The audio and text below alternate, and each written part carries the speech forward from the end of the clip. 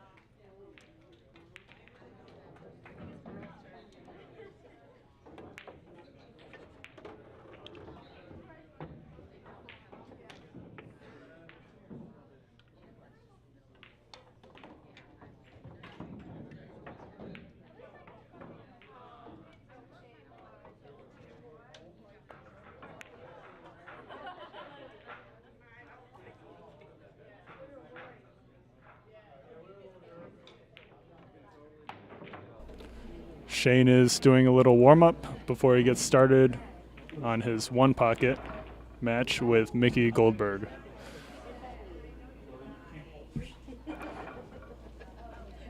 For anyone just joining us, this is Shane Winters stopping in from Ohio to take on a couple challengers from Rochester, New York, some of Rochester's best players.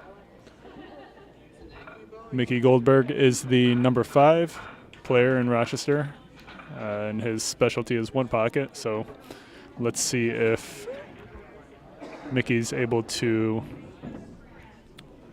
take some games off Shane today. The players will now lag for the break.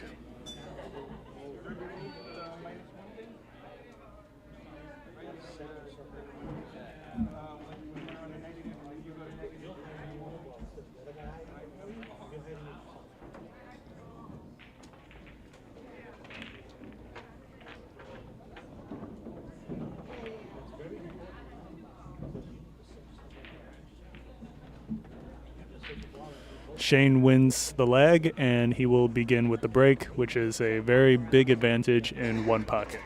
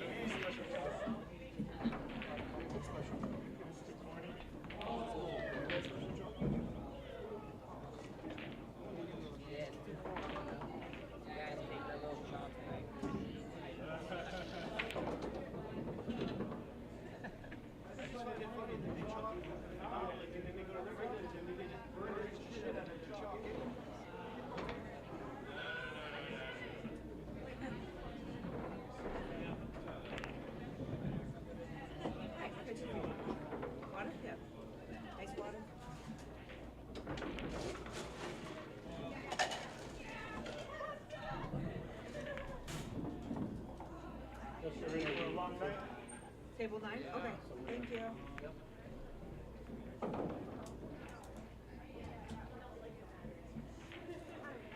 No, sir?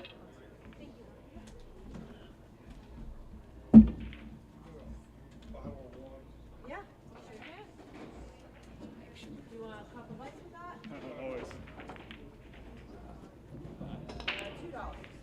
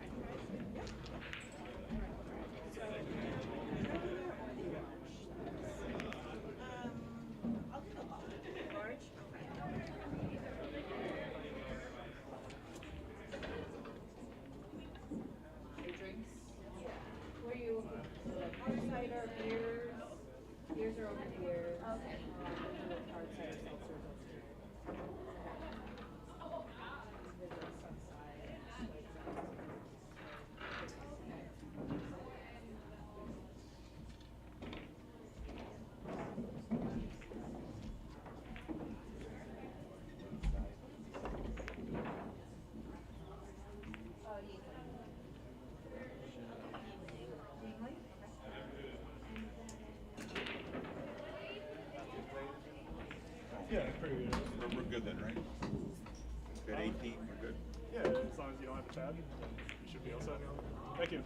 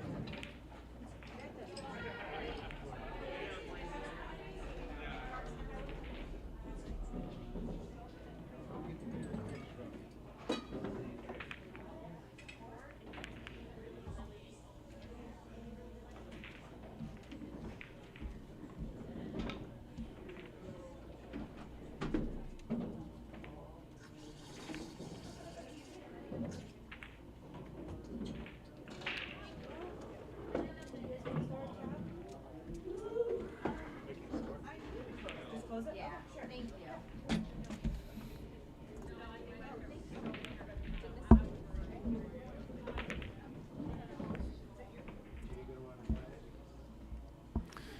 Shane currently leading 2-0 in balls. First person to make 8 balls into their respective corner pocket wins the one game, and then it's a race to 3.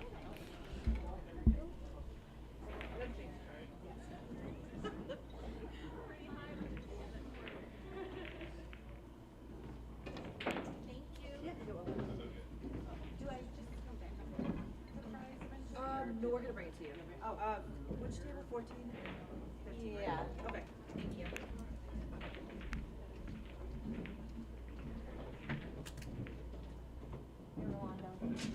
Large fry.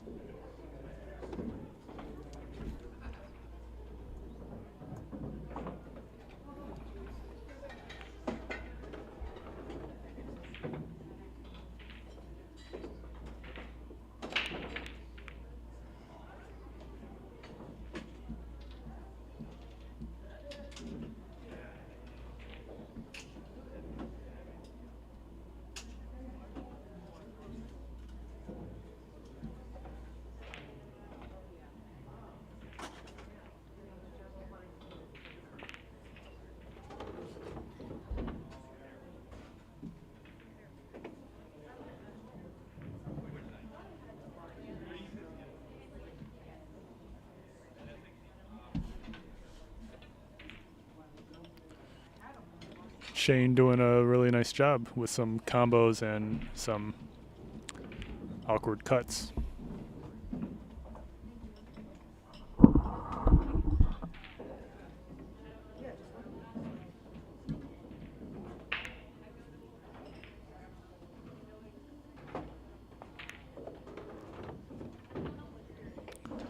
Shooting really nice. It is now 6-0. Shane leading Mickey.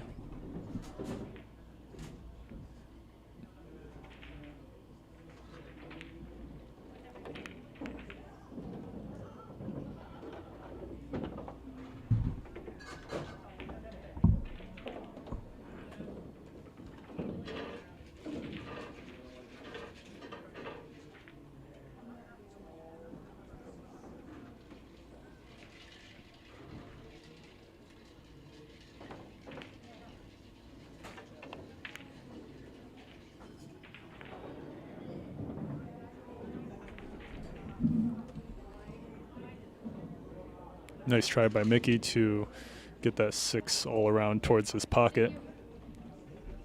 Bumps into the 9 though.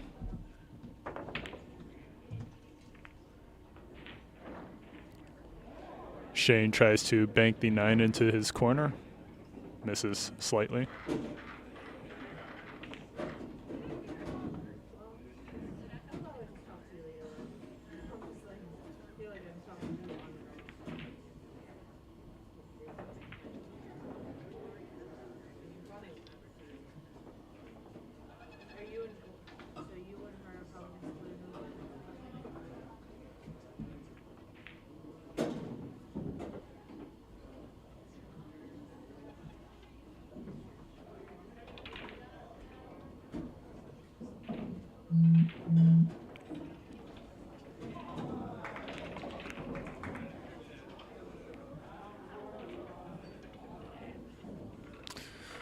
Mickey tries to slow roll the 6 ball towards his corner pocket, but it hits the edge of the side pocket and bumps out towards the center.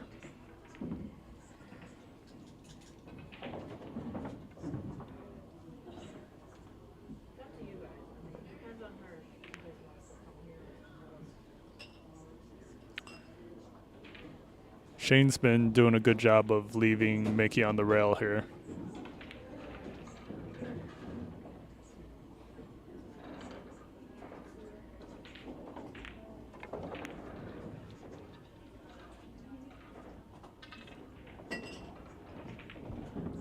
Doesn't look like Shane has a clear shot at his corner.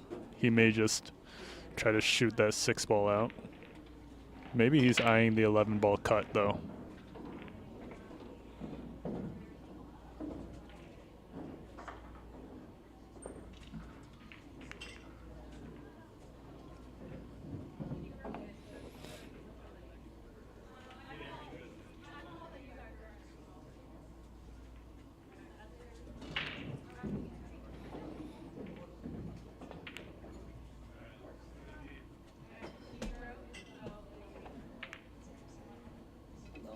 Mickey with the 2 rail bank.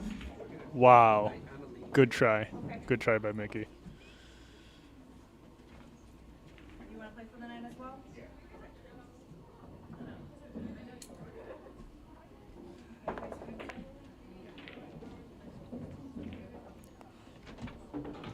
Shane knocks that 6 ball back out.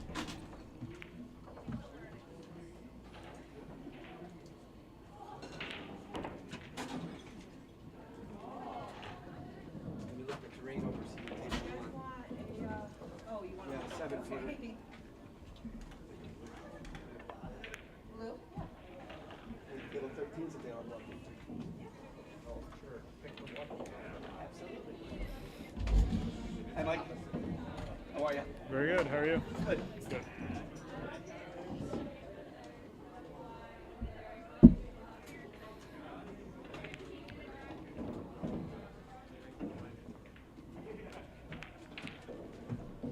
It's already lit up. Perfect. Okay. I'll see you over there, Mike. Clever bank by Shane, also using the 5 and 9 as blockers for the 4 if he were to get close to the pocket. Wasn't able to do so, though.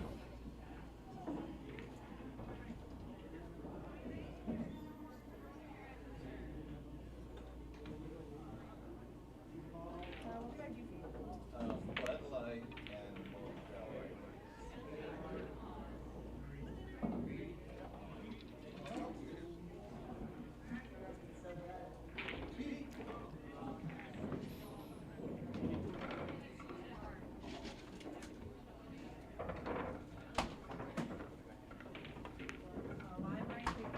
No, thank you.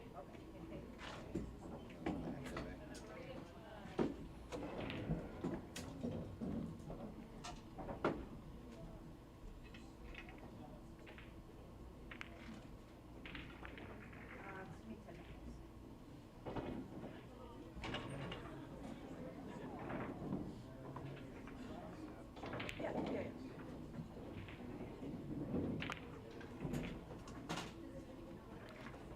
Shane with a really nice bank on the 13, making it 7-0.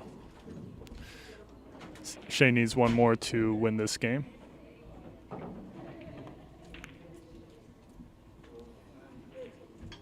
do I do for you? Yeah, more ice?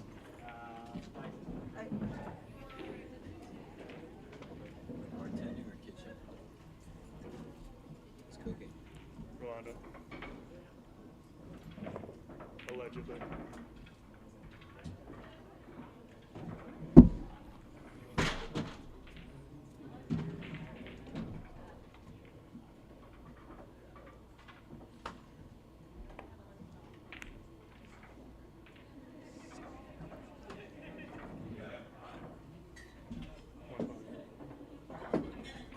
Score 7-0 in the first game. First game. I thought it was.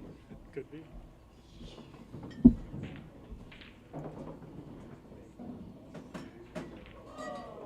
Good?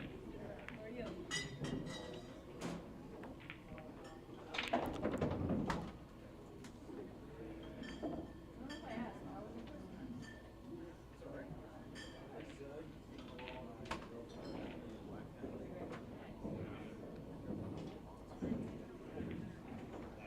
Let's see if Shane decides to play save here or actually goes for a shot.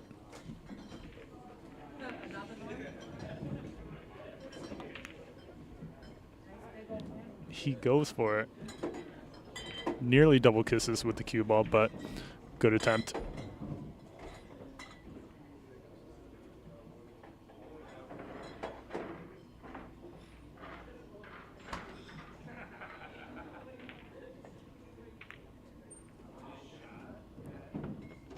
Nice shot by Mickey. Nice cross bank into the corner, getting his first point of the game. It is 7-1. Shane still in the lead.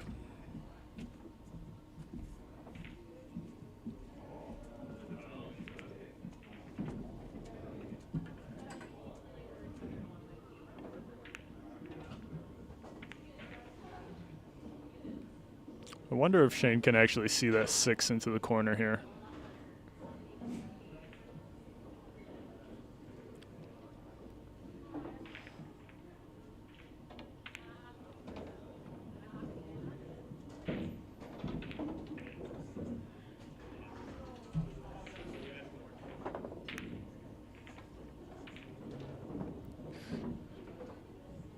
Shane goes for a 2-rail bank.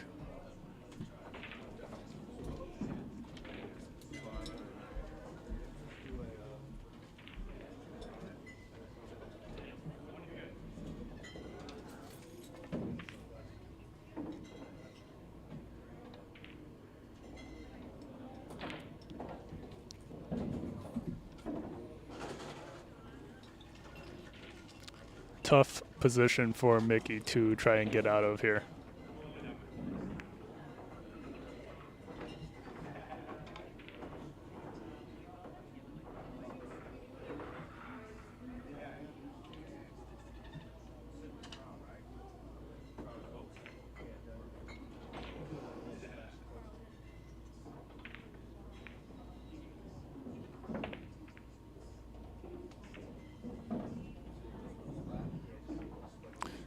And we may see Shane try to cut this 11 ball in to his left corner to win the game. He's looking at it.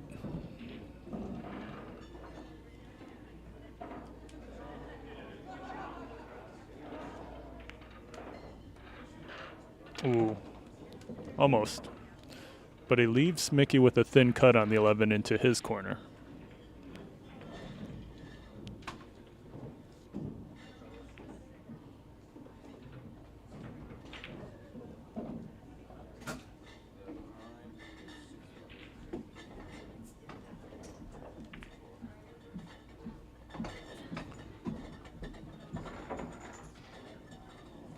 All right, let's see this bank.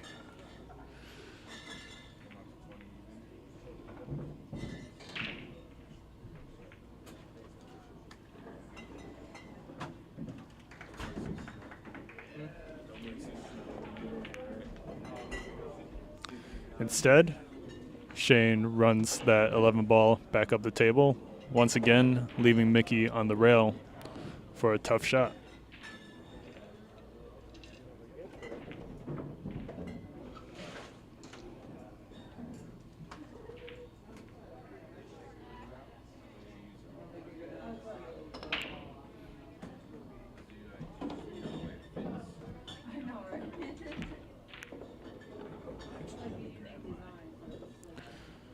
Mickey pockets the 4 ball.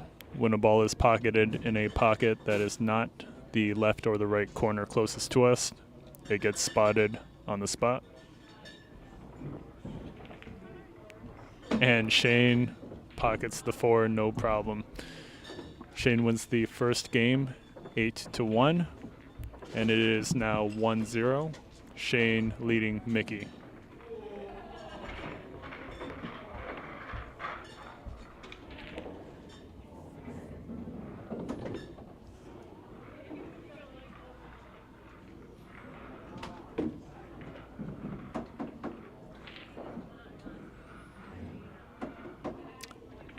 They are playing alternate break here.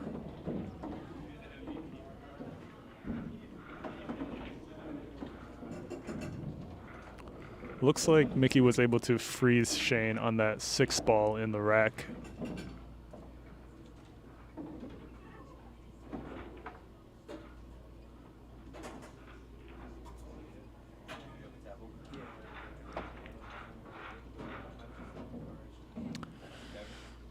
Shane didn't really have too easy of a safety to play, so looks like he just decided to roll that cue ball down to the short rail, leaving Mickey with a long distance combo.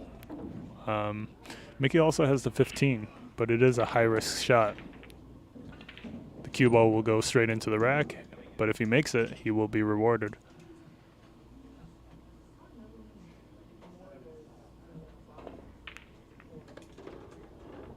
Nice shot by Mickey. Let's see if he can string a couple together here.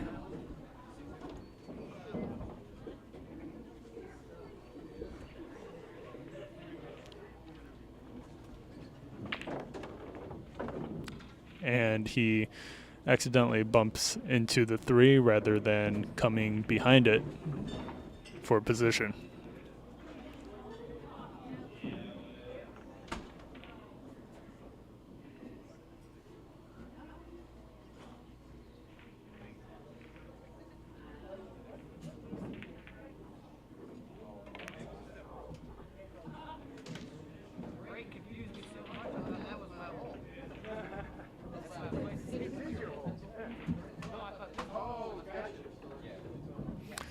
The players joke about Shane actually forgetting that the left pocket this game is his pocket. Shane played that safety believing the right corner was his pocket. Shane's pocket is on the left. Mickey's pocket is on the right.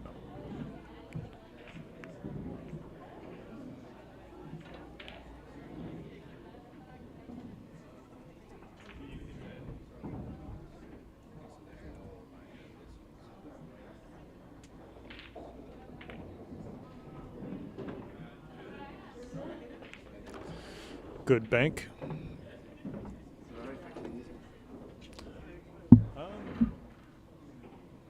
I don't think we'll do music today. No, sorry. No music today, sorry.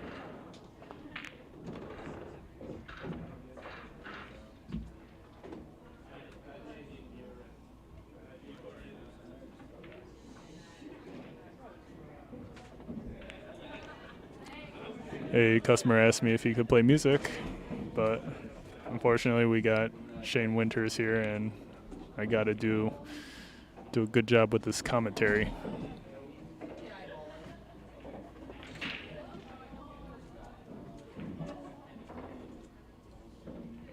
Good attempt by Mickey.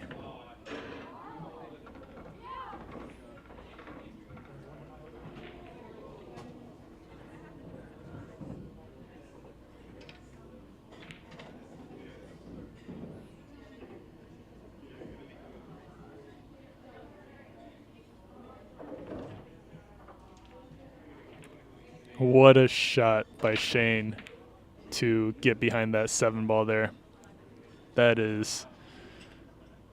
That's an insane play. Shane, that shot was crazy. That shot was outrageous, Shane.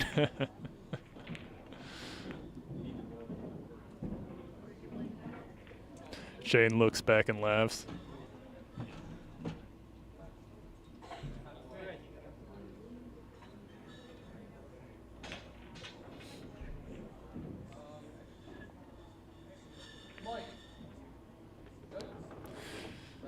All right, Shane gets on the board.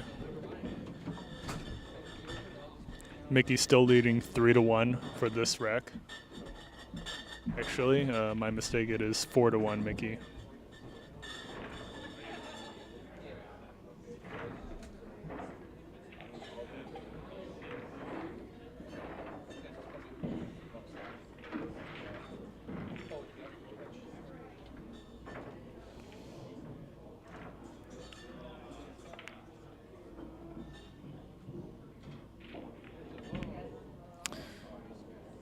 It was actually going. Should have hit it a little harder. Mickey doing a good job this rack, though.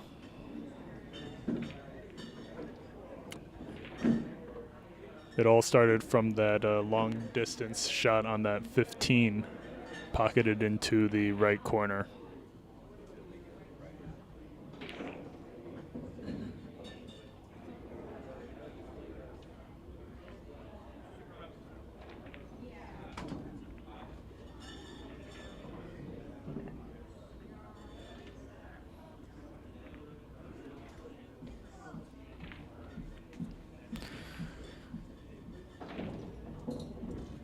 Nice shot by Mickey. He does leave Shane with a pretty thin cut on the 8. Doesn't look like he's going for it, though.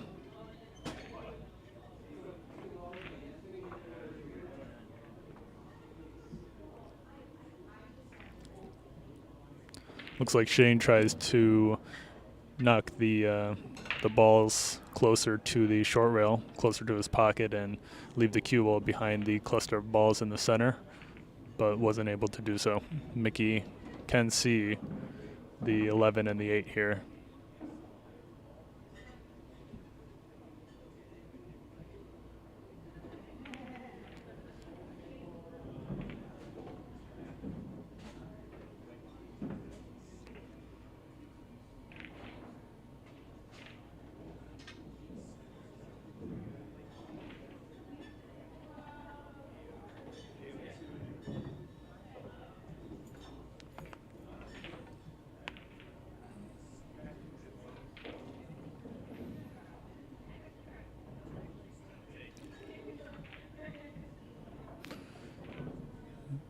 Mickey's really analyzing this 11-8 to see how he can get those out of there.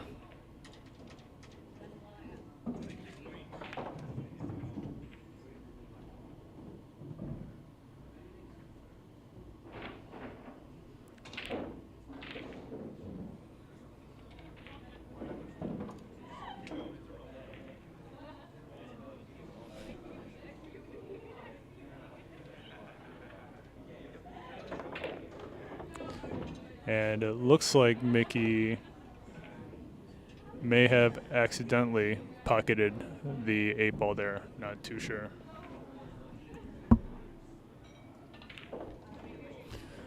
That brings Shane's score to 2. Mickey's still in the lead, 4-2.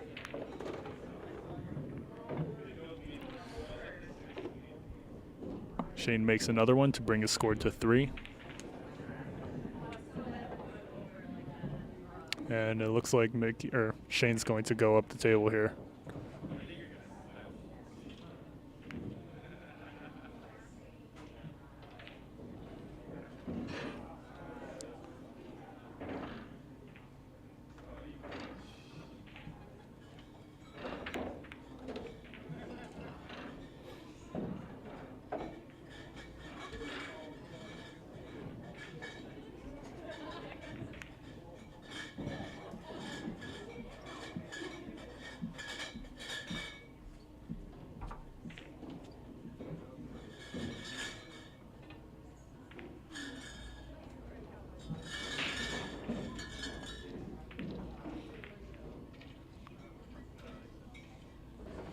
Nice attempt at a cross bank for Shane.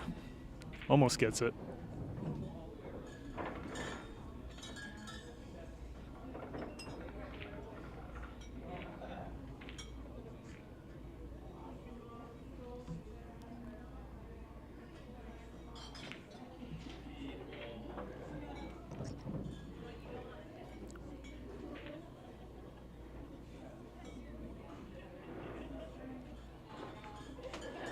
Shane could cut this one into the corner here.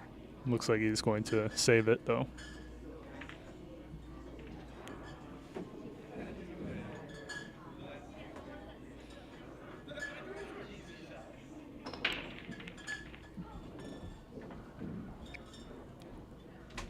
Shane leaves Mickey really nicely in that cluster of balls in the center.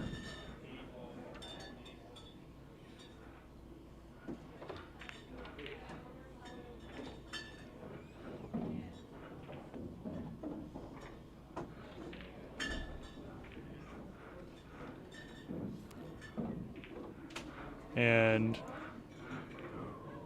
looks like Mickey brings the ball out. He may have fouled. I'm going to have to ask him on that. The score is now 3-3.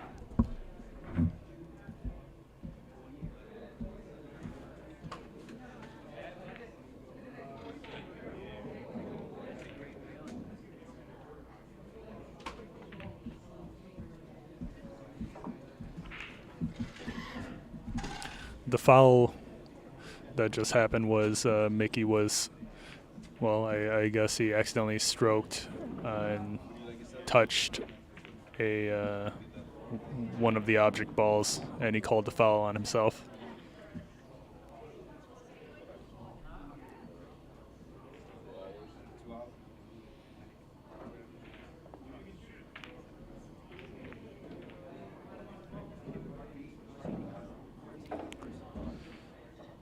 Nice job knocking that 14 out of the vicinity of Mickey's pocket and leaving the cue ball behind the 7 there. Mickey with a really nice bank shot. Maybe a combo bank shot. Didn't quite see it, but great shot by Mickey. Making it 4-3. Mickey back in the lead.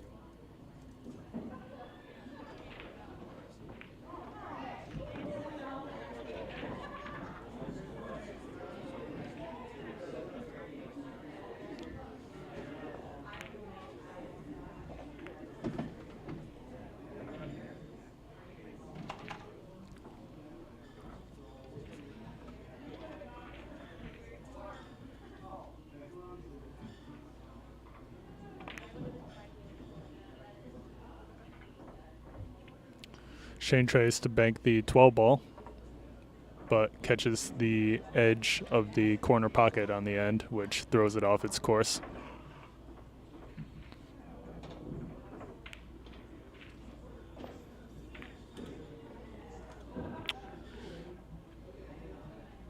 Mickey getting very close.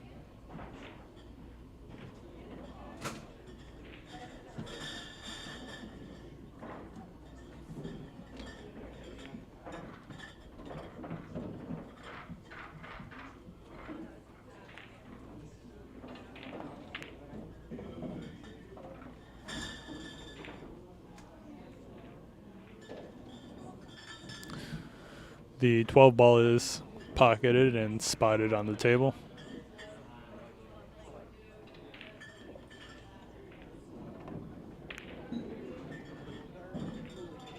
Ooh, good speed by Mickey. Nice try.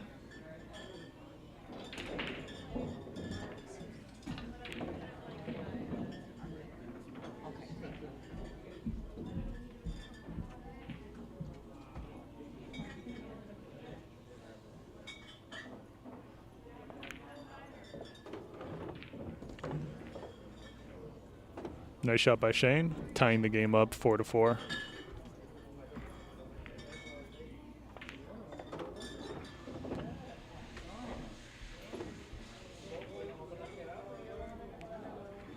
It's now 5-4.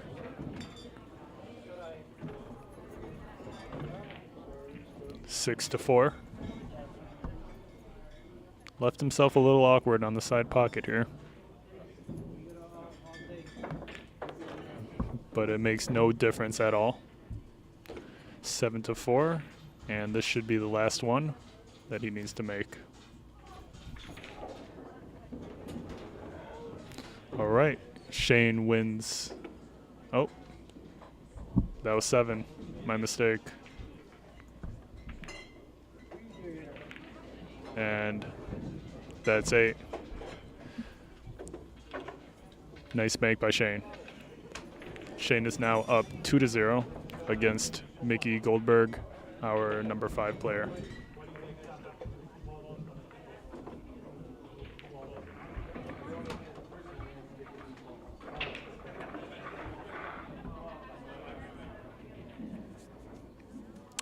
For anyone just joining us, this is Shane Winters versus Mickey Goldberg in one pocket pool. It's a race to 3, and Shane Winters is leading 2-0.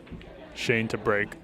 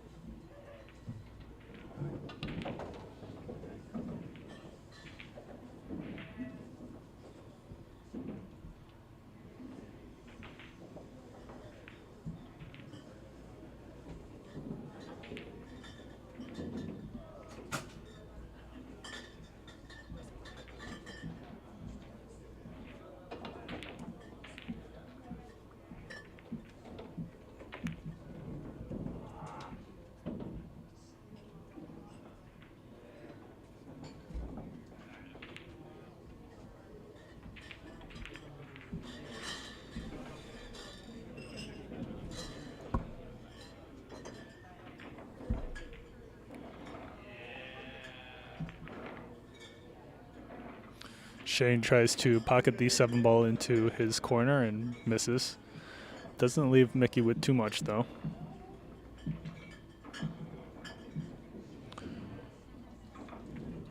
There are more balls that are spread out towards Mickey's pocket.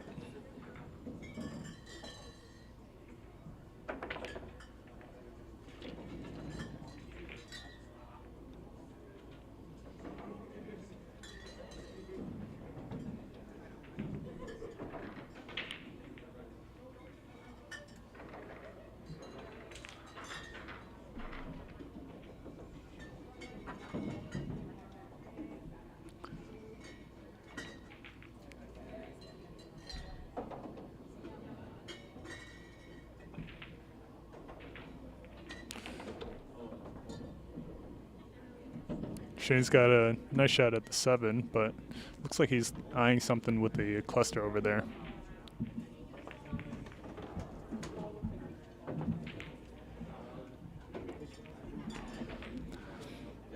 He tries to find a way to bring that cue ball back up to just hopefully have something to shoot at. He may have an 8-1 combo here.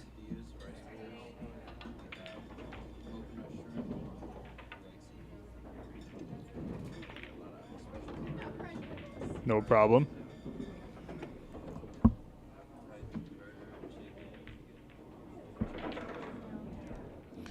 Shane now has 2 in the pocket.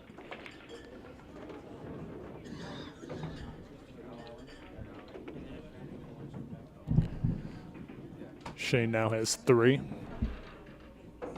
For anyone that's unfamiliar with one pocket, it is the first person to pocket 8 balls in their one pocket.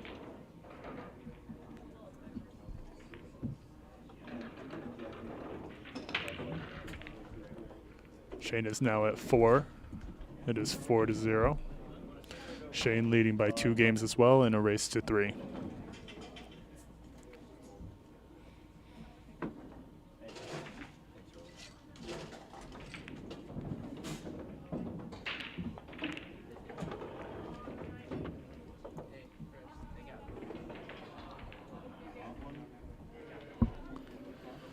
He should be able to cut this 2 ball in as well.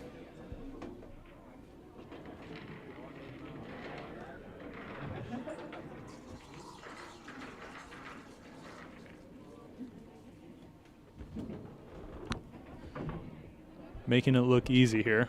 Mickey's a very good one pocket player, and Shane is making it quick. It is now 6-0. Shane needs to make 2 more.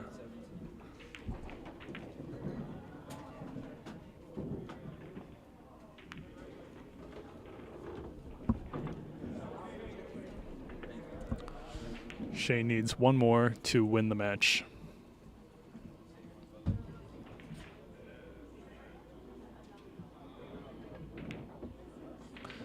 He's eyeing the bank shot on the 14.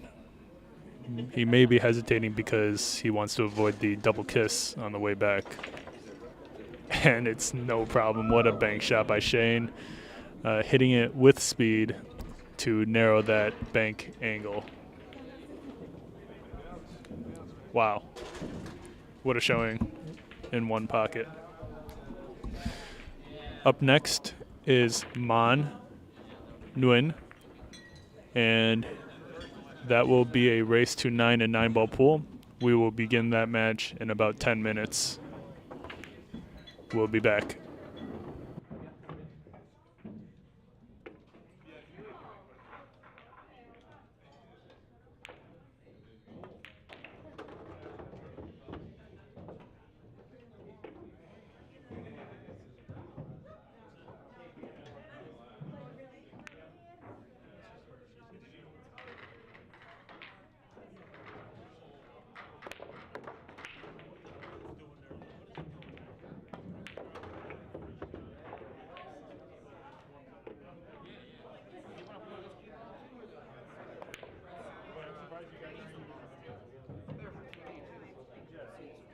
You weren't using it. I asked him. He likes them. He likes this?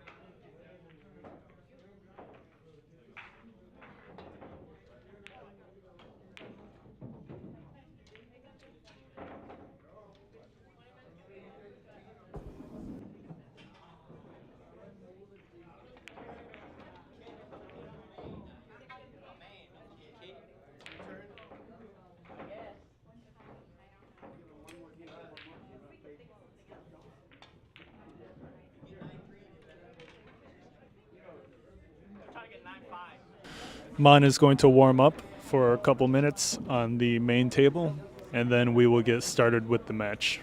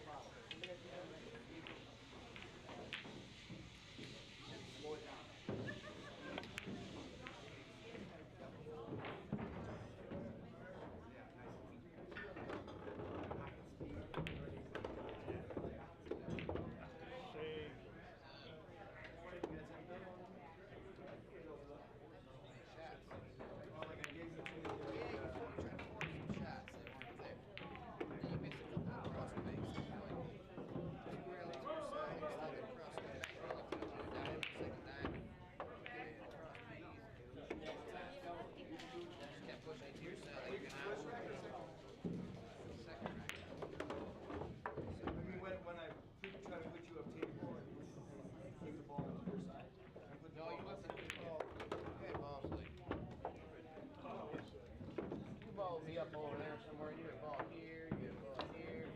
You never banked it. You just kept two railing it to your side and put the cue ball at the bottom. Okay, too. And But you had open shots. to here? Or to Yeah. shoot to my, oh, you mean Your just hole. to shoot to my hole? Yeah. Interesting. Did I? Oh, yeah. 3 times.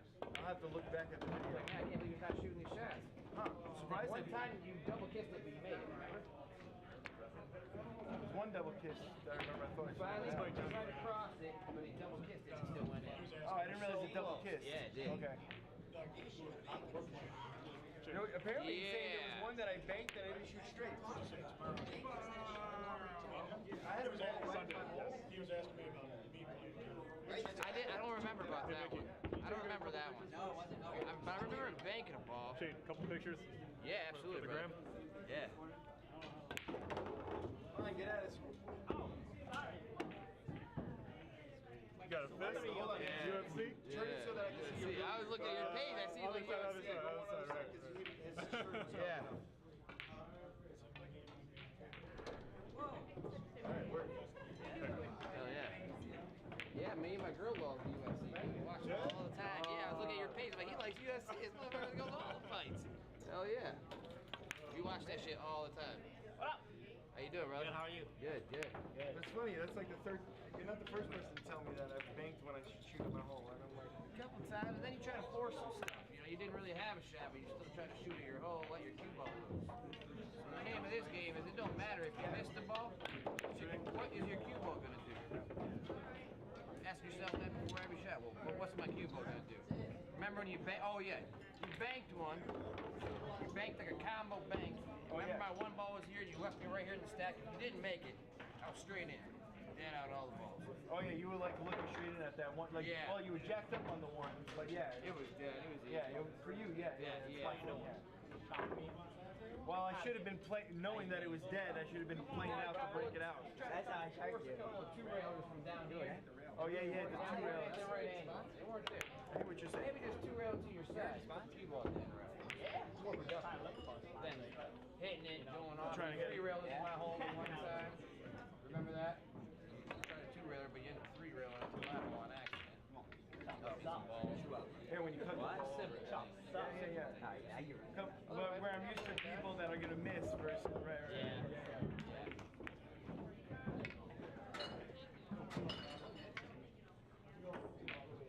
More protection. What do you mean you playing? Right now? What are we playing? Oh, 9 You go back to normal pool again. I get one pocket stroke to play 9 balls. Yeah. Feel free to lag whenever. All right, yeah. Oh man, seriously, race to 9? Yeah, 50? You're still in the action over there? You bet. Good man, how are you? All right, so Manh versus Shane Winters is starting now, and they are lagging for break. Roger.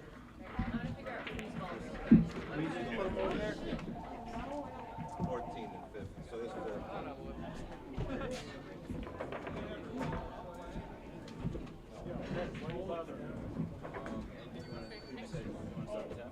Yeah, I'll keep it open.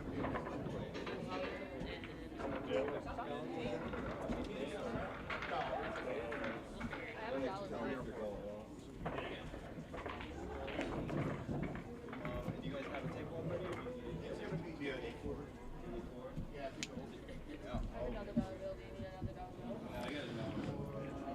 All right, looking forward to this one. Oh, so you're gonna break. I see. I was confused. Alright.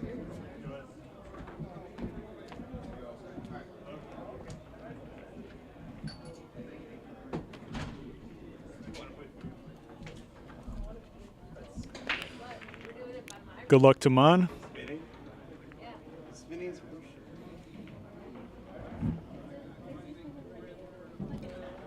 Breaks dry, and Shane comes to the table with a thin cut on the 1.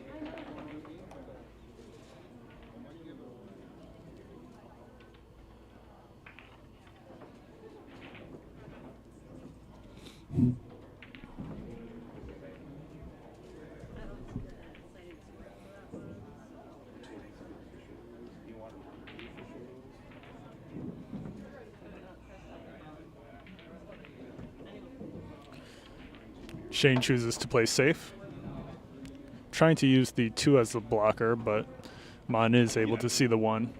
It's just horseshit. You just whip it around.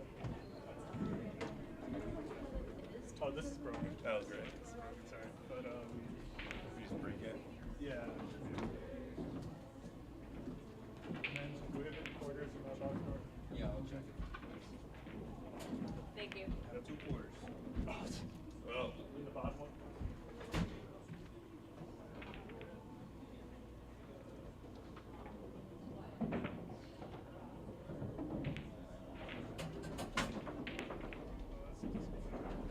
well, it was a good run.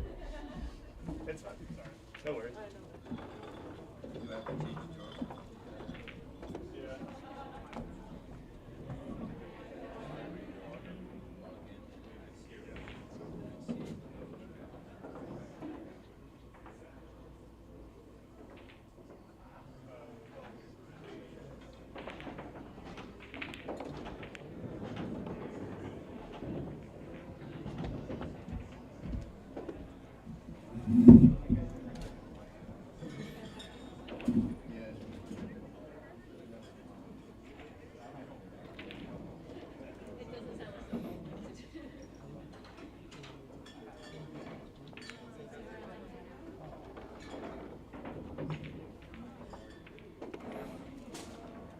Nice position by Shane, just slightly rolling that cue ball forward to have the right angle to come back up for the 5.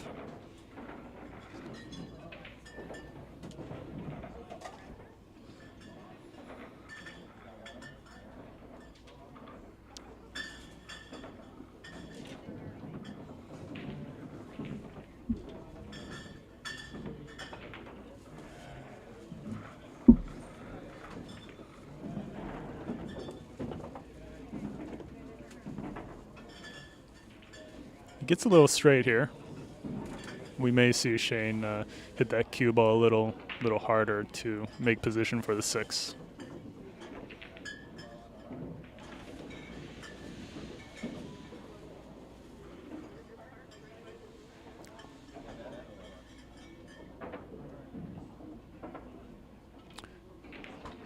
I think he's trying to see where he wants to be on the 6 in order to make position for that 7.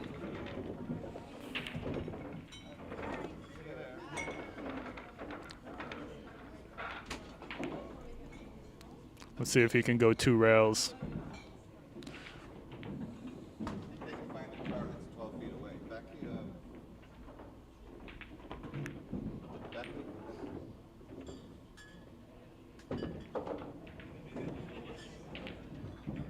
Nice shot.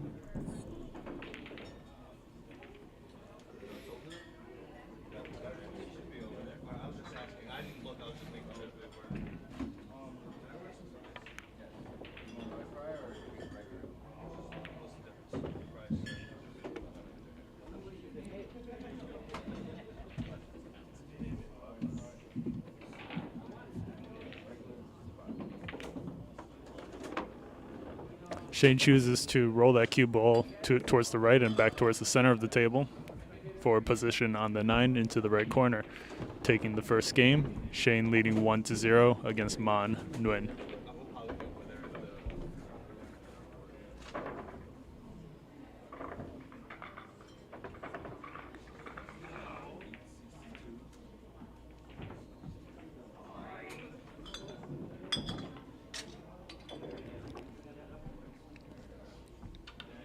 We're playing winner breaks and rack your own. Tough combo to play against Shane.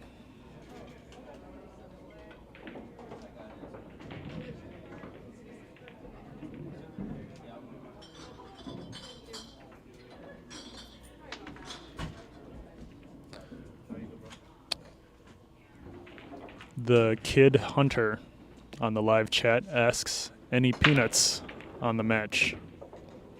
No peanuts. Thank you for asking.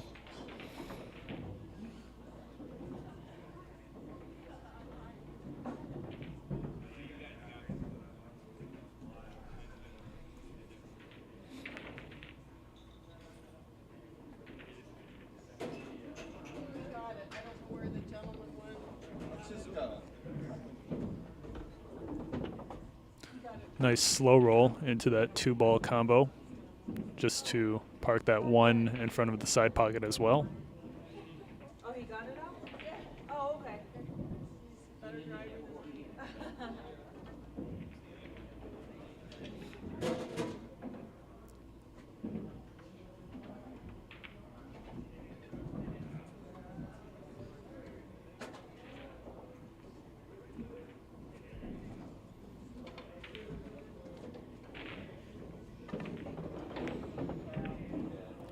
Nice breakout shot by Shane,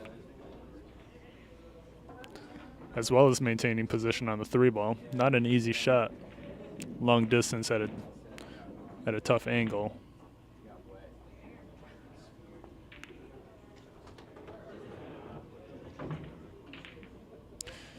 And he rolls a little funny on the 4-ball.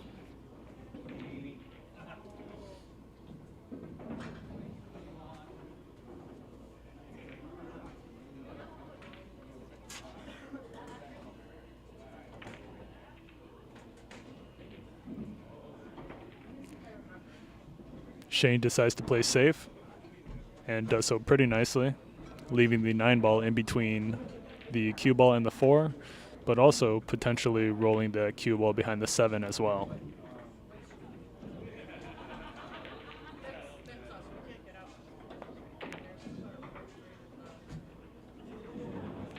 Manh makes really nice contact here and gets a good leave right behind the 5. Very nicely done.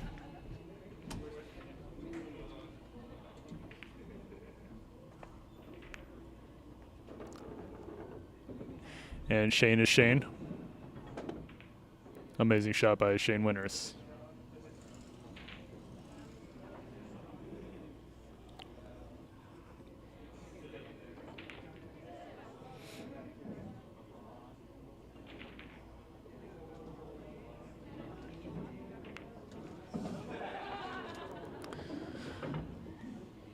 Is there any shot he's uncomfortable with? Hard to tell. Those long slow rollers at an angle are not easy.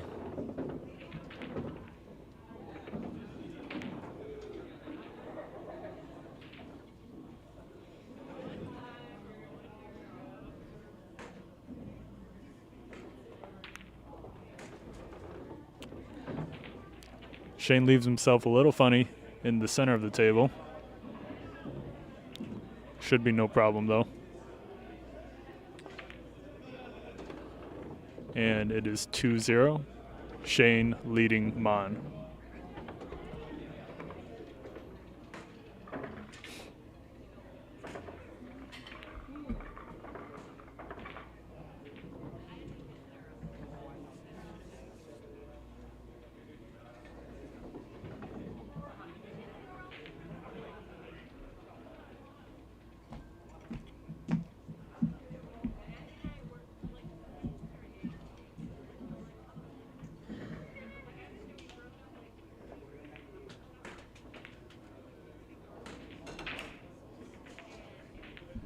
Shane to break.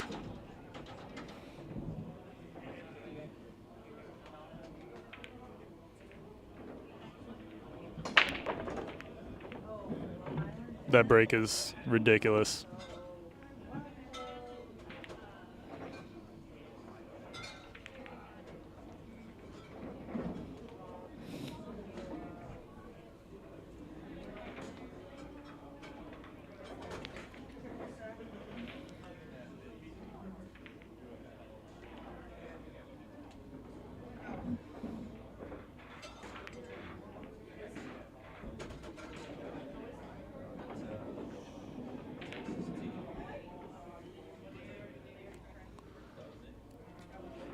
Shane tries to play safe, but Manh is left with a shot on the 1.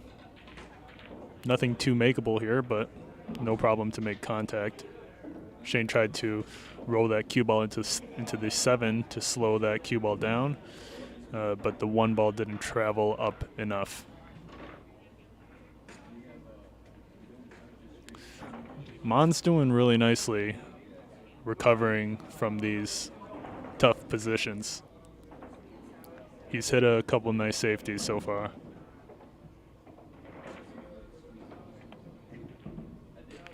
And Shane misses. And Manh has ball in hand. It's a rare occasion, so hopefully Manh can capitalize on this moment here.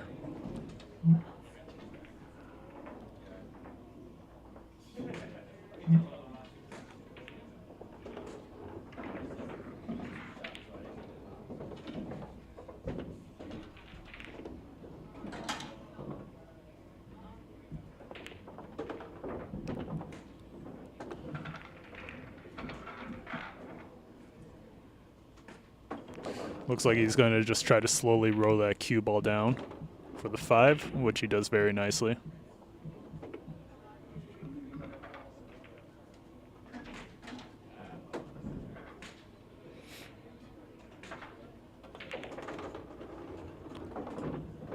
Very nicely done. Confidently rolls that 5 ball in with the 7 to pocket both at the same time. Tough angle to measure here on the 6, as well as maintain position for the 8. But Manh does a great job. Excellent stroke and excellent speed to go 2 rails back up the table for position on the 8.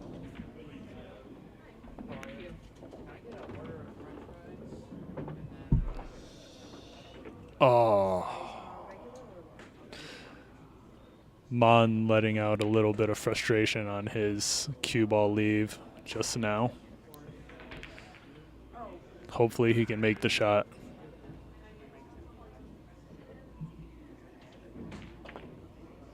And he overcuts it and gives Shane a chance back at the table with ball in hand on the 9. Extremely unfortunate result for Manh. He was shooting very well that rack. Shane is now leading 3-0.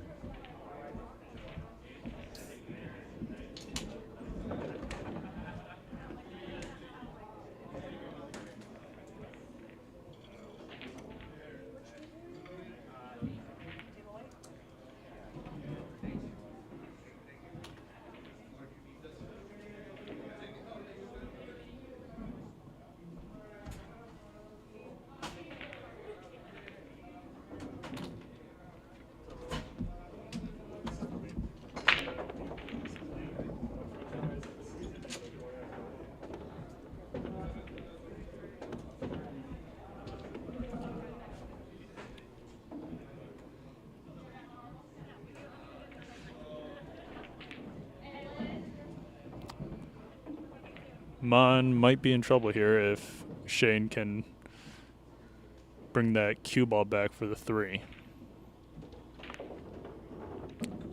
Shane shoots left-handed and loses control of the cue ball a little here.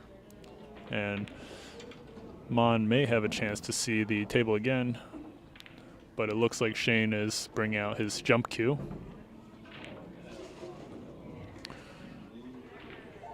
We're going to see Shane jump it here, right over the 9.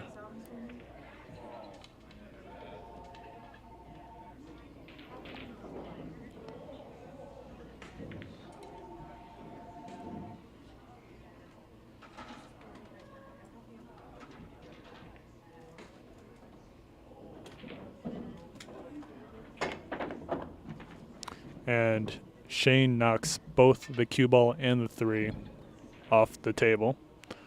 The 3 is pocketed, and Manh has ball in hand.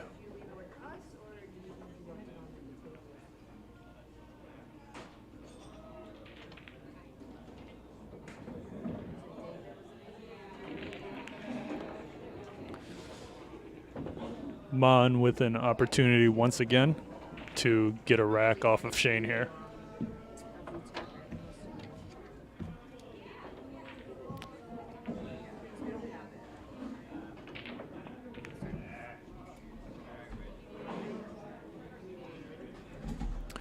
The 6-ball rattles in the corner pocket. Shane doesn't have the right angle on the 6 to pocket it into the corner here, unless maybe he'll come up with something, but let's see what he decides to do. He may be able to see enough. Tough to tell from my angle.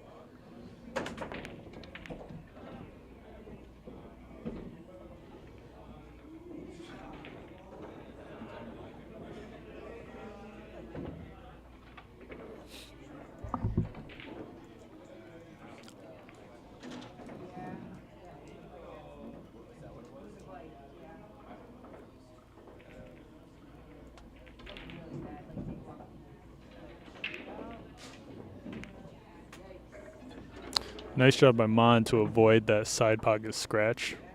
Once again, rolls out towards the center of the table, leaving him with another awkward shot on the 9, just the same as the previous rack.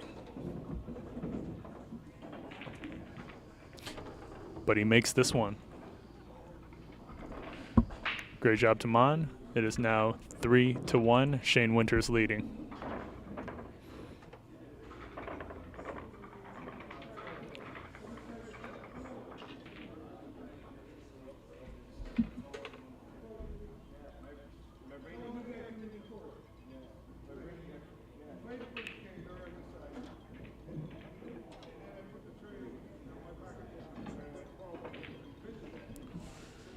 We have a decent number of spectators out today, pretty early, watching Shane take on a couple of challengers from Rochester, New York today.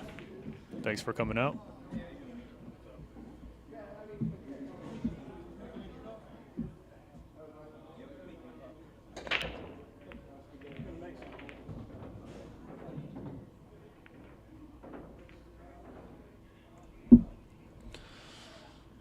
Manh breaks dry here, and Shane comes to the table with a nice shot on the 1.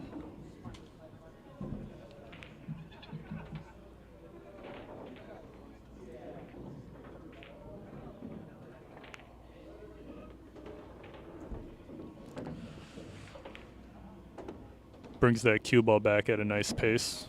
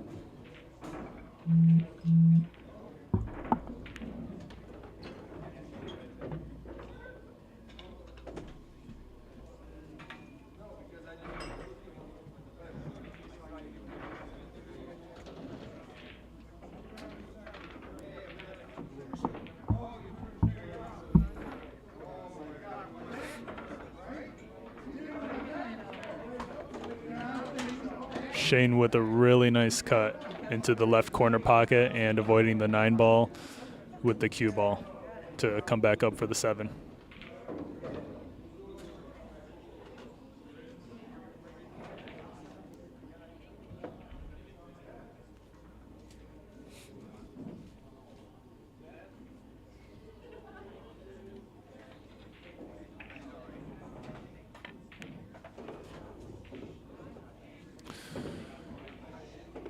Very nice job adding bottom left spin to bring that cue ball 2 rails to get a nice angle on that 8 to come back for the 9 with bottom right spin.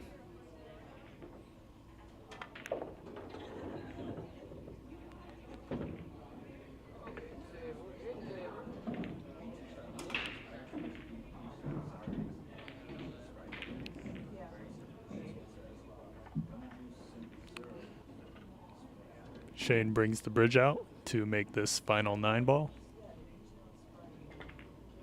Very nice shot. Score is now 4-1. Shane Winters leading Manh.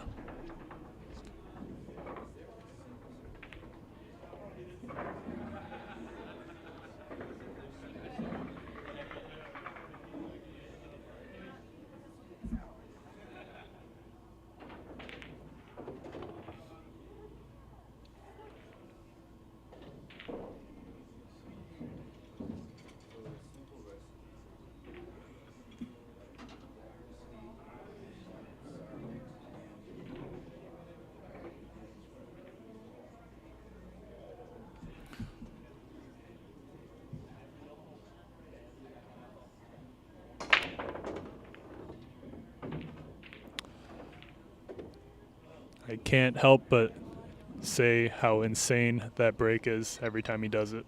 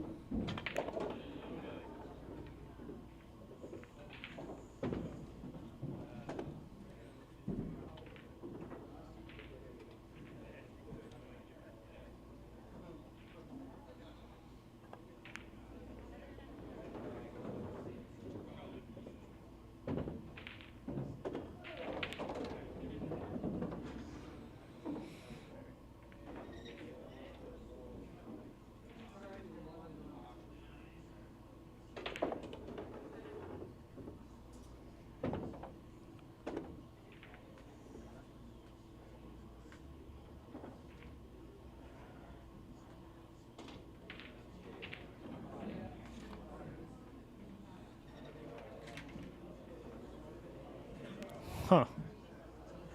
That is an interesting extension that Shane just pulled out. Slides over the shaft and down to the butt of the cue.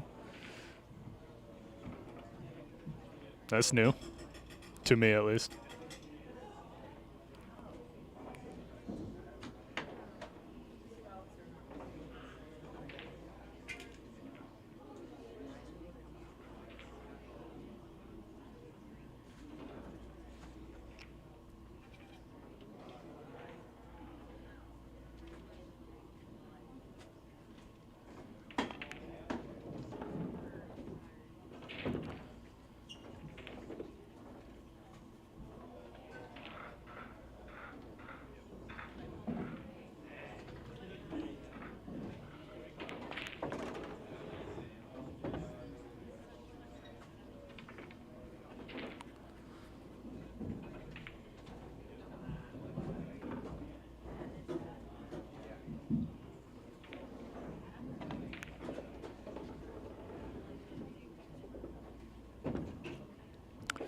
Not too sure if Shane intentionally or unintentionally brought that cue ball back to that position. Seems a little far, but he still has a nice shot on the 9 ball. No problem for Shane, making it 5-1.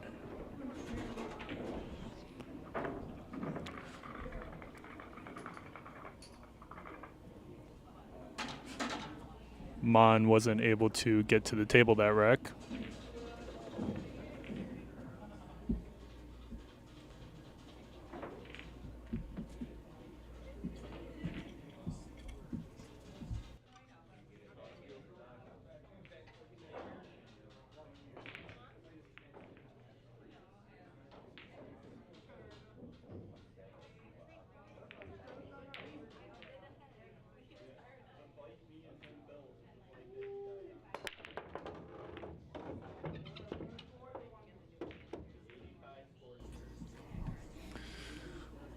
If you guys are local to Rochester, New York and watching, it may be worth stopping by to just check out that break in person.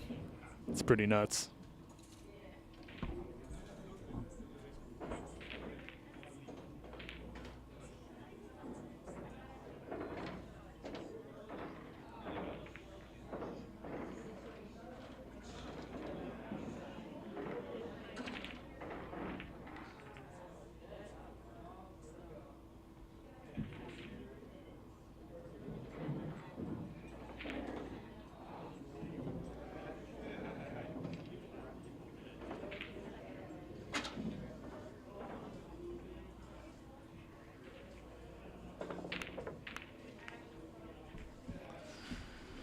Manh misses the long shot on the 2, but gets a lucky roll here.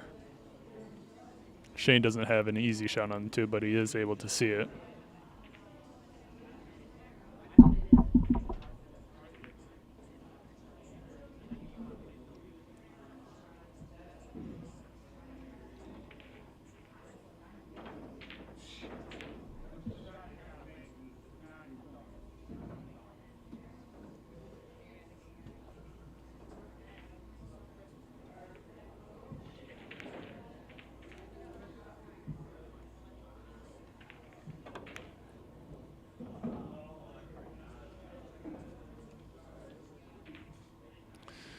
Manh nearly 2-rail banks that 2-ball, but he plays a very nice safety with good speed control to leave that cue ball behind the 3.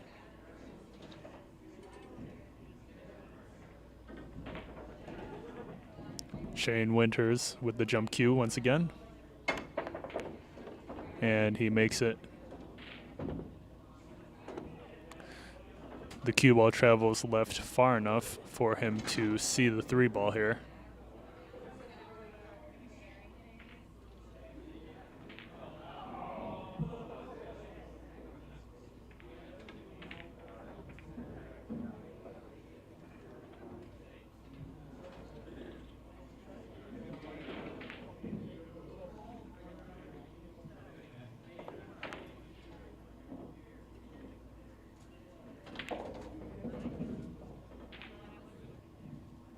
Look at that. That's a tough shot to find.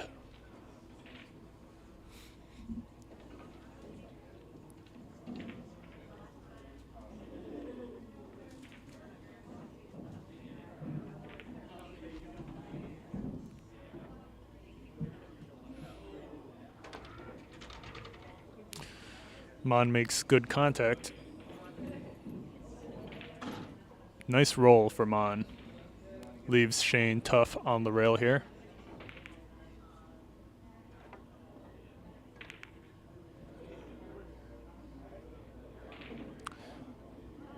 Shane hits that 3 at a good speed to leave the cue ball and the 3 on opposite ends of the table.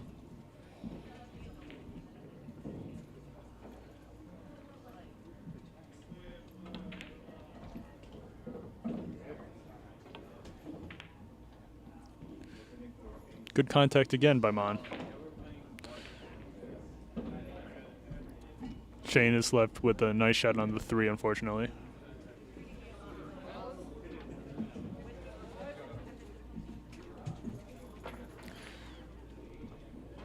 Dan Sharlow just walked into the building.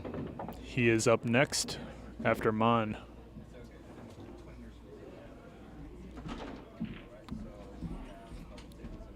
T is here as well. T is our in-house cue specialist.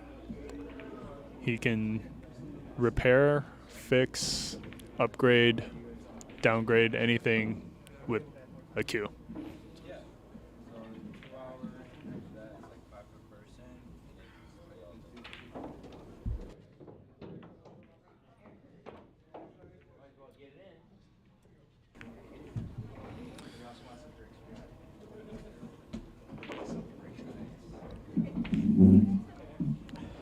Manh misses the kick at the 5, giving Shane ball in hand.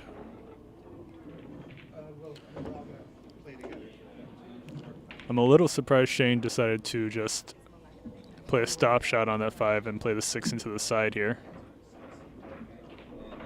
Normally he does more.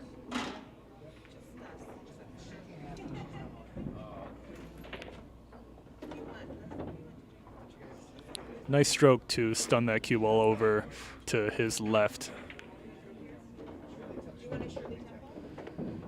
And Shane should be out from here.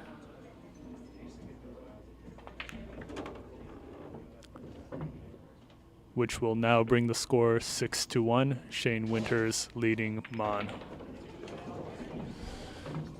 Nice out, Shane.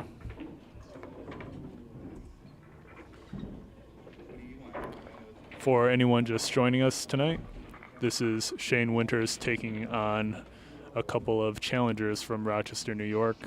Several of the top players from Rochester taking the opportunity to play some matches with Shane.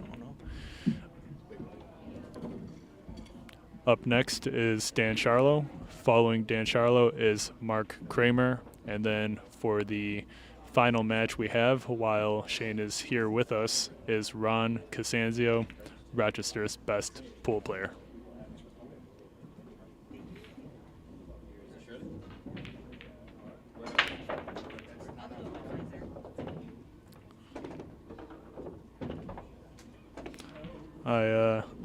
I don't get tired of that break, that's for sure.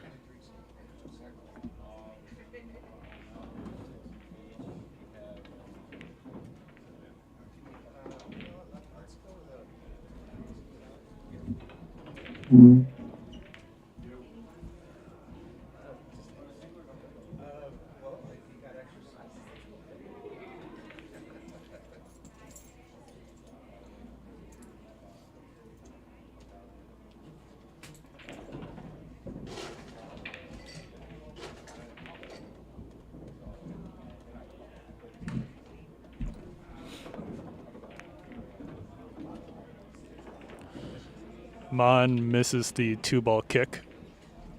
Shane is left with ball in hand once again.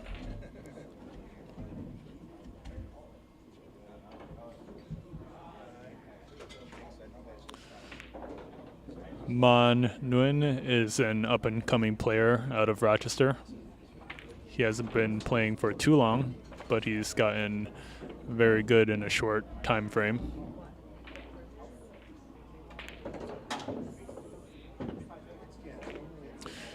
Interesting choice by Shane. He's got a missable shot here.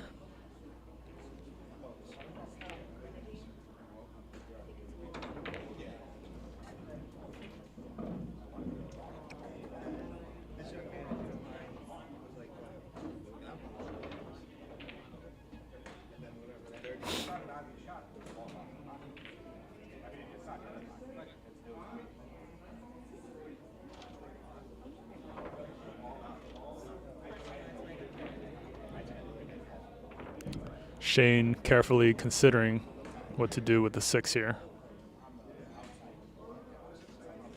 Looks like he's thinking about drawing that cue ball back to the short rail while knocking the 6 up the table.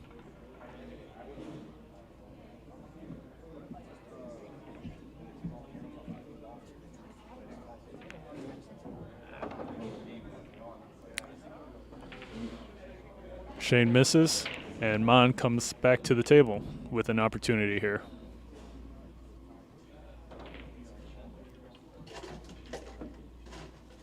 Long shot, not an easy one.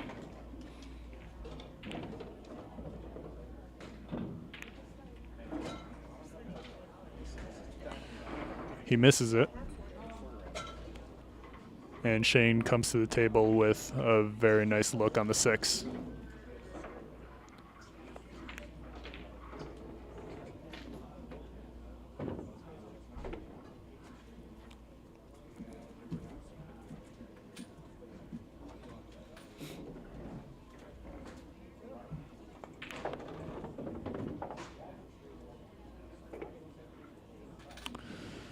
He doesn't get good on the 8 here. We may see him try to bank this. Instead, he plays safe at a good speed, using the 9 as a blocker.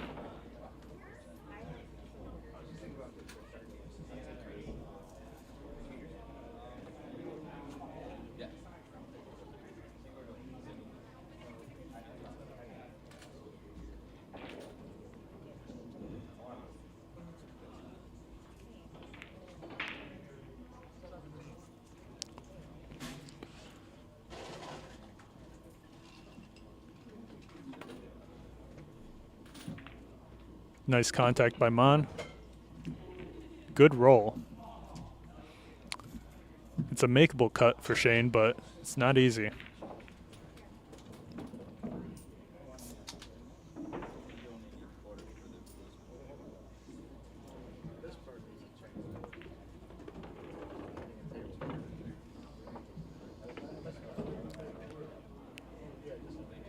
The cue ball rolls up the table a good amount here. He's left with a cut on the 9 into the right corner.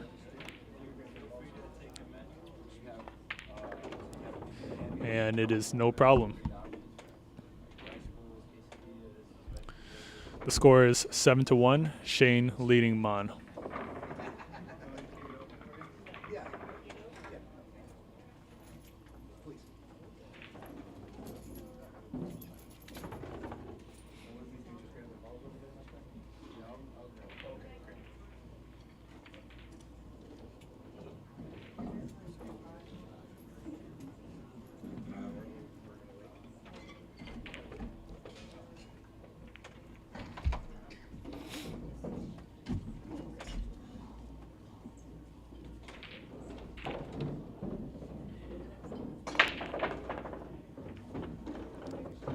That is ridiculous, guys. That is absolutely ridiculous for anyone watching.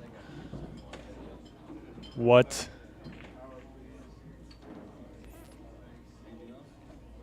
Jeez.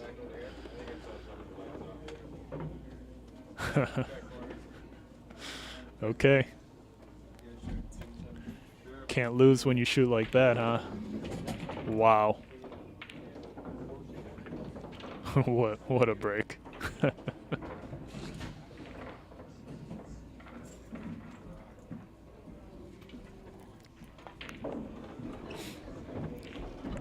Shane brings that cue ball back very nicely for the 8.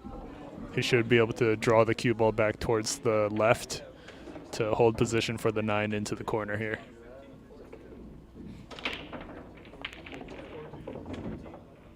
Wow.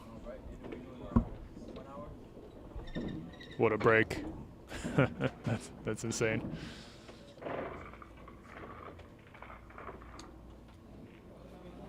It is now 8-1. Shane Winters on the hill against Manh Nguyen.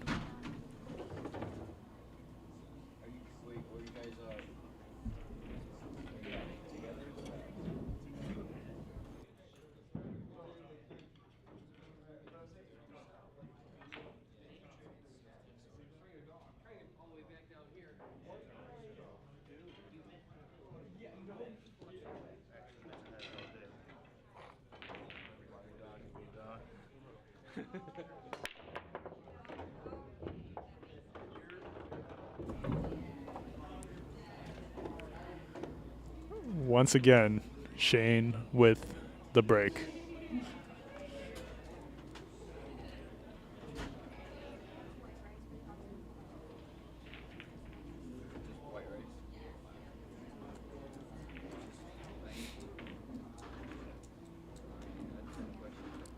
Nice safety there. Manh should be able to kick at the 2 down on the short rail, though.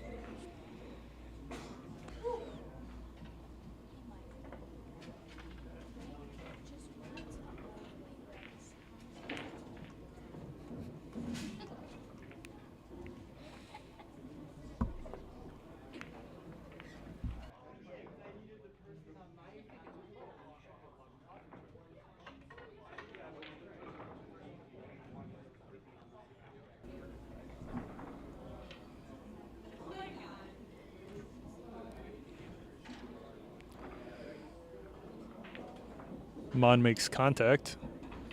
Let's see what Shane decides to do here. We may see another safe. No safe for Shane. No safe. Great bank.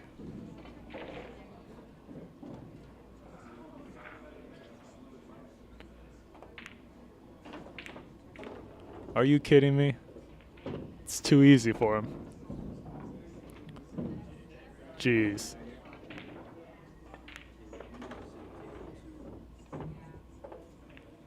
Wow.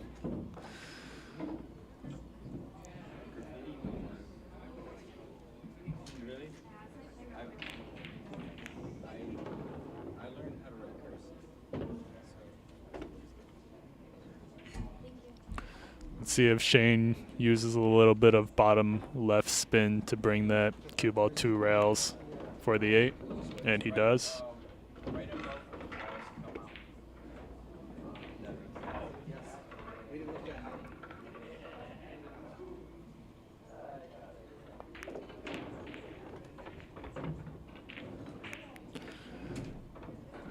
Shane brings that cue ball back around for the 9 into the corner to win the match.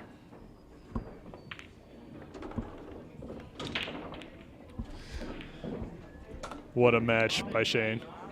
What a match. 9-1. Shane defeats Manh 9-1. We will have about 10 to 15 minutes before we begin the next match with Dan Sharlow.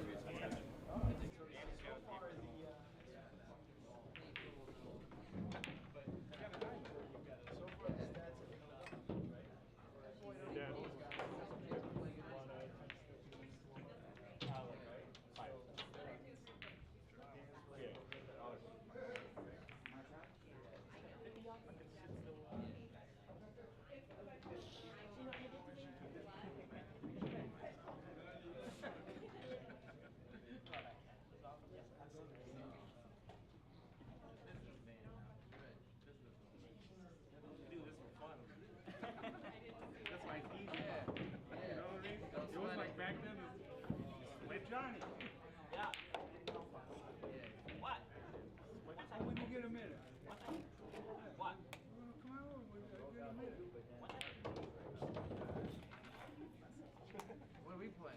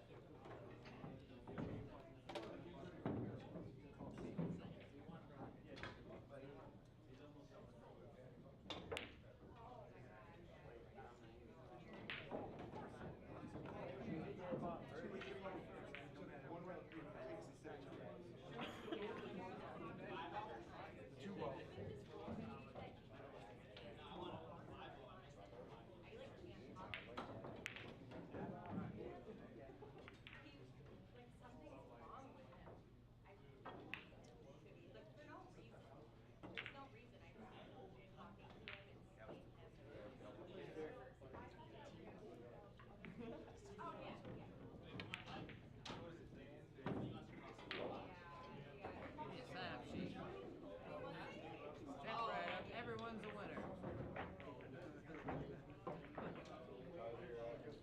was good, man. How was yours?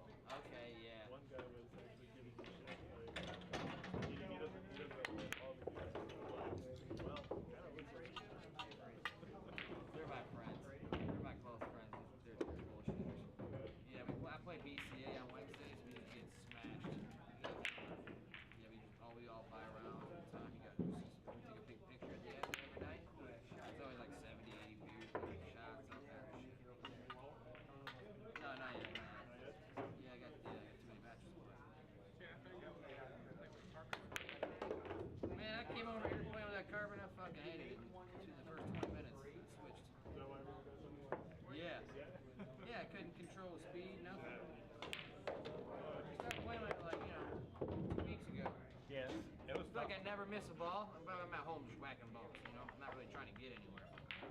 Yeah. with carbon. Yeah. That's what I found. It's like you almost had to like take pace off your stroke a little bit. Yeah, and then you dump it in 2 weeks and it spins too much. It's crazy. They shoot straight as fuck. Yeah, I feel like I'm straight in from the end rail no matter where I'm at. I swear to God. It's crazy. Well, I remember you probably played a lot more than I did with it. So I played with wood for like a year, and then I got then it broke, and then I had to go back to wood while I was getting repaired. Yeah. And then that was kind of like what allowed me to see the difference. Yeah.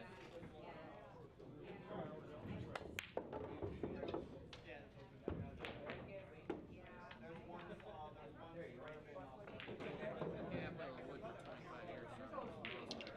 I know, it's almost zero. It's like lost cause with that. Yeah. How I feel.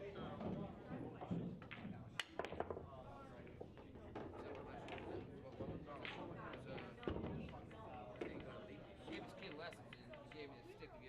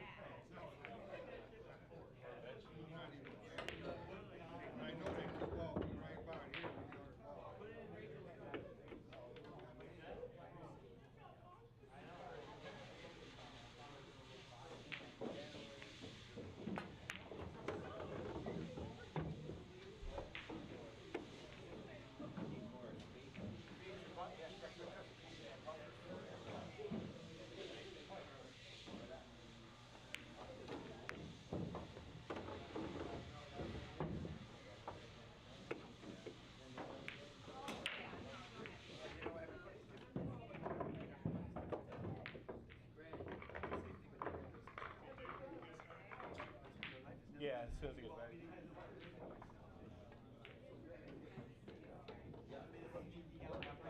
back. All right, so Dan Sharlow versus Shane Winters will be starting shortly.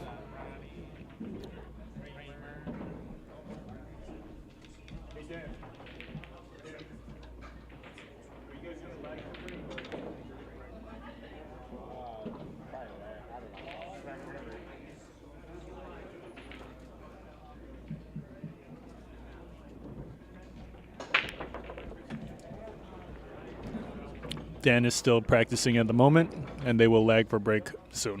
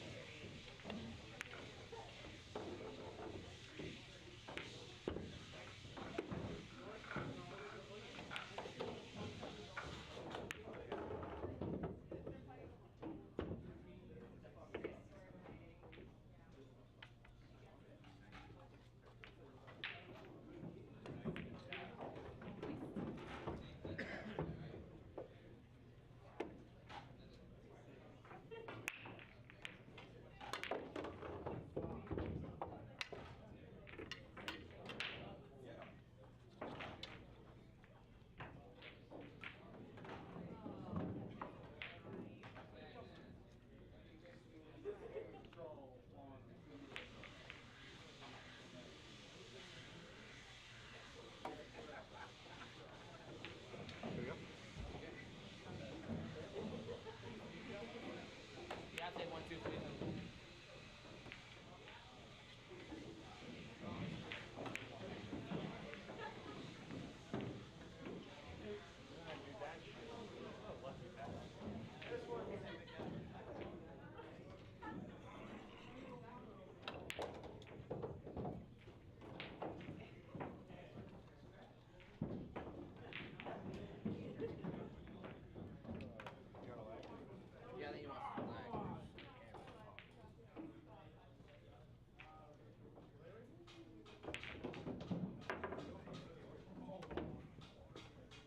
Yeah, I think he wants to flag.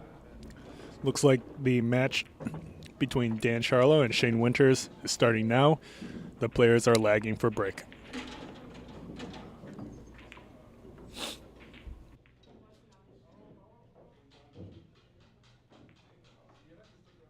Are you doing rack around or are you doing? Yeah.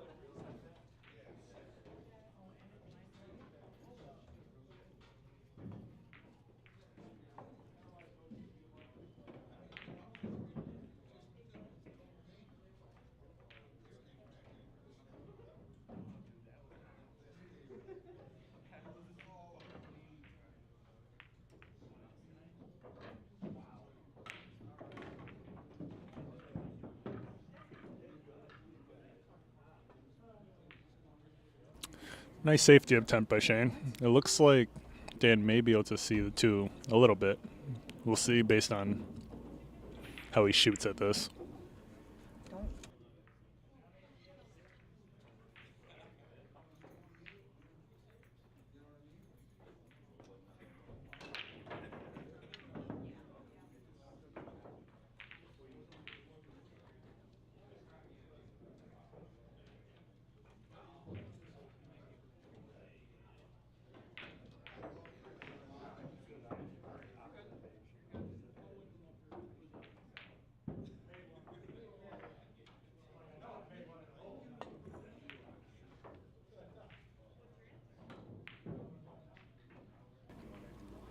Dan almost actually kicks and banks the two ball into the side pocket. But Shane comes to the table with a nice layout here, and he should be able to run out.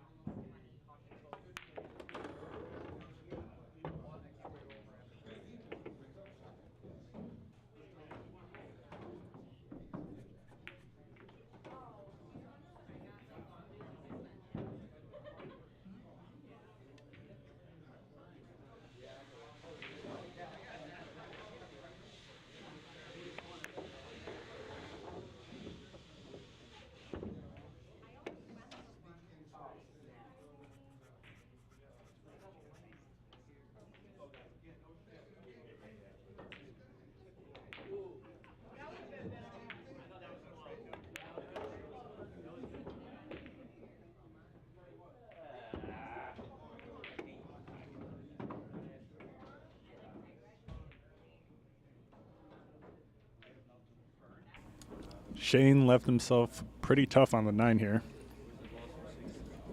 Wonder if he's going to try to play safe here or go for a shot.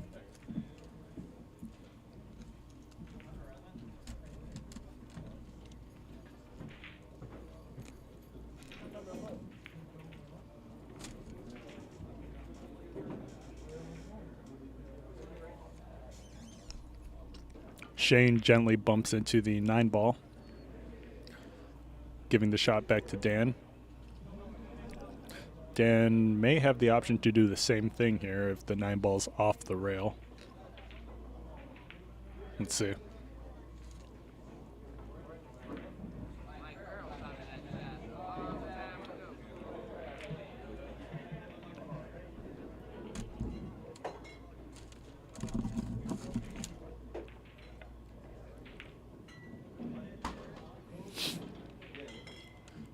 Dan thins the 9 ball and leaves the cue ball at an angle where Shane may be able to bank it into the side here. Let's see if he goes for it or decides to play safe.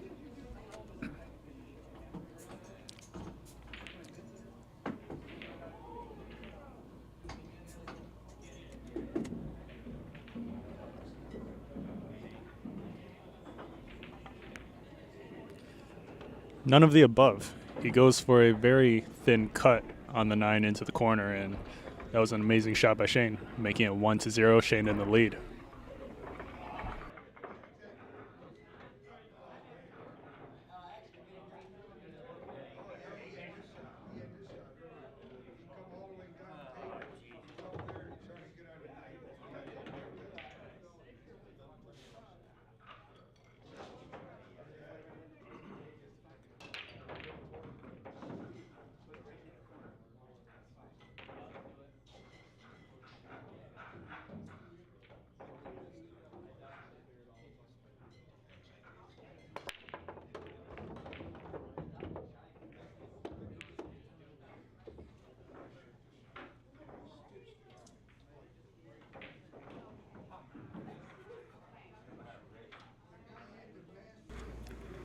Nice layout for Shane here.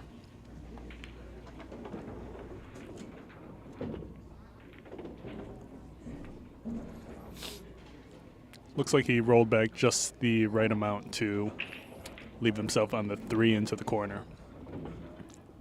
Gets a little straight on the 4, and the 9 is there as an obstacle for the 5. Let's see what he comes up with here.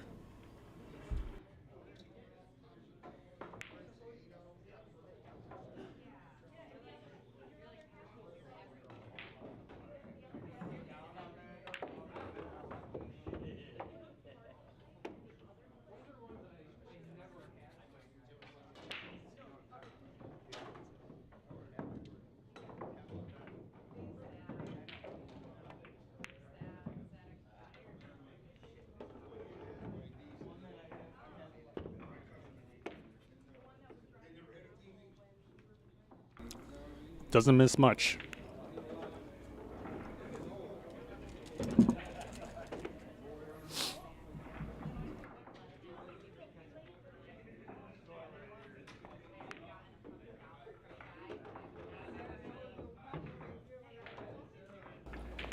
And that'll make it 2-0. Shane in the lead.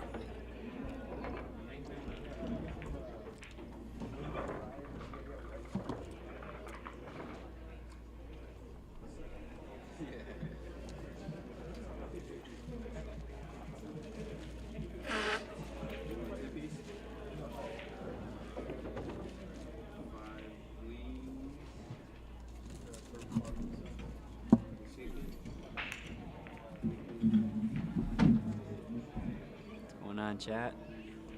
Rick on the mic. That's Rick Hovey, our number 8 player in Rochester. Yep. Not a lot of comments today. Not yet. Yep. Oh, his break is too good. I don't think he's broken dry. No. Maybe like. I think he's scratched before, but Yeah, maybe one of the first sets he broke dry, but now he has it dialed. yeah.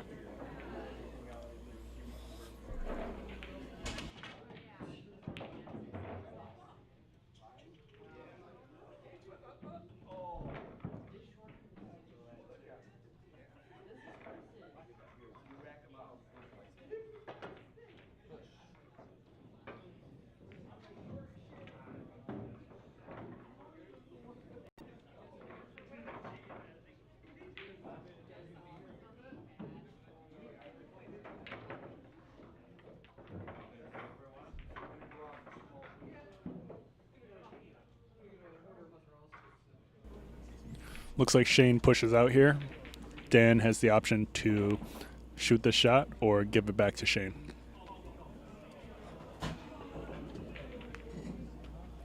And Dan makes it.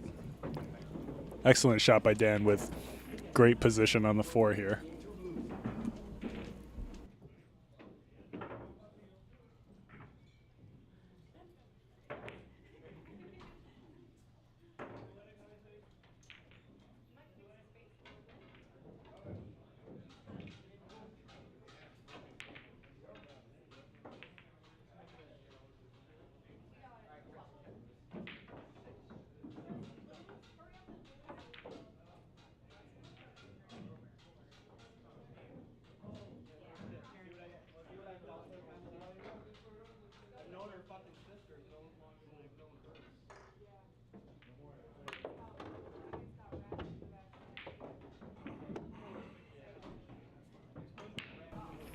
Nice job to bring that cue ball back for the 5-9 combo into the side.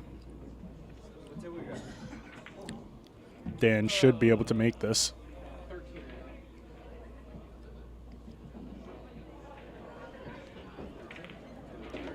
And he does.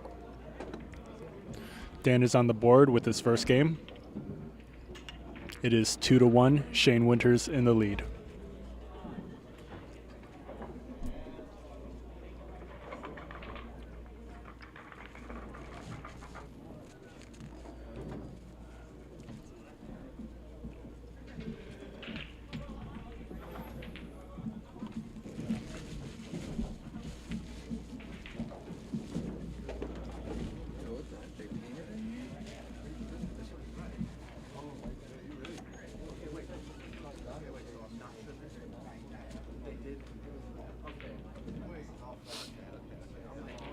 Dan to break.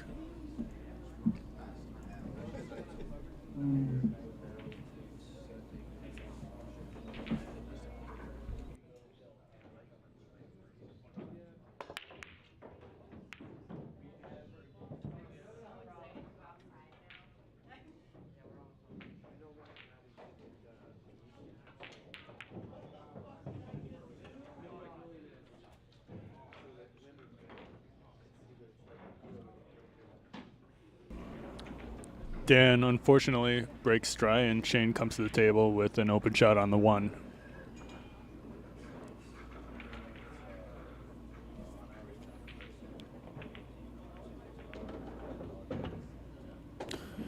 Nice cut on the 1. I think Shane was trying to get some more cue ball action to bring him more towards the center, but the cue ball does run into some obstacles along the way, and Shane's left with a long shot on the 2.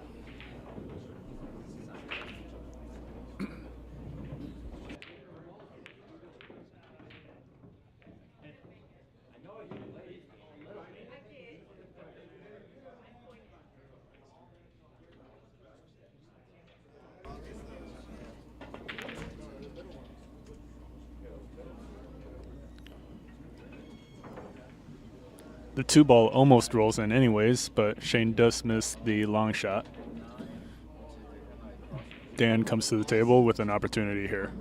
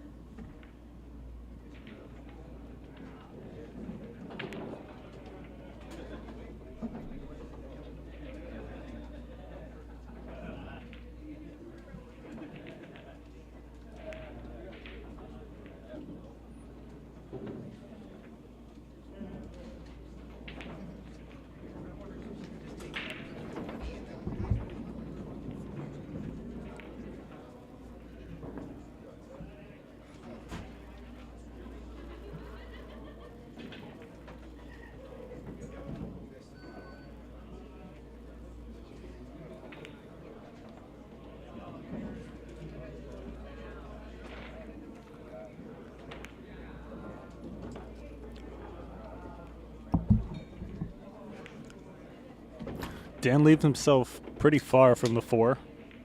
Probably would have liked to stay closer, but seems like he was really just focusing on potting that ball.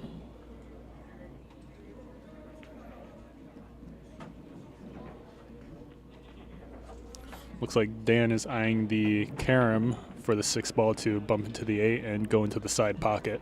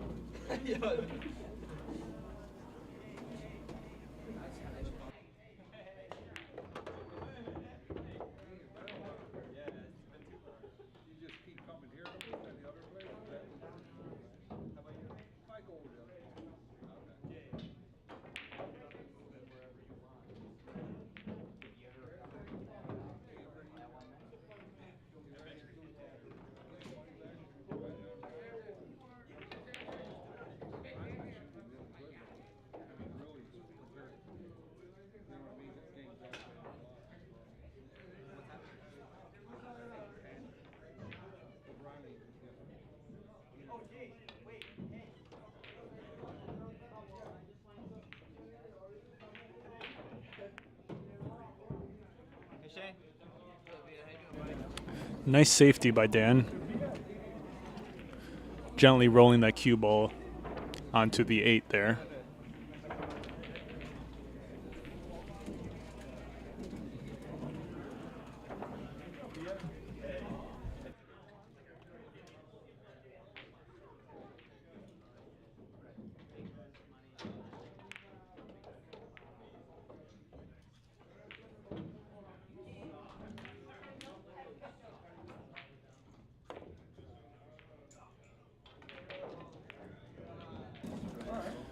Nice safety by Dan. He does get rewarded. Shane tries to kick 2 or 3 rails at the 6 and misses.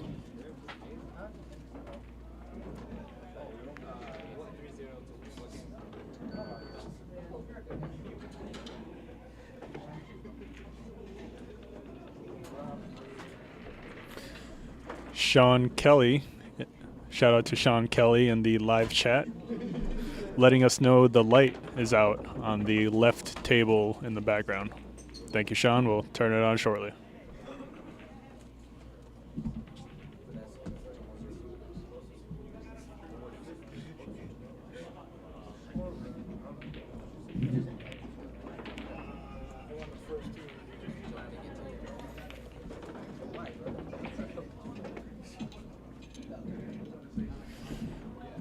And Dan leaves himself pretty badly here.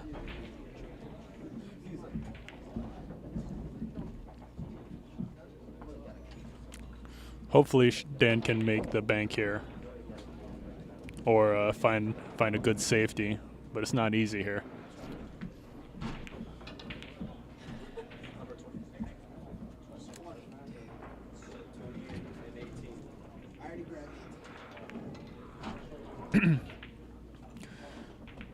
That's a pretty good save considering the position here.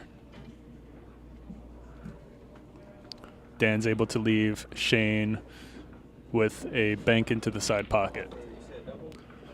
Castile of Leon in the live chat says Shane Van Boning, Shane Winters, Shane McMinn. There's too many Shanes that play pool. And I would agree with that.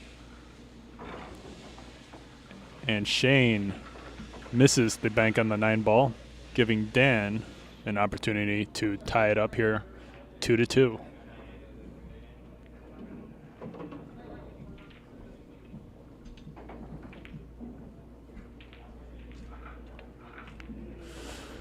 Rare error from Shane. It kind of wobbled in the sided pocket and wobbled into a good position for Dan.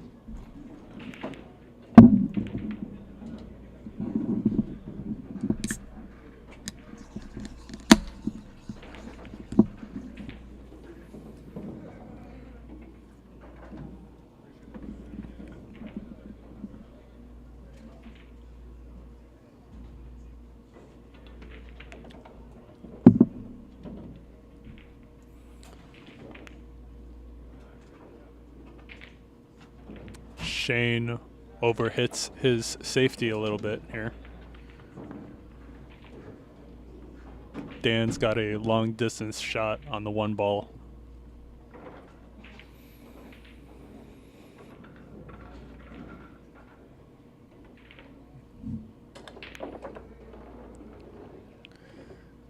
Nice shot by Dan. Very difficult to make that long distance shot and have enough stun and speed on that cue ball to bring it out from the long rail towards the center of the table.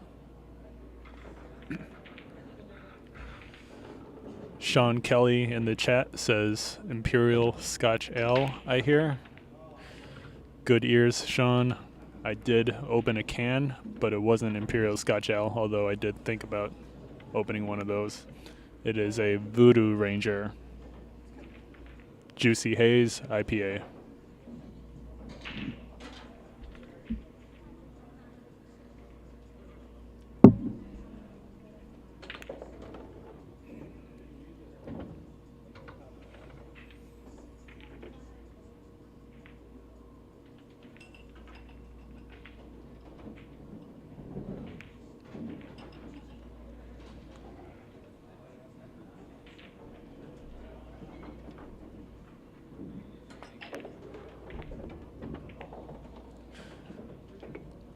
Very nice draw by Dan.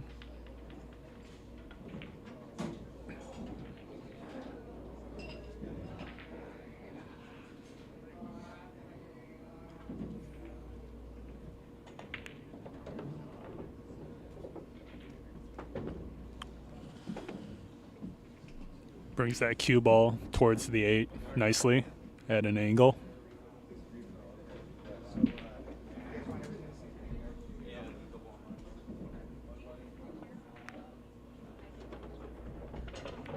And he does not get the leave. Dan, very surprisingly, does not get the leave on the 9 here.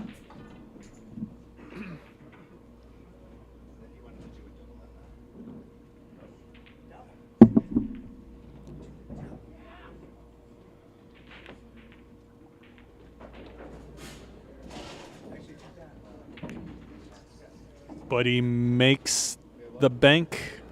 Great shot by Dan.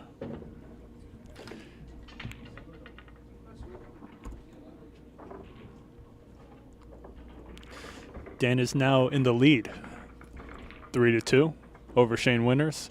This is the first time Shane has been trailing behind in any match that he's played between today and yesterday. Great bank.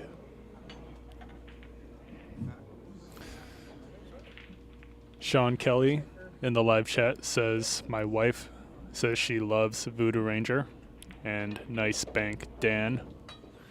Well, Sean, maybe you should bring your wife in and get her a Voodoo Ranger.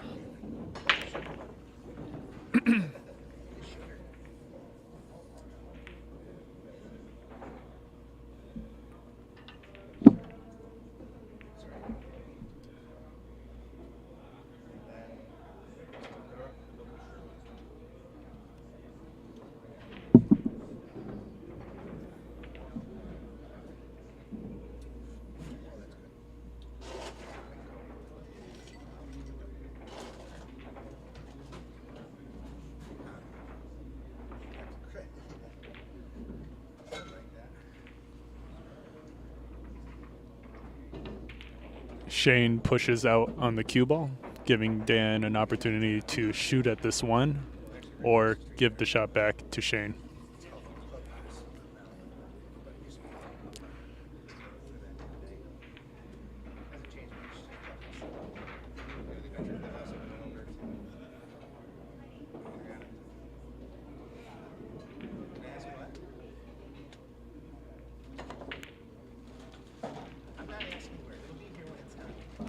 Nice shot by Dan, going for a two-way shot here, banking the 1 into the corner or having that 1 come back out behind the 2 or the 6.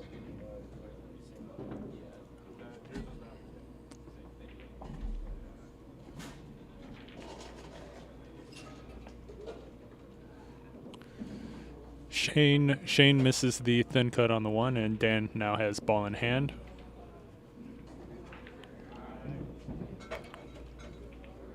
It's a rare occasion to get ball in hand on Shane, so let's see if Dan can do something with that.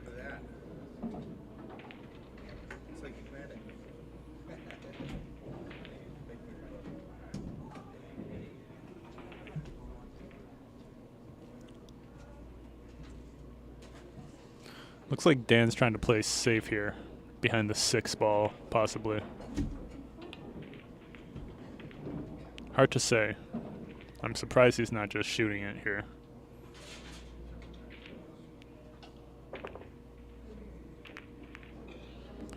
Great shot.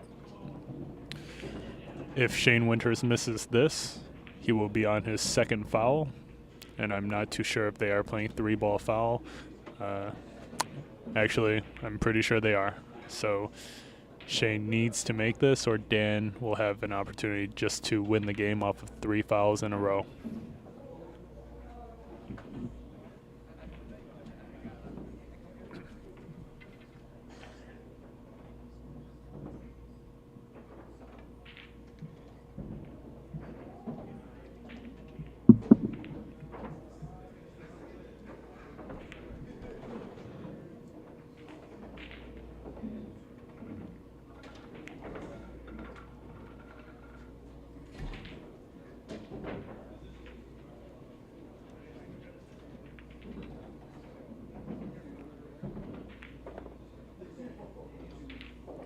Ooh.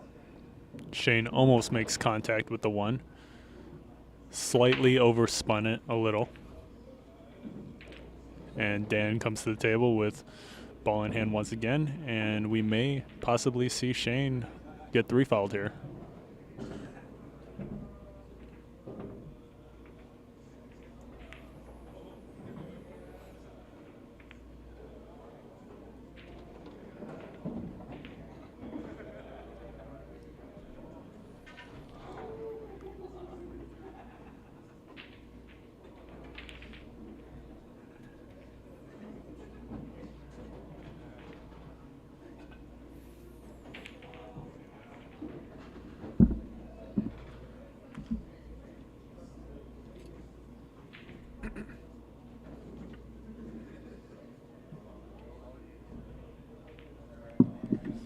Dan really thinking this one through. Like I said, it is a rare occasion to get this position on Shane.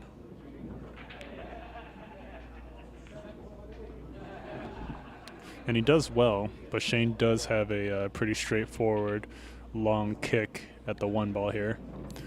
It's possible Shane can still scratch, though, even with making contact and scratching that cue ball into the right corner. He does not, and we play on.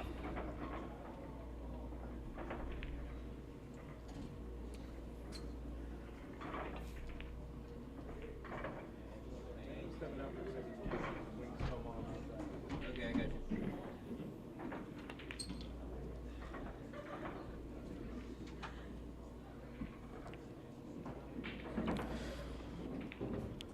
Dan playing smart here. Tough layout to run out, so might as well keep playing safe for a little.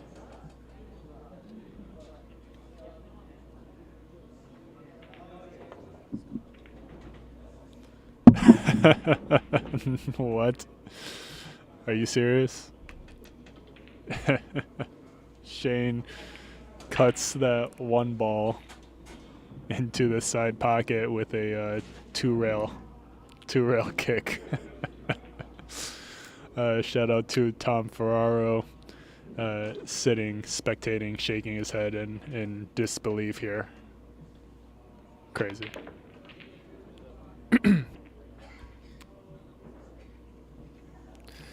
And Shane misses the shot on the 2 ball because he tried to add a lot of bottom left spin to it, throwing it to the right.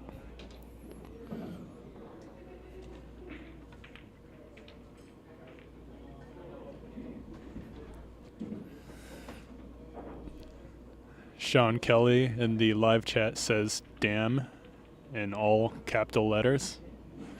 Damn is right. That was quite a kick.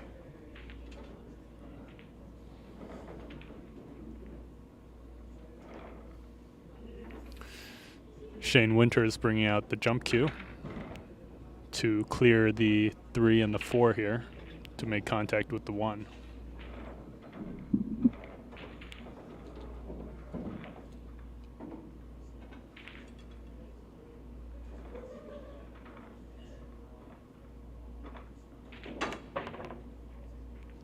And he almost cuts it into the corner. Great attempt by Shane.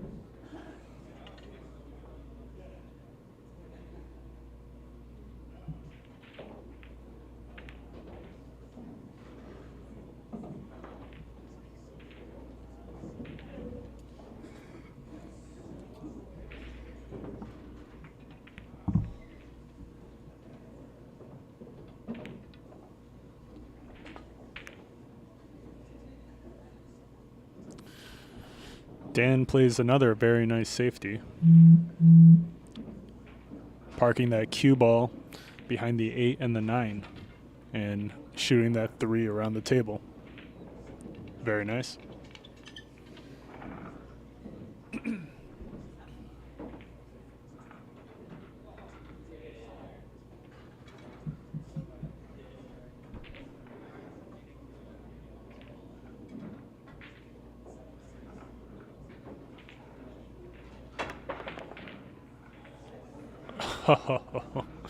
Shane almost makes that difficult jump shot on the 3, but Dan comes to the table with an easy shot to make.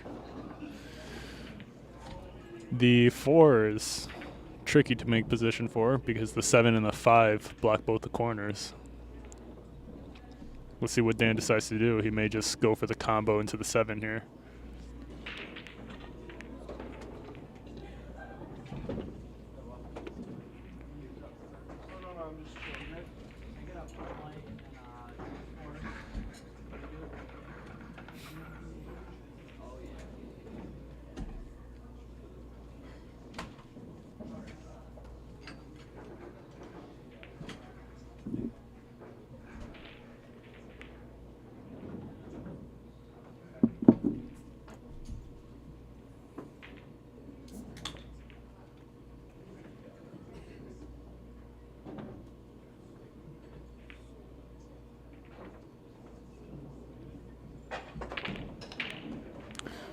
Nice attempt with the combo, and he gets the lucky 2 or 3 rail bank into the far right corner pocket.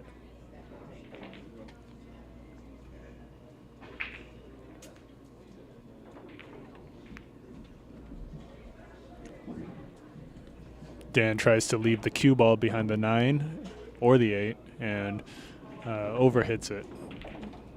It's possible he wanted the cue ball to run directly into the 9 ball and sit behind the 8 there, but instead the cue ball rolled below.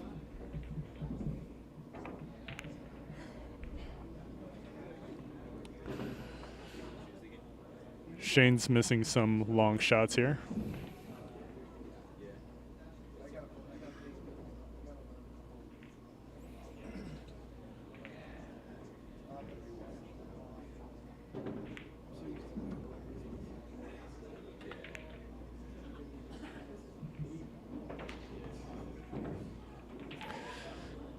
Dan tries to bank the 4 ball into the 8 and 9 to sit behind it. Instead, the 4 ball knocks into the 8 directly, and Shane can see the 4.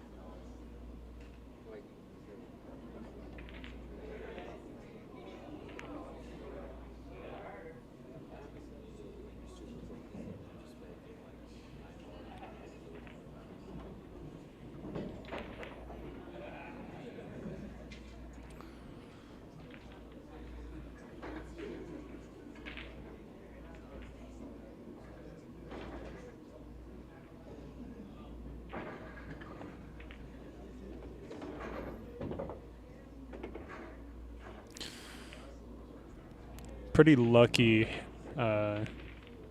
hit by Dan to run into that corner of the side pocket to bump that cue ball out to an even better position than probably what he was hoping for.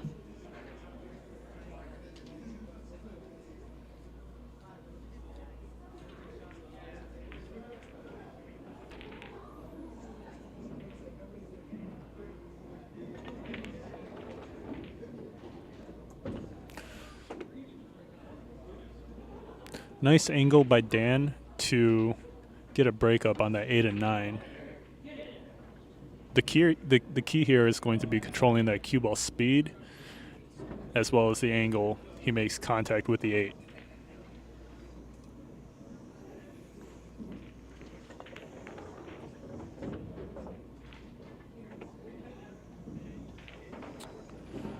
Dan's got a shot on the 8.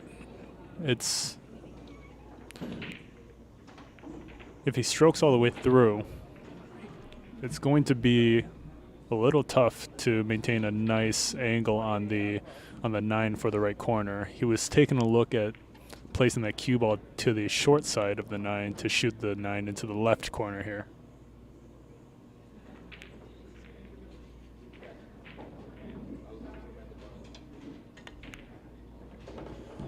And Dan sinks the 8 very nicely and makes position for the short side of the 9, as he did take a look at that.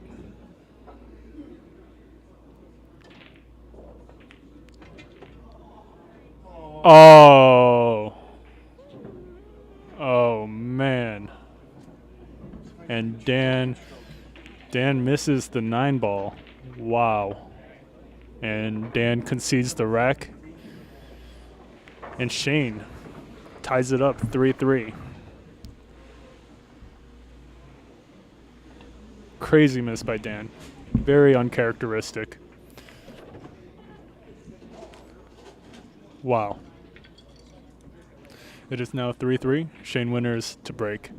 Sean Kelly in the live chat says, in the famous words of Mickey, lucky bank on the 5. And it was.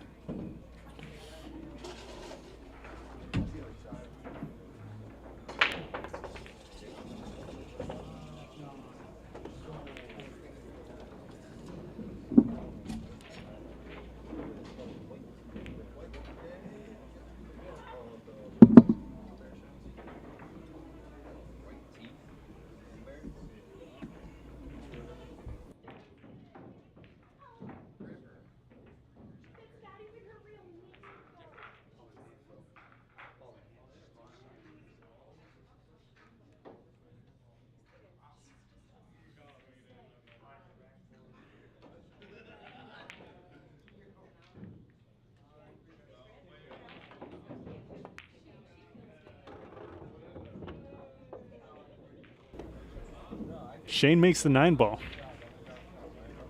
Wow. I missed the shot, but Shane makes the 9 ball. And it is now 4-3. Shane Winters in the lead. Very unlucky for Dan.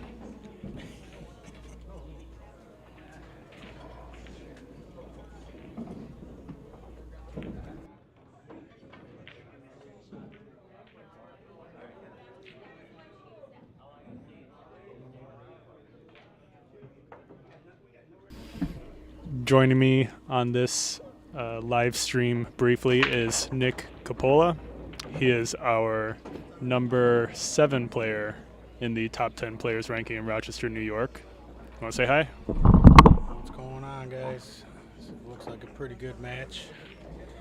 See what Dan's doing here. Oh, I gotta get closer. Gotta get closer, he says. All right. Shane's just pushing out, it looks like. He's gonna bait Dan into taking this.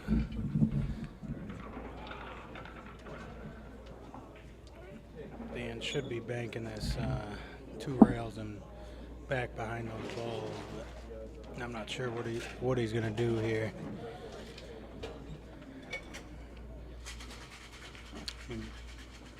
Bank it 2 rails to the end of the table, and he got back.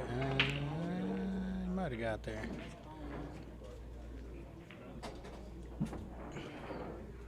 He got there, but I'm not a huge fan because Shane is going to jump it, and you're leaving that 2 ball open in a big area there where he can jump it and make it and get natural position almost on the 3. Going the other way, he would have put it at the end rail with no chance to make it in the pocket if he hit it good. So let's see what Shane does here with the jump.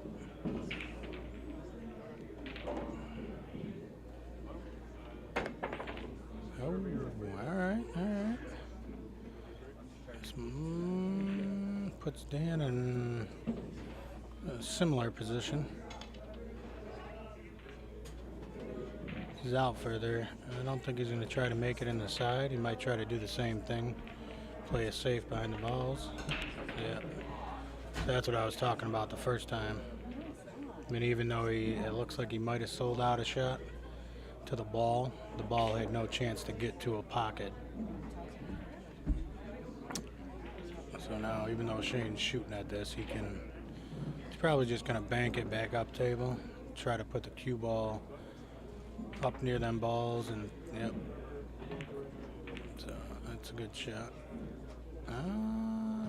Yep, ended up being good. He didn't hang it out there.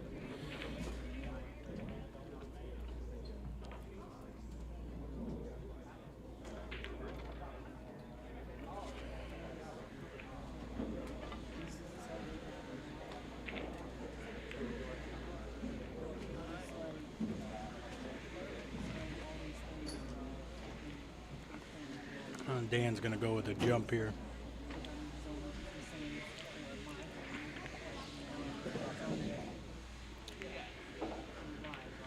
Can't see if he can see the ball. Two's kind of hit him by that 6. Might be jump kicking it. And jump kick this. If he hits it, goes behind the 6 and hits it full enough. I can't tell. He could kick it out of there. Oh, he could see the ball. Nice. I mean, he hit it pretty good. A little bit of an unfortunate roll. But now he's left the table wide open for Shane. Expect Shane to draw this back into the rail and be good on the 3. Yeah. Now I'll just roll it across. Get a little bit of an angle on the 5 to come out for the 6. And everything's hanging. Thanks, Nick, for stopping in to watch Shane shoot and do a little commentary. Surprising miss by Shane, though. Although it wasn't really an easy cut, but you know he makes all the harder ones.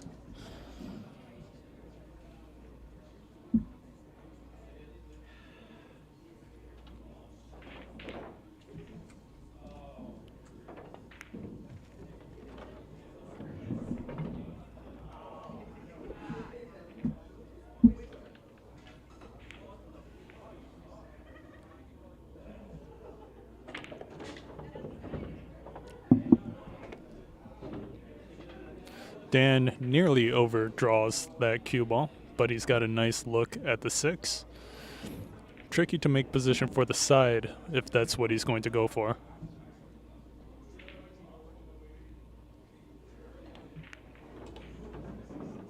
Which he does not. He goes for the corner pocket with a very nice look.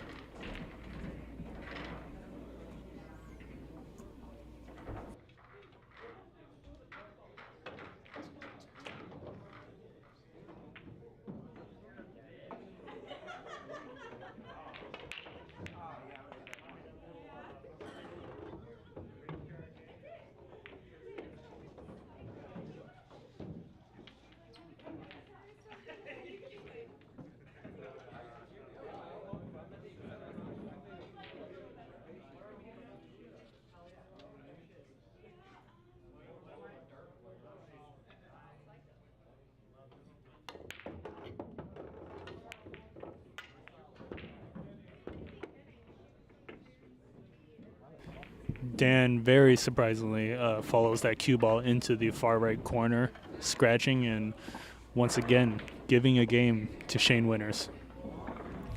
Shane is now in the lead 5-3.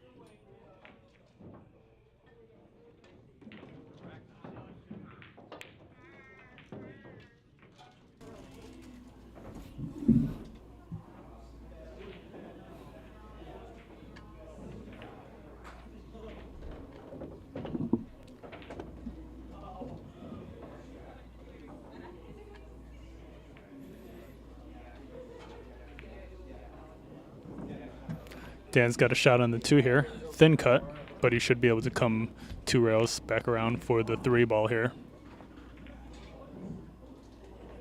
Very nice.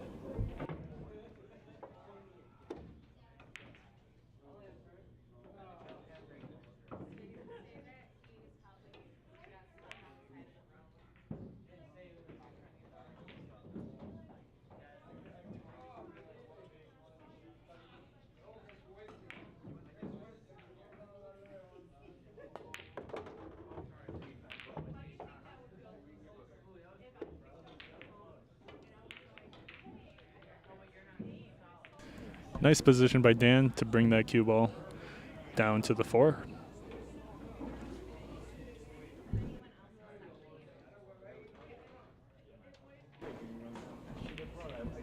I took up all those ports, some white wines. Then I was taking a name. What's that? What were the names? Remember? I thought you might have looked and seen what one of the names was. Some of the reds that were in there, the ice wines. You have ice wine? Were, well, those were all gone.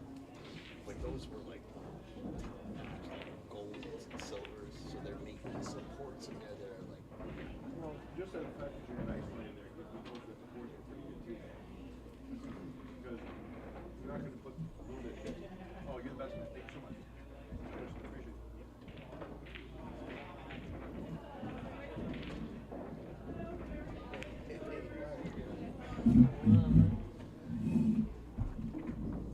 Robert,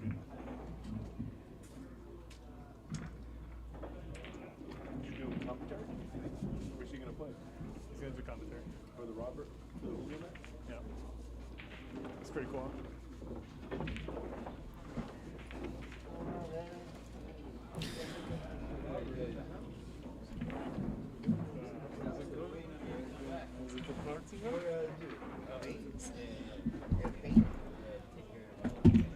So we got Robert Zupriniak in the house. He just walked in, and he would be joining me for the commentary for at least the Ron Casanzio match. Maybe he can hop in a little earlier. Robert Zupriniak, also known as Quantum_Qist on Instagram, TikTok, and all other social media, is an excellent pool player. Probably, well, in my opinion, he's definitely up there in Rochester for sure. You want to say hi, Robert? Of course, I want to say hi. Do you want to update me, Mike, on what is going on today? How is Dan doing in this match? Dan is actually doing extremely well, but he's choked 2 9-balls, Whoa. I think. So it seems decisive at this point. But you know, Dan, the way he's shooting, if he can get more opportunities on the 9 as he has in the first half of this match, then he can make it really competitive for Shane here.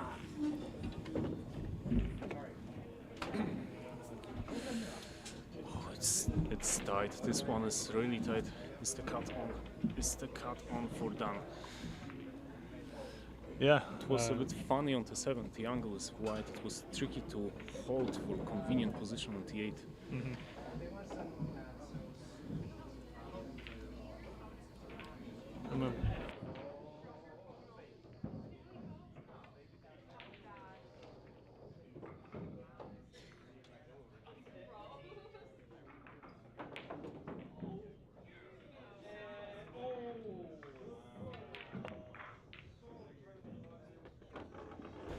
Dan makes Wow. a tough cut on the 8 for perfect, he's perfect position on the 9. What a shot! What a shot, Dan. That's awesome. You're showing up to shoot today. Good stuff.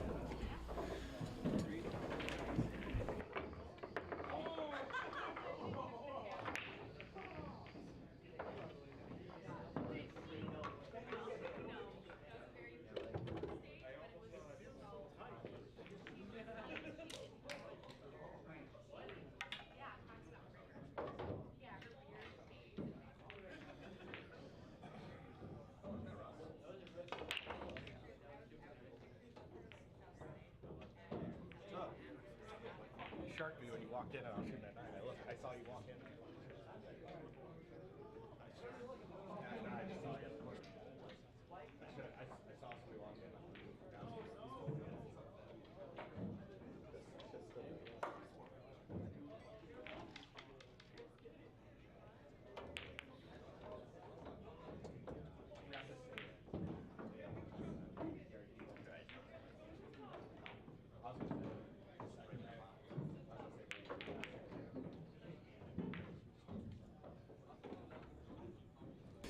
Looks like Shane's taking a short drink break. He's grabbing a Corona, maybe. We'll see. He's looking at the food menu. But Dan with the break. He breaks onto side cushion. Oh, that's a great break. That was just a wonderful break. How's the two? Oh, he's nice. Was he breaking nice in the previous games as well? I'm a little biased because I've seen Shane Winner's break for the past 2 days, and not much compares to that. But yeah, Dan is breaking really well for Dan. Yeah, because here he achieved what he wanted. He got the wing ball. Like, unfortunately, the one went into the side. In some cases, it just goes past the side pocket and leaves for a nice spot.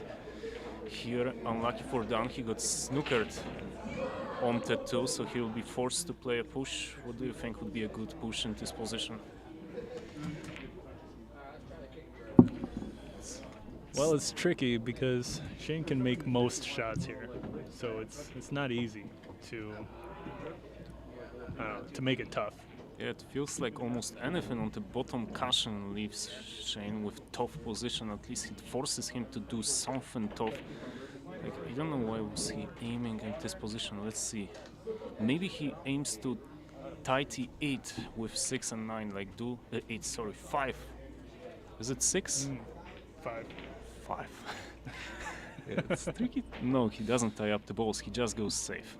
Okay. Which is not bad, actually. It's like Shane doesn't have any guaranteed snooker in this position.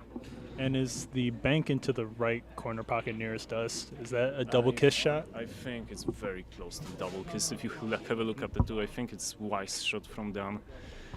And Shane gives it back to Dan.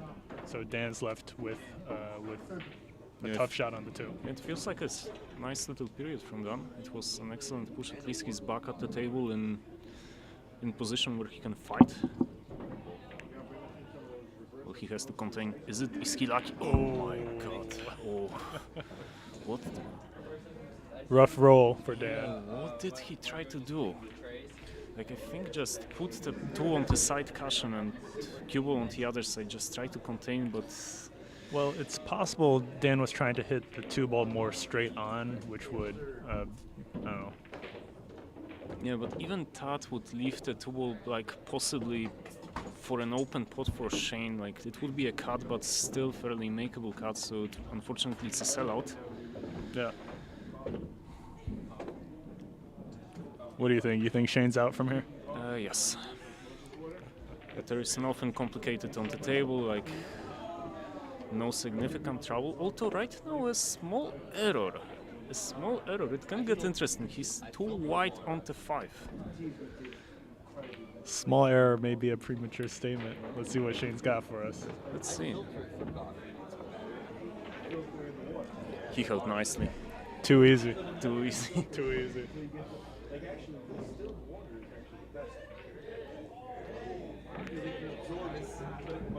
Oh yeah, he's fine. He's out.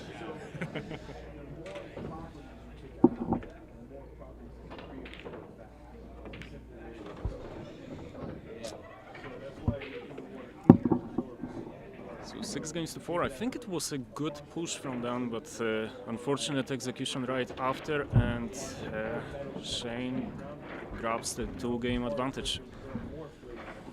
Yeah, and honestly, if Dan didn't choke a couple of the games, we could have a tie game, or with even Dan in the lead right now. So Dan is shooting well. He just needs to finish better.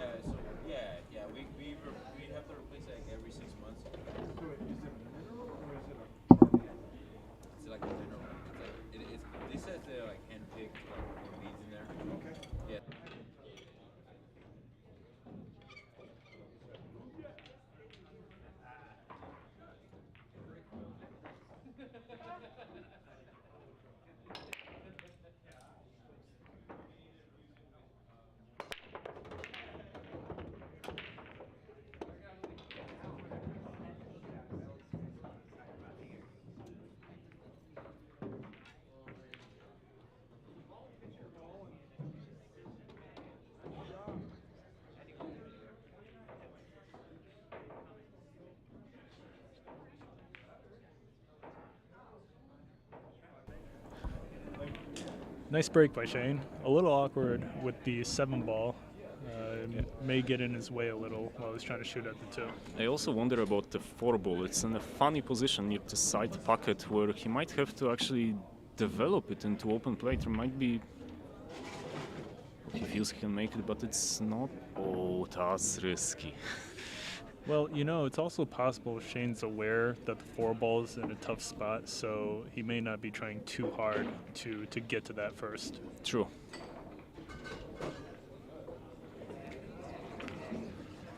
I have seen an interesting tournament, like an interesting match in Spanish Open where Mark Biesterbosch was in similar position on T8 and he had just 8 where the 4 ball is and 9 where the 9 ball is right now, and he just smacked the cue ball into the pocket just not to play such ball.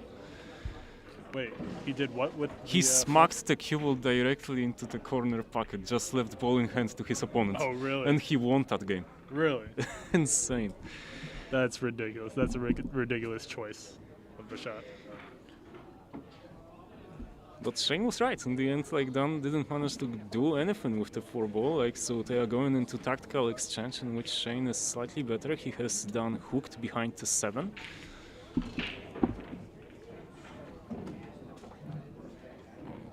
Dan feeling out the jump here. If Dan jumps at the table, he could go off the table. Oh, yes. It may be better to kick at it instead. It's a huge distance between the cue ball and the 7. It's very difficult to hold the cue ball from this position. But he aims the bank.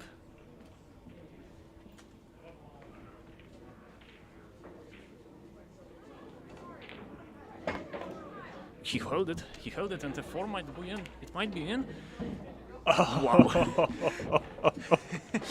Dan makes the 4 into the side pocket. What an excellent shot with a nice position to combo that 8 into the corner. And this shot is a funny shot because, obviously he didn't aim to do it that way, but it's such a frequent fluke that sometimes you actually go for it. If you misjudge it, you just go on the near jaw and hope that the 4 will play short. And that's well played by Dan. Well played. But you know, Dan's been making good plays throughout this entire match. Just let's see if he can finish this one out. Mm-hmm.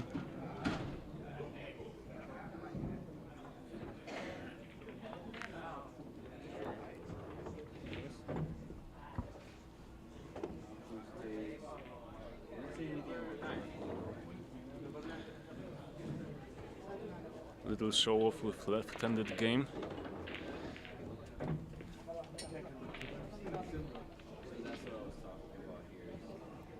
There is a little cultural disagreement between pool and snooker, where in pool playing left-handed is completely normal thing to do, and in snooker it was a famous match in the 90s, Alan Rubidoux versus Ronnie O'Sullivan, where Ronnie just decided at some point to play left-handed, and Rubidoux at the end of the match just didn't shake Ronnie's hand and just went out angry. So in snooker it was taken as disrespectful? It was taken as insult. Right now it's a normal skill like in pool, but in pool it was always the case that left-handed game was fairly prevalent. And look at Dan with awesome position on the 9 here.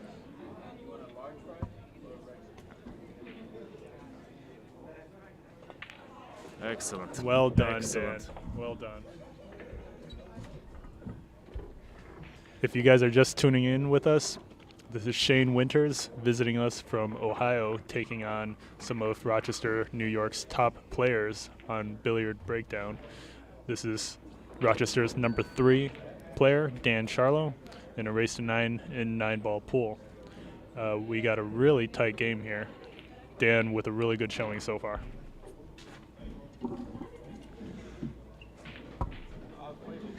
So you may not see it in the camera, but almost after every game since I joined, Dan is having a little chat with Shane. I don't think it's to throw him off. I don't think so. He's too kind of a player, especially towards top players. But No, I don't think. Speaking of which, he scratched. But no, I don't believe Dan is talking to Shane to get in his head. It's definitely a friendly match. It definitely is. because no matter what Dan says to Shane, it's going to benefit Shane.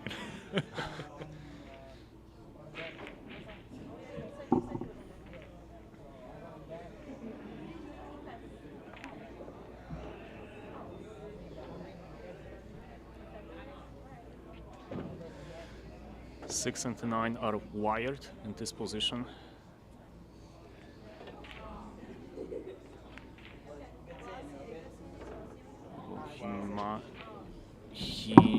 He removed the combination, so now he has to run all the table, which is not a big problem in this position, but it was a great positional shot to get from the 2 to the 3 there, 2 rails, perfect speed. It was by far the priority to get position on the next ball. Like, destroying the combination is not really that important. It's not at this level. Reposado, tequilas, is it the same? Is it a car? Patron's a premium. For the reposado? Or just all? Patron's the one in the yeah, the square bottom. So premium. All of them are premium?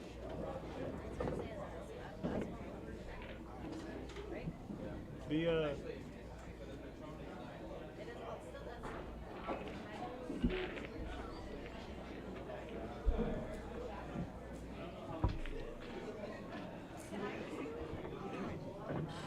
Yep, he's out.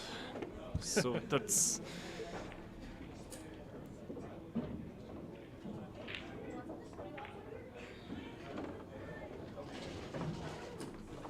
So this match is going in this a bit unfortunate way for Dan ever since I joined that he wins really amazing games. Like, he makes some cool shots, but right after the games that he wins, like, he just...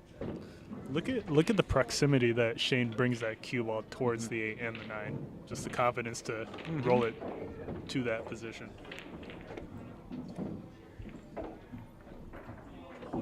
On 4 1/4 is it's not critical, but especially when you play on matchroom tables, it becomes critical to have tight position.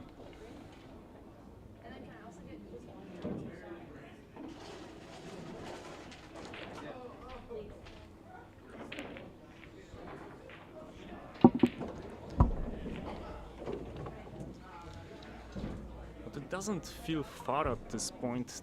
For Dan to actually come back, it just feels like 2 good chances at this point.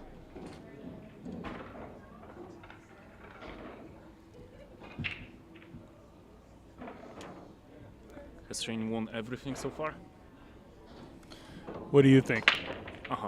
Okay, I guess it answers the question.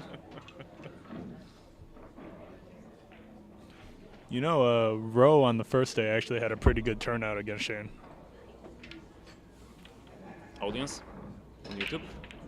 Yeah, Roe played Shane yesterday at 6 p.m. and did really well. Yeah, Nguyen. Oh, there is... Can he see the too? Can he see it? I think he can. Oh my god. Oh my god. Yes, it's so tight, but the position is on. Like, Can Dan get back for the 3 here? There is an option, at least that... Oh, nice. He did it. He made it. Wow. He made it. Great stroke by Dan.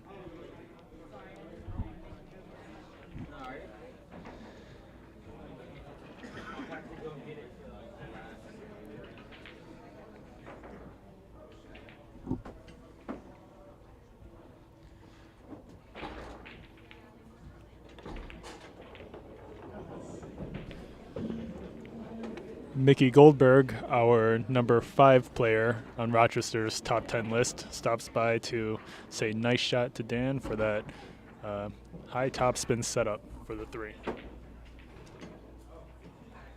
question is, like, what will he do on the 4? Like, he might be straight on it, and the 5 might be tied by the 9.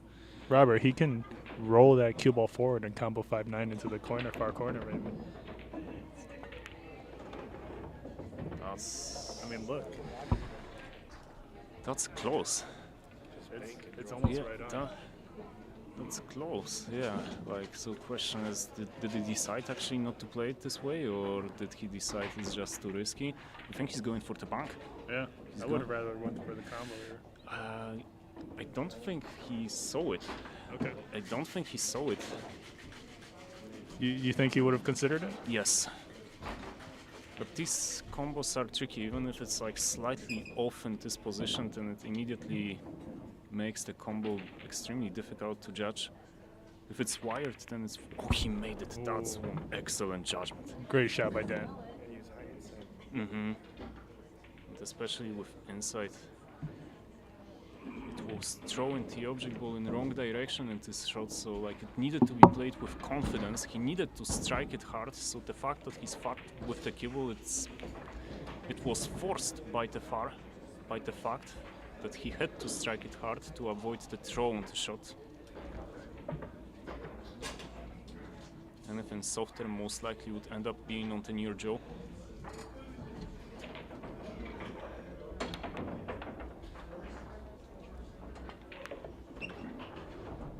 He's playing really well. I haven't seen him so good on camera against players with Shane's caliber, like possibly ever, but I might be wrong. Like, Dan, if you listen to this match after the commentary, then we would appreciate some of your good matches from the past. Look at this. Yeah, look at this. It was excellent.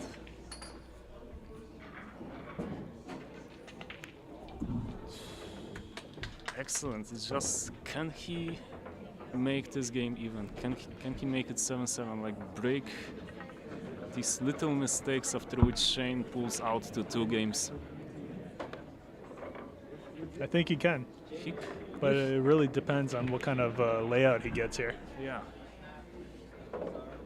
In the previous break, he misjudged the break. He scratched with the cue ball to the center. So there will be a little adjustment over here, but 2 breaks ago he made, like, it was just excellent. So I think he will stick to the left cushion.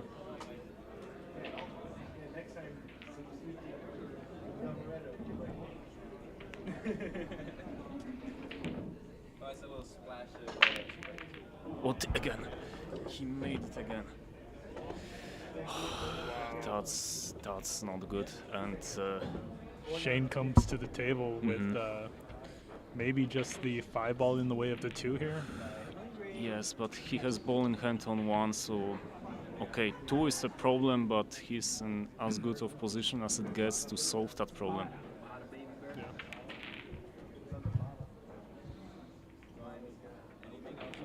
But the break will be really critical if Dan keeps winning. Let's say it goes to the decider or something like that. If Dan goes on the hill, he'll have at least 2 or 3 breaks in this game. 2 breaks. And these breaks would have to be done right. He cannot scratch anymore in the side pocket.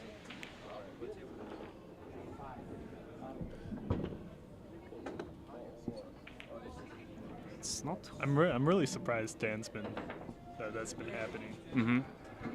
Yeah, especially that it's not bad luck, it's the mistake from the player, but I think he will be able to correct for it. I think he can see it. Tricky shot for Shane. Tricky. Cut into blind pocket.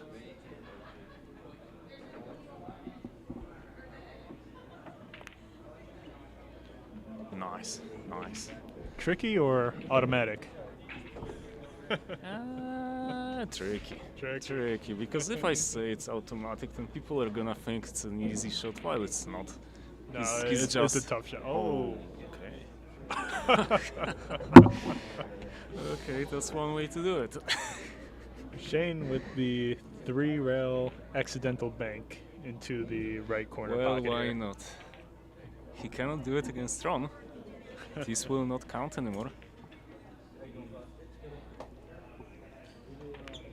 What? There's no. Oh, okay. So now it's time for a weird mistake from Shane. Wow, Shane. Come on, Dan. That. I don't know if I remember another time Shane scratched into a pocket like that. Yeah, it was like 2 weird mistakes in this game, and balls are in great position to finish it off. A bit of traveling with the cue ball from 7 to 8, but it's fine.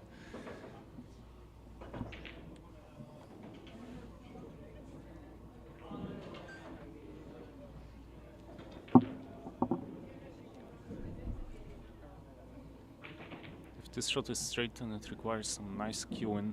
Nice little technique. Yeah, it's fine. He played Good it. speed. Good speed. Yeah, he played it well. And game on.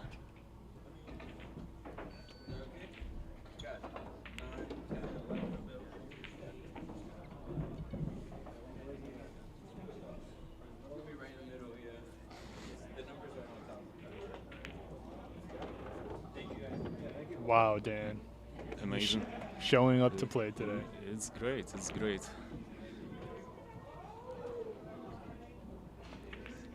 It's one of the best matches from Dan I have seen on camera. Like off camera, he can play great, but on camera, like it's one of the best. Probably the best I have seen. Really? Mm-hmm. Wow.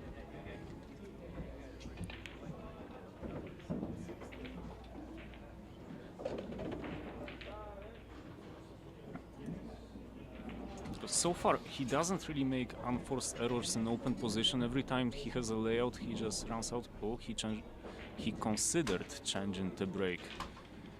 He might. Has this been where he's been breaking from? Yeah, it is where he was breaking from, and last two breaks it was scratch into center pocket. And right now he corrected. He corrected, but overcorrected. Is this 3 breaks in a row? Yeah. He scratched? Yes.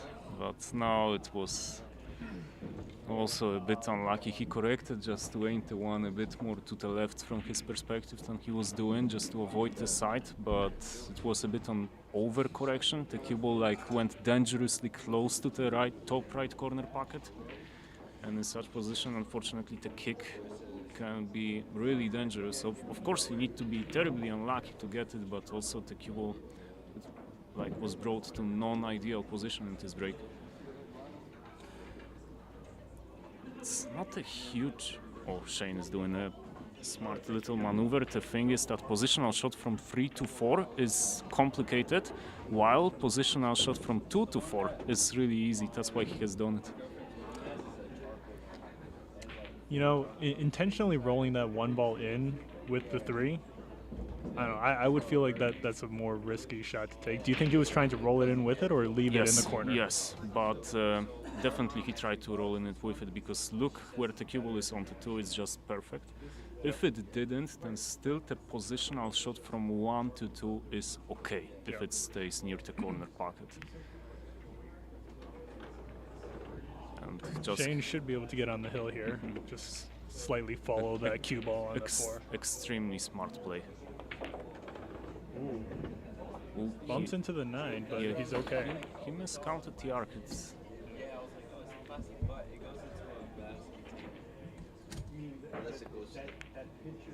oh, really? That's really. Dan can win this match. Yeah, it's like in this short period, it was like more unforced errors from open positions from Shane than it is from Dan. I wonder if Shane's feeling any pressure right now. I think he does, because it's too simple of a shot to miss under normal conditions. 8 and 9 is funny. The fact that the 8 is blocked by the 9 to right pocket, which would be the most natural positional shot for Dan. But that's very risky. That's very risky what he has done over here. Very risky, but he does have a nice shot at it. And especially to just come down and back up for the 8 the here. cue ball will be running in this shot. It's more of a cut than you think. The cue ball will be running, and it will be tricky to hold it for the 8 in a controlled way. He plays with right. He's trying. He's done it. Yeah. He's done it. Has he snookered himself on by the 9? He hasn't. He's great. Okay. He's got the right angle to come back for the 9. Wonderful recovery.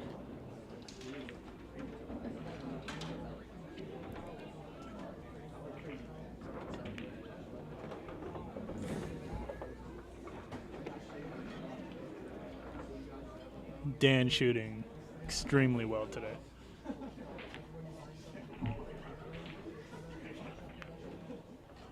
Wonderful. Wonderful. 8 games to 7. He came back. Last 3 games are going to Dan. In 2 of these games, he scratched on the break.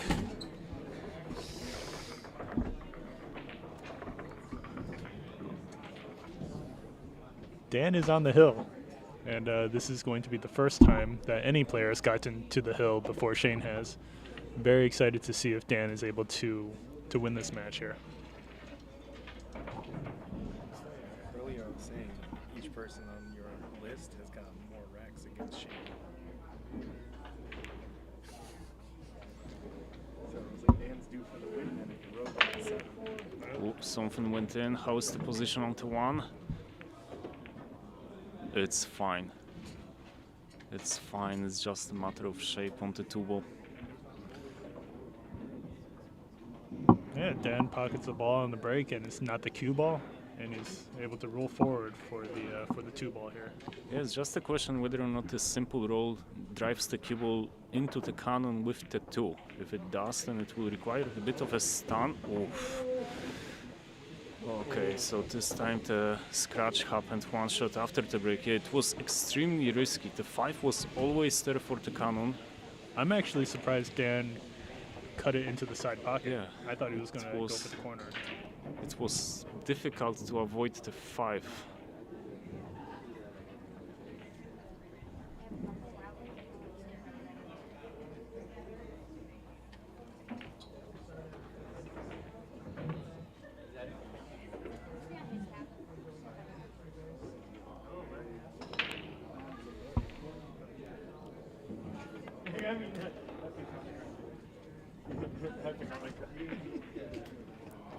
That's some great pace on ball number 3.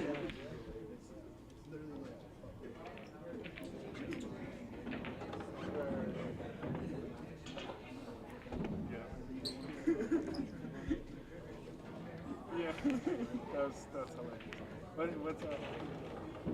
In the last few games, through quite a bit of unforced error from Shane.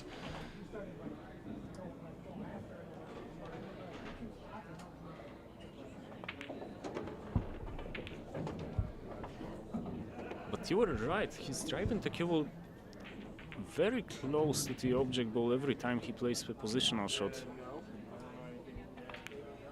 Not sure if that's a confidence thing or losing control thing. No, it's a confidence thing, because like in this particular run out, every single thing was spot on.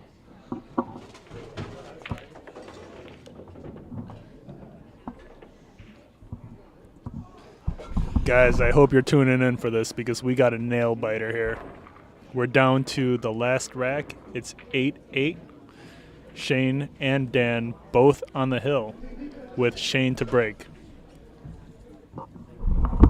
Critically, in the last 3 games, Shane won, and every single one of them Dan scratched. So.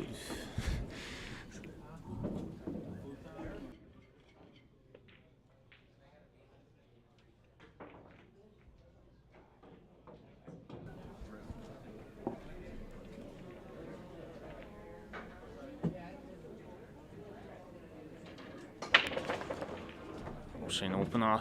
That's great. Oh my god. Oh my god, it's over. It looks over. Alright, Robert says it's over, guys. Well, he's playing the ghost right now.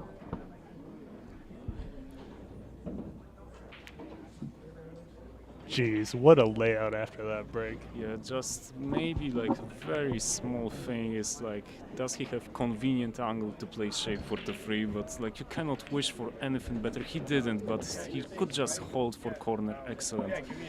You cannot wish for anything better from the break, but also it's a question, like if Dan looks back at this match, like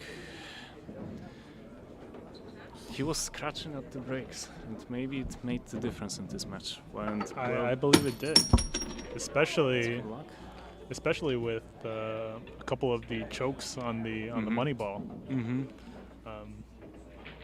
Maybe next time Dan will win, if he does not win. He has a decent chance with that game.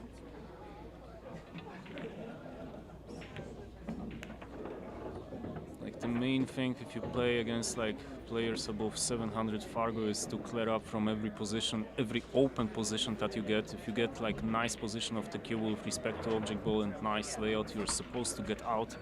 Dan was doing it, the mistakes were elsewhere.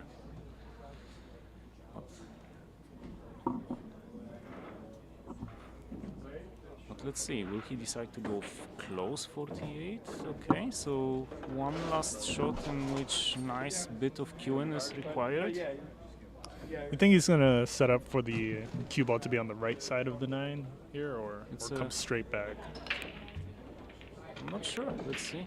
You were right side, and it was excellent. Well, Nice position here. Wonderful match. Figure something out. Yeah. I mean, if not, yeah, you know. Wow, guys. I really hope you enjoyed that match. Shane Winters wins 9-8 over Dan Sharlow in a very close match. Very exciting. And it should be noted that Dan's rating is below 650, slightly below 650, so this particular result was way over his Fargo. He demonstrates that he's able to play at 700 Fargo speed, and let's hope that he has more of such matches in the future. We have about 15 minutes before the next match starts between Shane Winters and Mark Kramer. We will be back with you.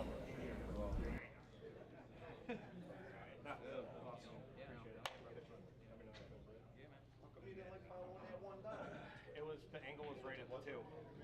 Yeah, it was real weird. You got a 5? Yeah, I looked at it.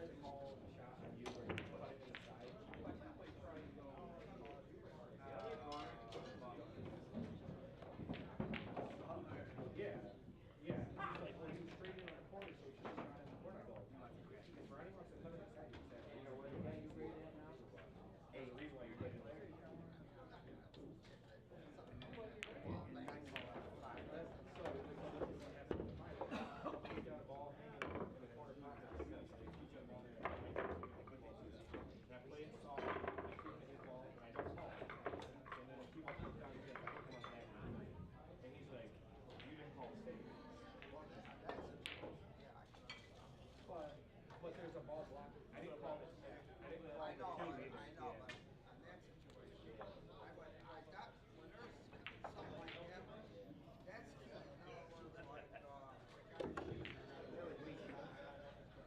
you're gonna win safe. Yeah, but here's the thing with that is I didn't call the 2 ball. If I have a shot, you can say I didn't call the 2 and it's a shot. But I left the hook where I want to be, so it goes, oh, you have to shoot. It's like this isn't a cookout situation where you get to choose to your advantage. I didn't call the ball, so I don't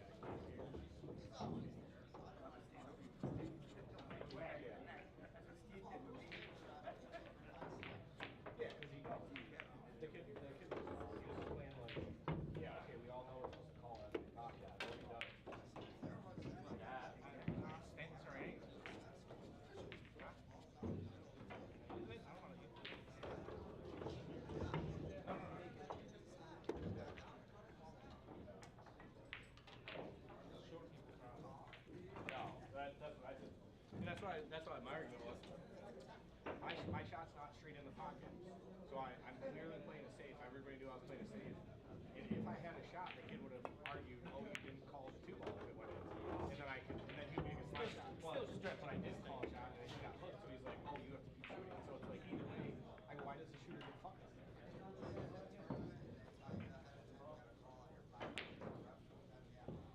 Well, but if I don't call my pocket, then I don't get to shoot, right? That's how I figure it. So, but the ball went in, so I shouldn't be able to shoot because I didn't call the pocket. They made me shoot. That's how I see it. Yeah, then yeah, but because I left him so hooked, he was like, "Well, that's what you have to shoot again because you didn't." I would have called safety to call him foul. Yeah, I get that, but if I don't call in, and then regardless of what happens, I don't get to shoot. That's what. That way, there's no point in calling it. If I don't call the ball, I don't get to shoot. It's as simple as that. But You didn't call it, so you leave the table. that's why I brought up the Bruce Everett. He was like, this was all like he asked the question, I asked Bruce, I shot the shit like that. Well, like I said, in that situation, I should have. The thing was, I didn't even think the ball was like, the pitch was like up here, and I'm cutting it super thin. Yeah. No, I'll call today. T's playing, right? I don't know. I don't think it's a shot. T is like Shane.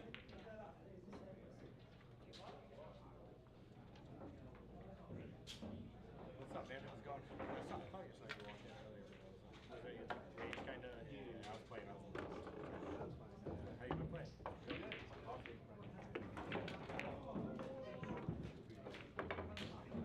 Yeah, you can rub it up for sure. Awesome. I think I can feel sick. You like it? You feel good?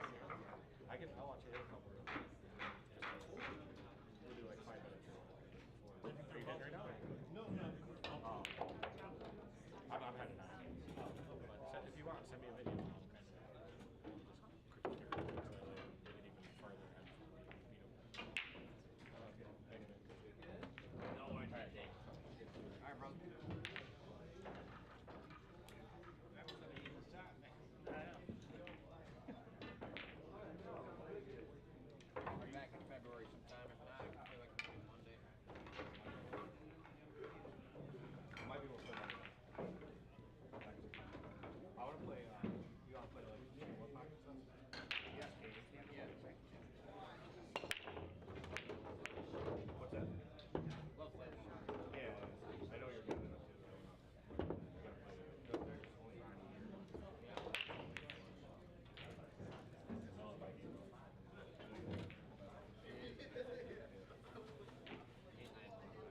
I'm making everybody in the challenge. And everybody else hates it. I love it. It's a win-win. Alright, yeah. Take it easy.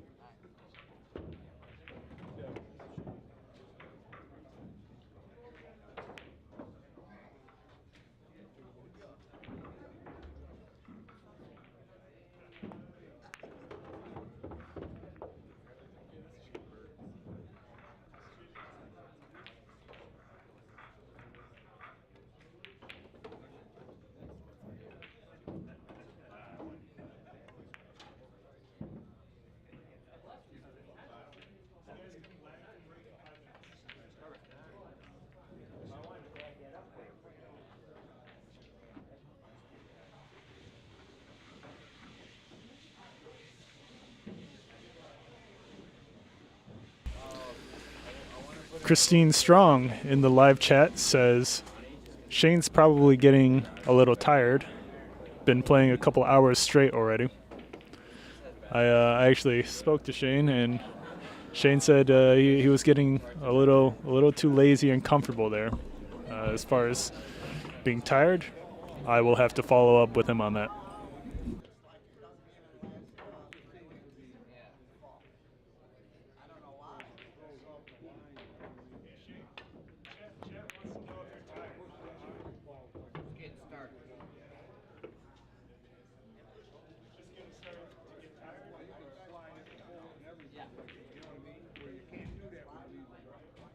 different lines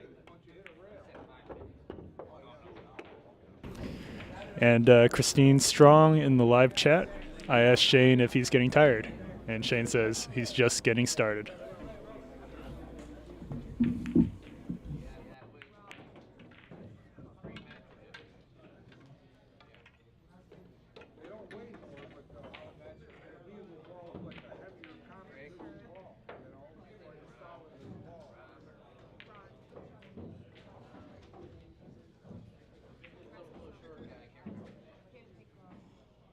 We are coming back to commentary after this short break. Mark Creamer is warming up for his match. He will be challenging Shane Winters in the next match. This match will be streamed both on YouTube on Billiard Breakdown channel as well as on TikTok on Quantum Q's channel. We'll start that stream soon.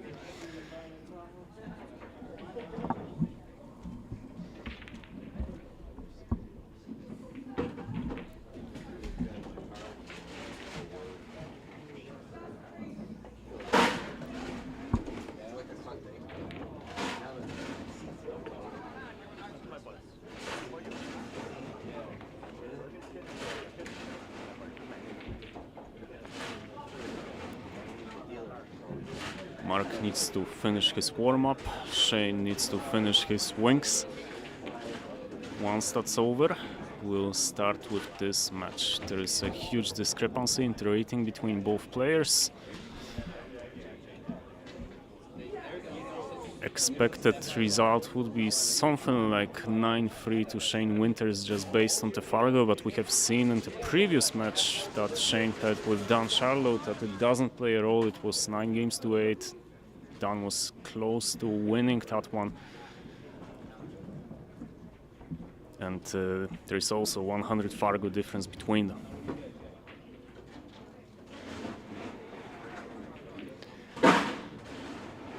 Christine on YouTube mentions that Shane is getting a little bit tired, that it's already been quite a bit. It's his second day of playing over here. I think he's fine.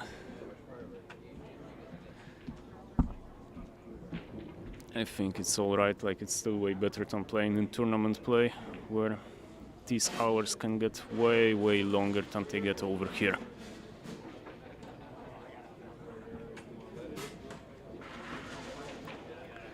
Mark is now in a chat with Ron Casanzio, the top player in Rochester. That will be the final challenge for Shane Winters, and it will be a bit of a rematch of a match of also 10-ball match. They will be playing 10-ball.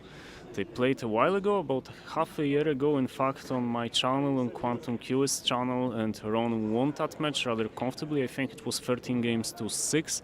Now we have a rematch in Billiard Breakdown, previously Diamond Billiards, where Shane will be trying to get a better result.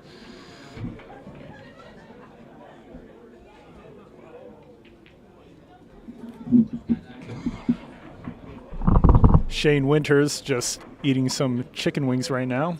Once he's finished, he'll be ready to conquer the remainder of Rochester. It's too good of a table to mess it up with wings.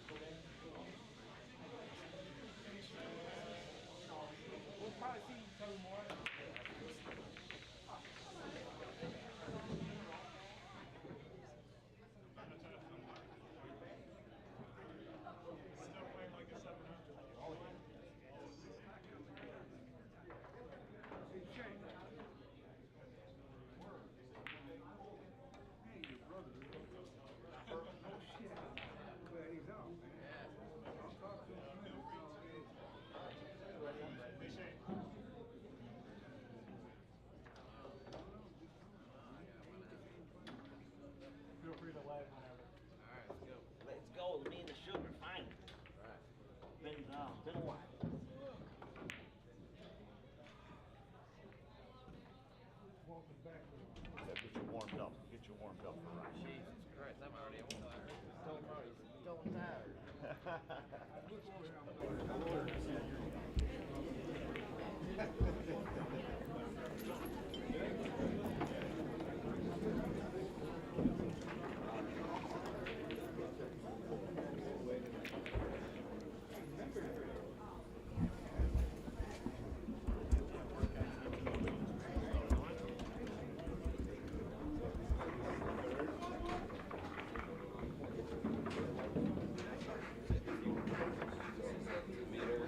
Ladies and gentlemen, we get a treat for you. We have US number 22 in Rochester, New York, in billiard breakdown pool hall. He will be taking on right now Mark Creamer, significantly lower rated player. I will correct the scoreboard in a second. And Shane is breaking in game number 1.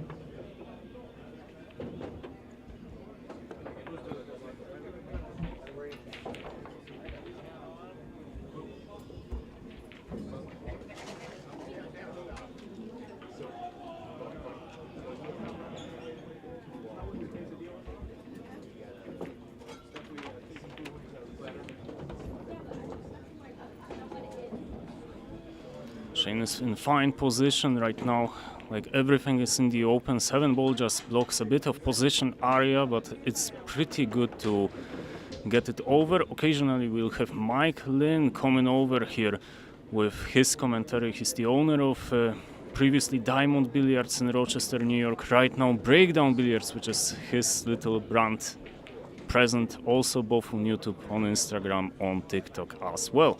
So he's a great supporter of this stream. Right now, let's go. It's second day of Shane Winter's challenge in Rochester, New York. So far, he's winning everything out of 6 matches he has played over here. He has won them all, but the final one will be the most difficult. He will be taking on Ron Casanzio, probably the king of Rochester right now, player that had fantastic story in the beginning of the year, where in Turning Stone Classic he has beaten Christina Tkach, reigning world champion, Torsten Homan, 2-time world 9-ball champion, to in the end up being, I think, in top 6 in Turning Stone Classic. And while I say it, like his future opponent Shane Winters misses an easy ball number 7. So chance for Mark Creamer. Let's see if he can make it.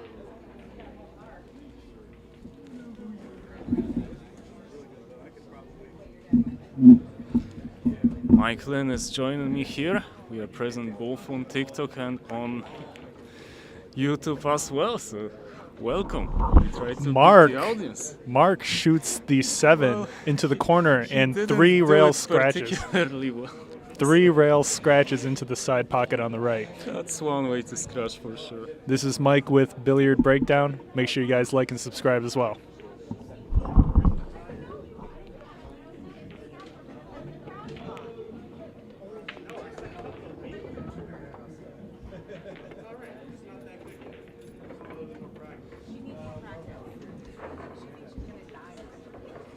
If that keeps going, it will be a rather easy warm-up for Shane Winters. In the previous match, he was taken on Dan Sharlow, also player in the range of 650 Fargo, but this time, like, Dan gave it significantly more of a challenge. 9 games to 8, it went to a decider. Dan played way above this level, but didn't manage to win the game in the end. In the decider, Shane came up with break and run, and that's how it all ended. This match is available on Billiard Breakdown channel on YouTube. If you want to watch it, I highly encourage it. It was a fantastic match. Shane breaks in game number 2. The wing ball goes in. How is his position on the 1? Well, you cannot wish for anything better. Wow. Well, that's one way to do it.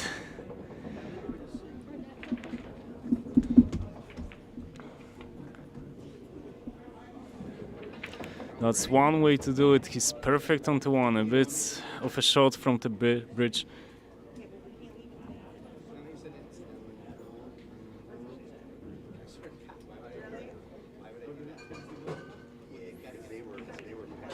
But let's be honest, this bridge is not big of a problem. You cannot wish for anything better after the break. Although he left himself a bit of a long pot right now.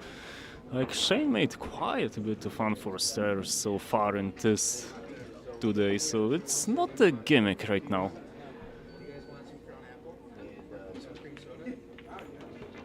Nice shot. Nice shot. Right now everything looks simple for Shane. It will be 2-0 very soon. At least it should be 2-0 soon.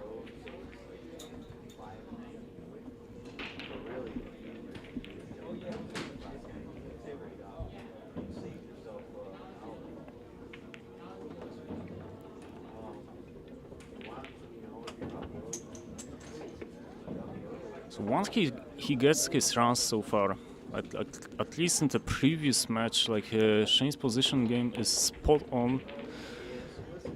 As you can see in case of this shot, like the only minor factor that is lacking is that sometimes he makes weird unforced errors, but so far it didn't end up counting for him every single match. Like the players were just unable to punish him.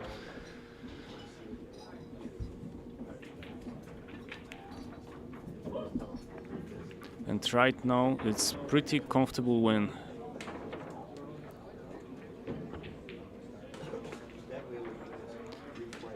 I would like to tell you as well that Nguyen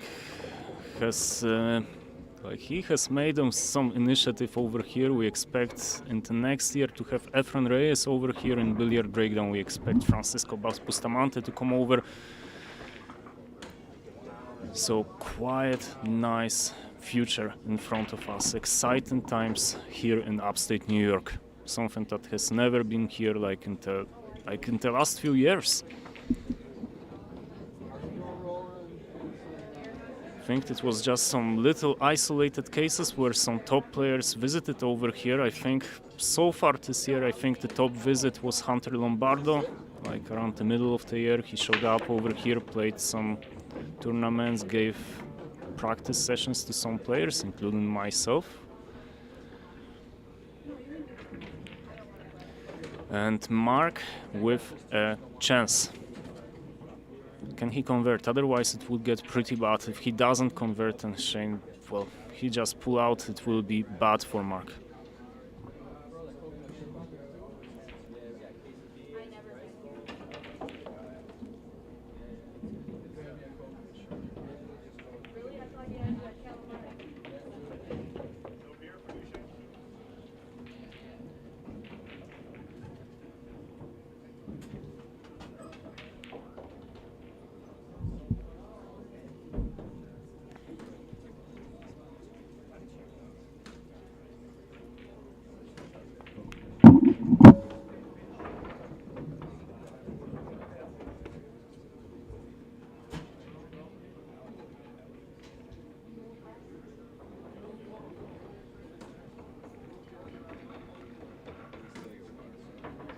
I want to let you know, for the folks on TikTok, like if you experience any technical difficulty, just let me know over here. In TikTok Studio, as I'm streaming it right now, it just looks different than what it is when I'm watching it on my phone. So please let me know if you experience any difficulty. And now Mark Creamer is doing pretty okay with this run. Although he left himself a bit of a long shot on the 6, but it has perfect angle to go on the 7 ball. 7, 8 and 9 are connected. Nice way, like nice layout to convert it into his first game.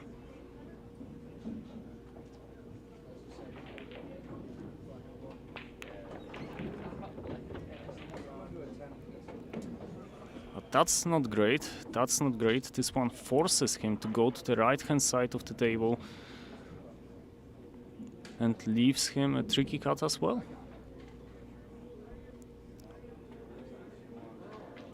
Important moment of this match. Always in the beginning of the match, there is a danger of one player pulling off with the result. Like until you get on the scoreboard, you don't really feel you are in the match. That's why it's really oh my god, that's really bad. That's really bad. It's the second free game that Mark has given away for Shane Winters, and I guess that's the difference between a low 600 and high 700 player.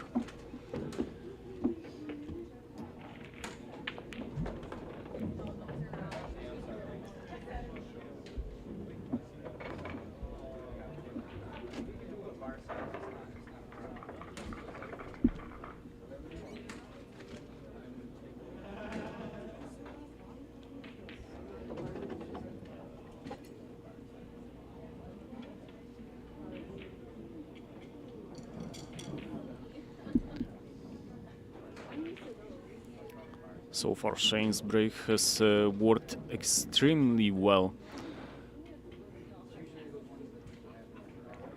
You're likely to expect a pop. Watch the green 6 as well. Watch the green 6. 1 is in as well. How is his shape on the 2? Well, it's tricky to hold on the 3, so at least in the beginning of the rack he will have to do something nice. Like, well, it's not bad on TikTok. We have so far 127 people watching. That's awesome. Thanks for joining. That's awesome. Well, ooh, okay, and as I said, maybe it's too much people for Shane. That's definitely not it, but it does look like he may have played a two-way shot to sit that cue ball behind the 3 if he were to miss.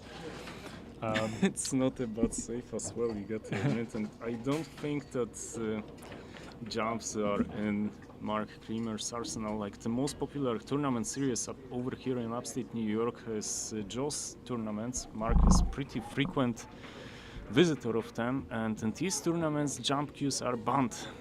Hence, a lot of players that are coming here from upstate New York, they're actually a bit handicapped because they cannot play jumps when it comes to serious tournaments.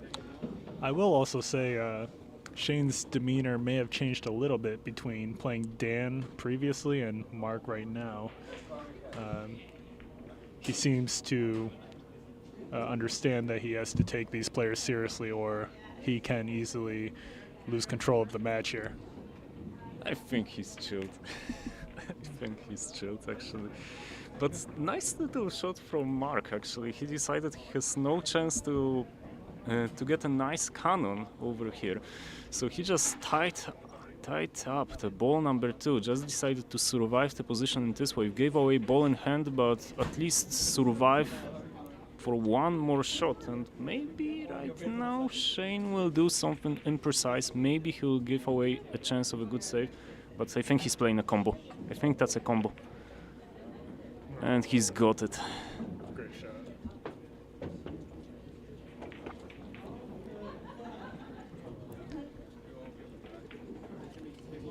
It was a clever idea, but not clever enough. Maybe he would have been better to just try to get out from that snooker.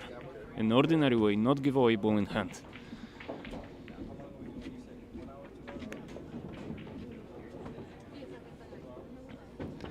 Guys on TikTok, if you can see any flaws in the game of the players over here, just let us know. We'll be happy to hear your comments. We'll be happy to hear what you think about, for example, about this almost missed ball number 5. Guys on YouTube, I know you enjoy it as well, and later we have a treat for you. I think just match from Casanzio versus Shane Winters is just something like really exciting. Shane Winters taking on Ron Casanzio is a match you do not want to miss. Both players above 700. Ron a bit less famous, like really famous over here in upstate New York, but outside that area not that much.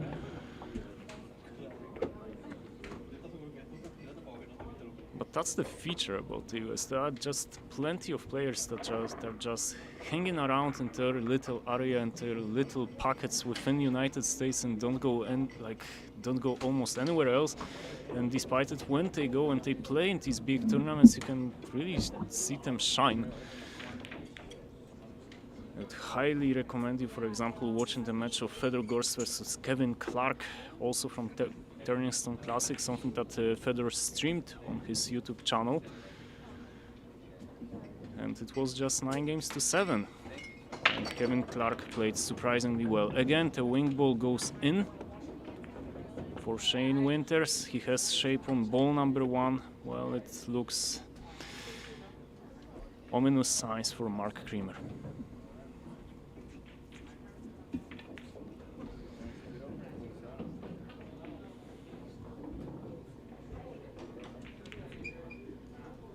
In every single one of the breaks, Shane is getting the wing ball in. Like, that's the reason why there is a lot of controversy around the 9-ball break. That's why you can see in matchroom tournaments the rules are being a little bit changed. But you have these restrictions of cue ball being in the tiny box and the 1 ball being like above the spot. 9 is the one being on the spot. It's the main point is to avoid exactly the break that Shane Winters is playing in this match, where every single time he gets the wing ball in the corner pocket. The one only difference is that in this setup we have the wooden rack, so we don't have the magic rack. It's a bit more difficult to actually get set yourself with a good rack. It's also rack your own, and we have. Since it's rack your own, we have also, I believe, we have slight modification of rules where it's not a win if you make the 9-ball on the break. The players just decided that it's a respot. The main point for that is, like, if it wasn't a respot, then you can just leave yourself a gap between the 9-ball and one of the balls behind it. And the 9-ball will automatically go into one of the opposite corner pockets. That's something you try to avoid.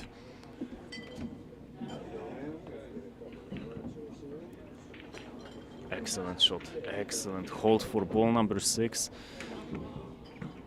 And it feels like Shane Winters is way more chilled in this match than he was before in the match versus Dan Sharlow, where it went to the decider.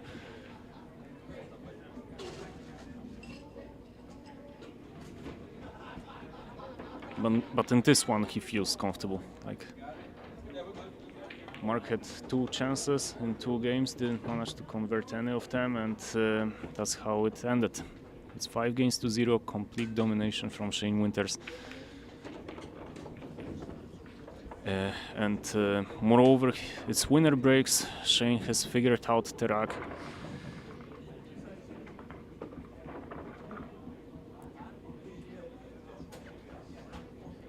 Even though it's early, I don't see a way for Mark to come back in this match unless we see something spectacular.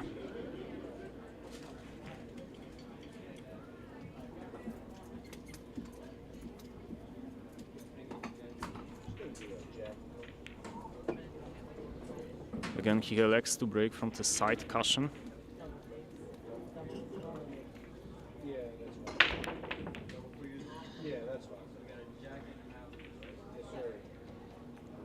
And this time is dry. This time it's dry, but he doesn't leave Mark with an open shot on ball number 1.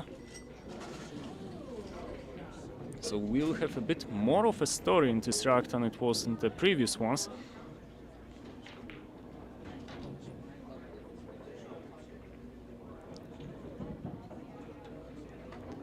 If you want to see what Shane was doing with his breaks previously, in the previous breaks, just check out my TikTok channel. I have a material precisely on the break that Shane was applying in the first few racks. Like, the only way to mess up that break is really to set up a bad rack. Like, that's why the magic rack would be just a killer in this match if it was applied. Imprecise save from Mark Creamer, and it feels like Shane is again out. So it's extremely good performance so far from Shane Winters. I think one weird mistake somewhere in the beginning of the match, other than that, like he shows the difference in rating on the table.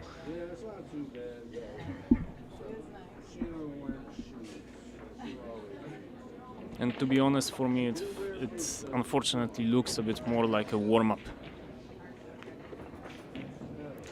You can see, like, Mark is not getting that many shots. Like, it may end up feeling for him that like he had like very few chances, like 3 or 4 chances to convert the result of the match into something else. However, that's the feature of 9-ball, that you precisely get these 3 or 4 chances to convert into something better. If you manage to take them, then you feel like you're in the match. If you don't manage to take them, then it feels like you get few shots in the match itself. 8 and 9 connected. Excellent so far positional play from Shane Winters. Comfortable match. 6-0. And unfortunately, it feels like there is no way to come back for Mark in this match. Something spectacular needs to happen, but it's not out of the question. Still, it's winner breaks format, and Mark can see what works for Shane, what kind of break works for Shane, so at least he can repeat it when he gets a chance. The unfortunate part is that, well, he might have a chance to. He might not have a chance to actually repeat it, because Shane is just playing extremely good. He converts almost everything. Again, the wing ball goes in.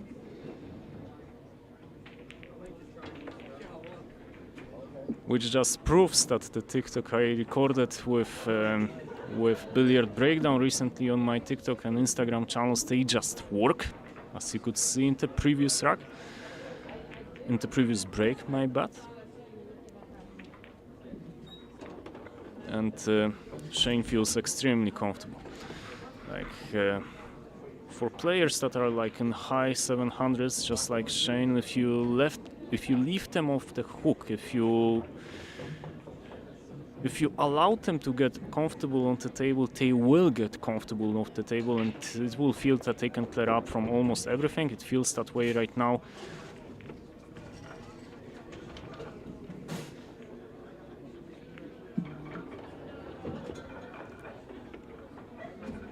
And I got to be honest with you, everything just feels simple.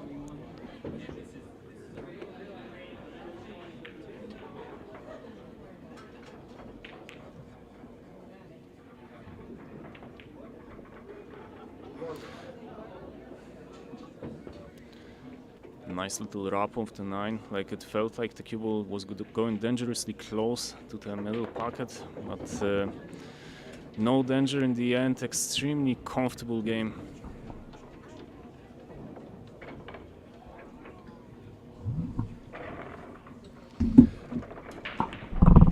Jeez, Shane is shooting like, yeah, it feels like it's personal, huh?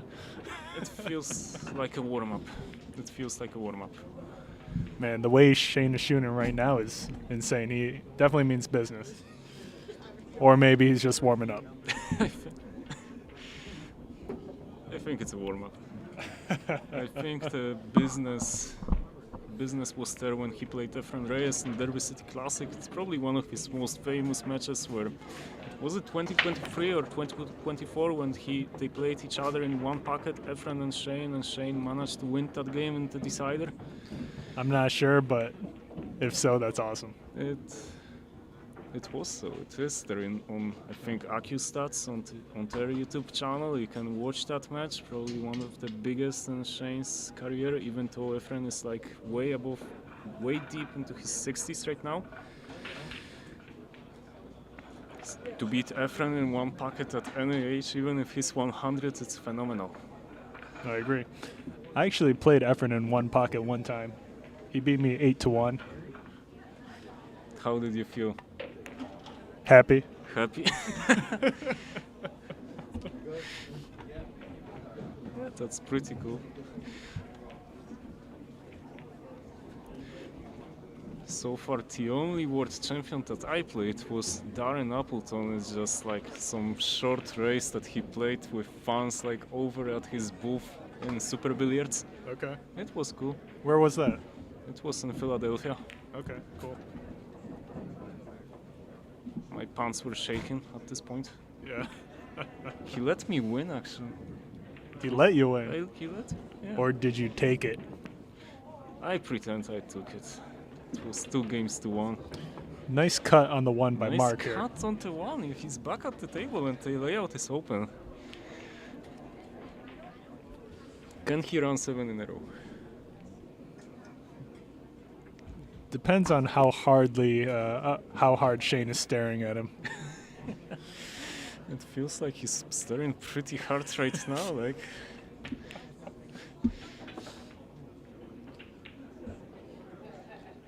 Shane's got some chicken wings and French fries going on over there. Yeah, they are getting cold, so he has to finish that match pretty fast.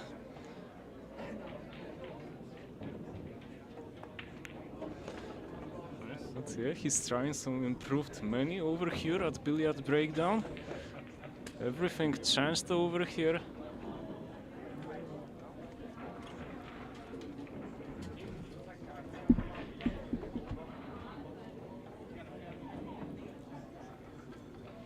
One tricky thing right now is that the 4-ball is blocked to bottom right corner pocket, which would be the easiest shape for Mark, but there is a natural roll for 4 into the center pocket. Oh, not like this. Focuses too much on that leave and tries really hard to get back up the table for the 4th side, but misses the 3-ball there. Yeah, but if he did, then really there was no point because the cue ball was just rolling into correct position. Still, long pole is a bit missed. Like right now, we might be dealing with like a bit funny mental effect for Shane Winters, where he's just leading 7-0. He can see clear weaknesses in his opponent's game, so he's just taking it chilled, and it can result in some unforced errors. More often than not, these errors are pretty unlikely to get converted unless Mark Creamer manages to find a bit of a form right now and start winning games out of one positions, just like the one right now. Let's see if he's able to convert.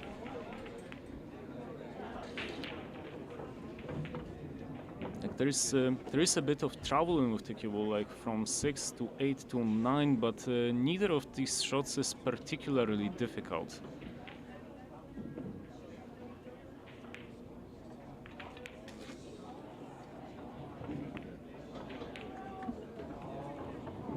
Oh, he's not playing well. He shouldn't have been anywhere near that ball.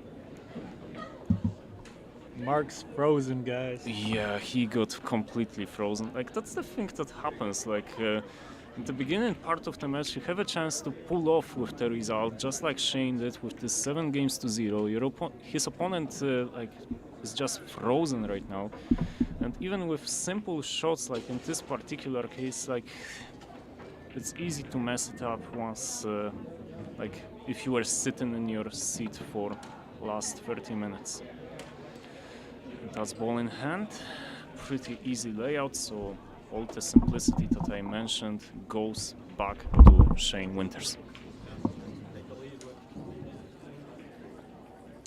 To a bank shot, I don't think there was a bank on in that case.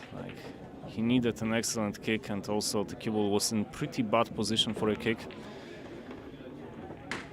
He decides to go around the angles. It was a weird choice in my opinion, because he was traveling sort of straightish on the 8. He will have to force the cue ball out of this corner, but I don't think it's a big problem.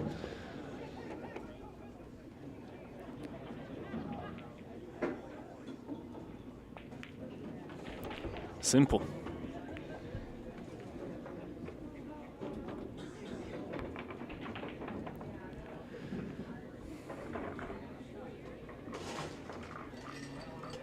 Eight games to 0 so far. It's just a warm-up for Shane Winters. Nothing. Like Mark Creamer has chances, but every time he has them, he doesn't manage to convert. Something exact opposite is the case for Shane, and that implies the result.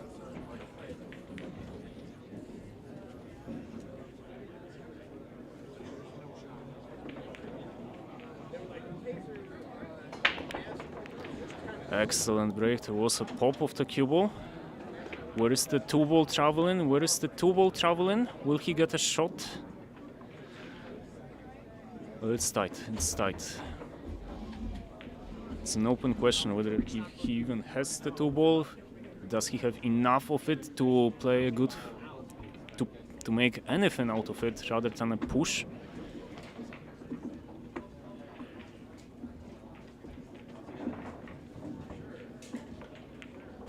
That's the push.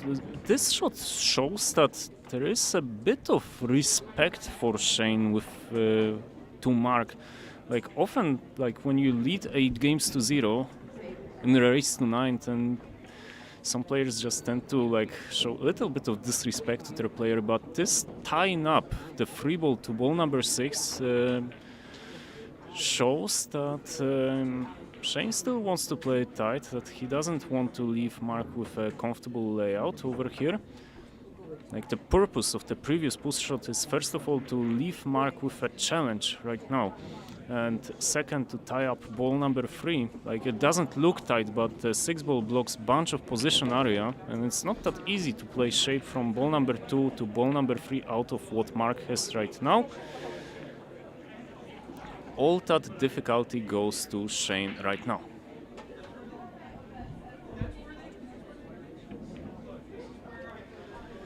So it's a question right now whether there's a gap between ball number 6 and the cushion to play shape for ball number 3. What's the idea of Shane Winters right now?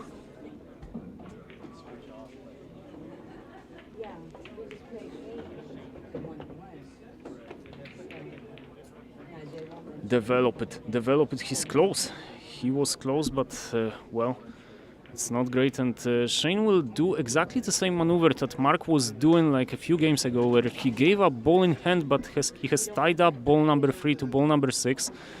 So now Mark will go into a bit of safety battle. It's pretty difficult for the shots that Mark has right now. He'll try to hide the cue ball behind ball number 6, but it's really tricky not to leave the edge of the free ball for Shane, and edge is all he needs to execute a good safety shot back on Mark Creamer. So, oh, it's not precise enough. Shane has the edge of the free ball. And moreover, the 6-ball will act as a stopper for ball number 3 on the top side part of the table. Moreover, he has plenty of blockers on the bottom part of the table. He has used almost all of them. And the position does not look good for Mark Creamer. It's a fairly simple kick shot right now. So I wouldn't expect ball in hand, but again, Mark was in his seat for all of the games before. He didn't manage to convert anything, and this shot needed a bit of running side. It feels like this shot needed a bit of running side in snooker. Like it's a pretty standard escape of 2 cushions. There is a comparable escape that shows up almost all the time in snooker, and like it's pretty common to play it with running side.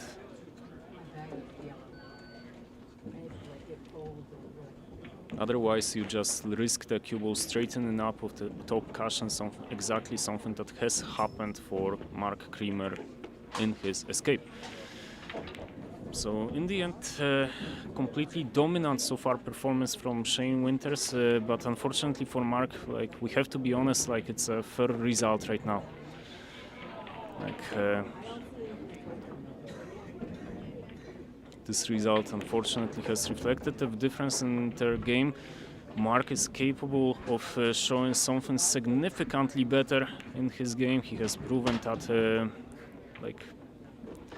he has proven it frequently in the Jaws Tour, but he has not proven it in this match. Comfortable win for Shane Winters, 9-0, and that was his warm-up for the match, for the next match, for the match that he will play against Ron Casanzio, a 710 player from Rochester, New York. All right, so coming up next, we got Shane Winters versus Ron Casanzio. That's going to be the highest level match that we have prepared for you today, and we are going to start it in about 15 minutes, and we will be back soon with the commentary.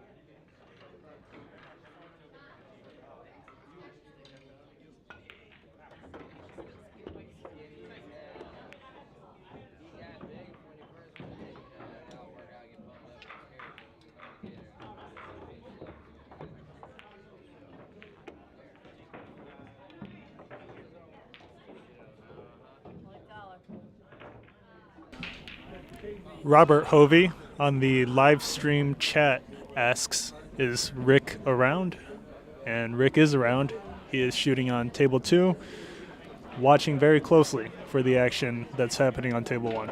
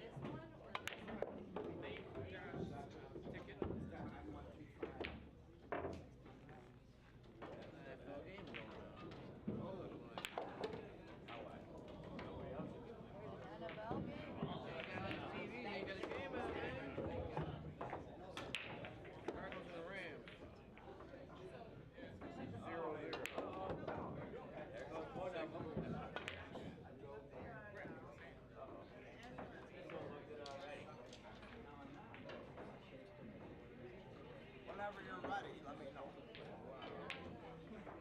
Hey, Robert. Game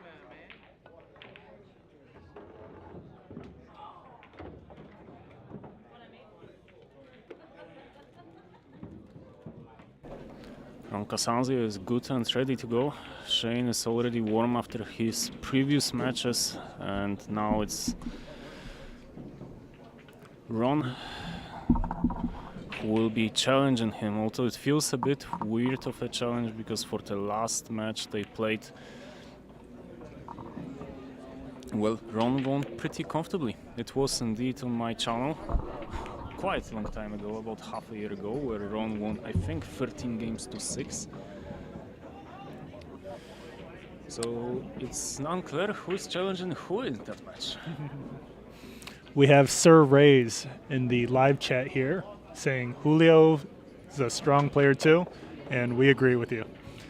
We will get started very shortly with this match. It's a race to 15 in 10-ball pool, and the players will lag for break shortly.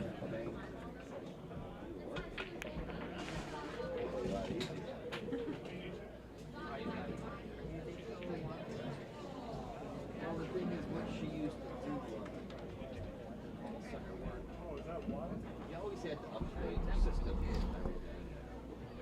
It's COVID happened. Now,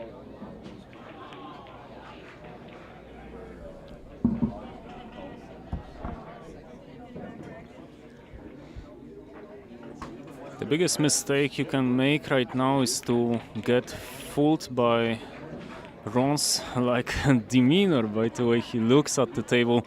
He's extremely strong player, extremely uncomfortable to play against. If there is anyone that knows how to break momentum of their opponent, is definitely Ron Casanzio, one of the biggest grinders in upstate New York.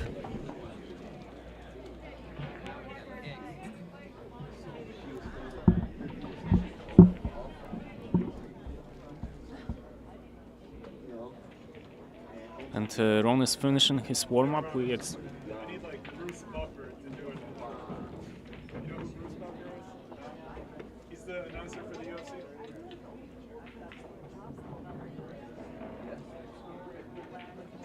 They are going to lock shortly.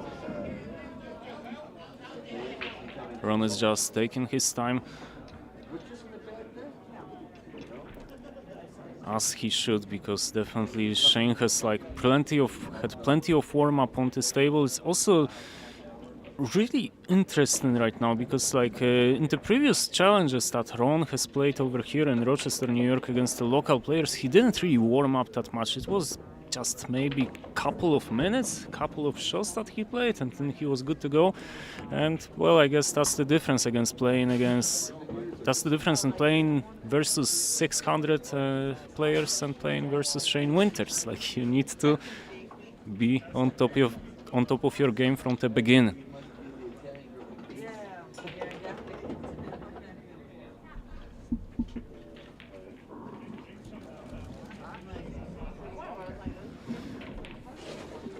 On my end, I expect extremely interesting match, a bit different advantages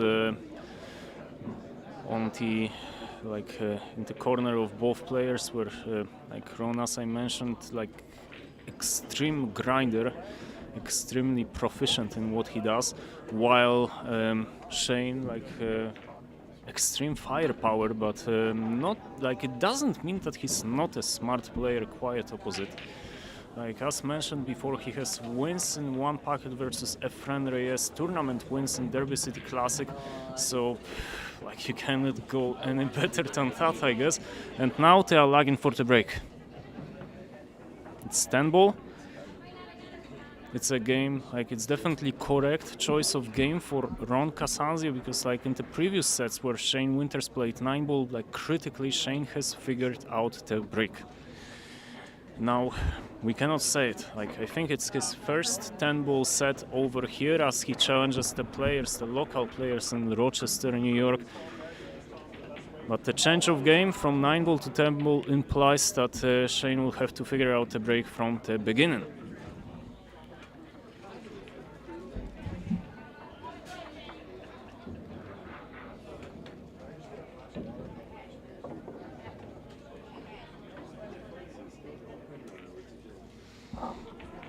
My girlfriend was texting me right now. I texted her with unfortunate news that I will be home late for Eastern New York time. But I will have fantastic time over here. I expect a fantastic match between these players. Observed back balls behind ball number 1. Ball number 5 in the center. Yeah, ball number 5 in the center. It's one of the standard balls to make in the 8-ball and 10-ball break. And what can I say? It was phenomenal break from Shane Winters. So like everything I just said about the break that he hasn't figured it out, I guess I was wrong from the beginning. He figured it out immediately. Phenomenal break, absolutely phenomenal break, and Shane is in prime position to finish this game off. There is a question about ball number 7, how comfortable or uncomfortable it sits for Shane. Also, like the 9-ball is a bit uncomfortable in this position as well, because it's easy to pot once you're on it, but it blocks ball number 6 into left center. But let's be honest, it's not a big problem. Michael Goldberg is joining me right now, and before this match, Mike, you told me about a match that Shane Winters had with Carlo Biado, a money match that they played with Carlo Biado, reigning World 10-ball champion, I believe. Oh, definitely, yeah. I mean, the break that Shane was delivering was just unbelievable. It was like a sledgehammer. And that was the case as well over here. Like it was just a sledgehammer. One of the balls behind the one just went straight in. There. Yeah, I expect those balls behind the one to go into side pockets on the break. And also, like it's rack your own over here. It's interesting that Shane has no problem at all with getting a good rack, with racking himself a good rack. It should be noted that, like, even though it's rack your own, like I haven't seen like any weird instance where players would try like some tricks with the rack. Oh no. There wasn't anything like it so far. Like Shane has won everything, but it was all skill. One extremely challenging match versus Dan Sharlow that is available on the Billiard Breakdown channel for you. Billiard Breakdown YouTube channel, to be precise. And Mike, what do you expect from this match? Well, I mean, Shane's been on the table for 2 days. 2 of the players have only gotten 1 game. So one got 0. 1 got 0. So yeah, he's pretty warmed up. The question is, can he pull it up versus strong Casanzio? Well, if he doesn't let Ron into the table, I guess he can. Yeah, I mean, as long as he's making balls in the break, Ron's not going to have much of a chance.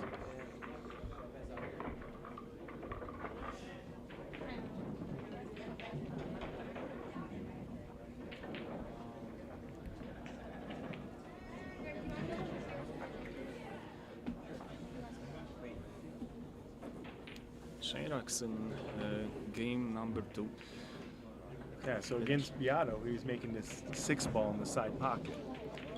6-ball? Like, what do you mean? Would it be the ball that is now, like, brown or...? Yeah, the green 6 he was making in the left side pocket. Green?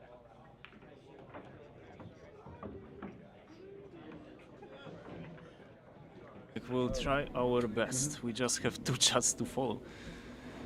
NDB mentions that NDB on the YouTube channel mentions that Ron has been around forever. Yes, he has, but outside New York, he hasn't been really that famous. So it's like, for example, as I come from Poland and just arrived to Rochester over here, I have never ever heard of Ron Casanzio, which is actually unfortunate news. Yeah, I mean, there's a lot of great players around the countries that nobody's really heard of. You know, and some of them almost deliberately do that because they'd rather be action players. You know, even Shane, he doesn't really play in all the big tournaments. You know, he's got other career opportunities that he's following. And he's still one of the greatest players. Definitely, it's like he makes the game look so easy. Yeah, absolutely. Pure natural talent. So Race on YouTube mentions that Julio, that is from Casanzio, has raced Shane Van Benning in tournaments. Yes, he has.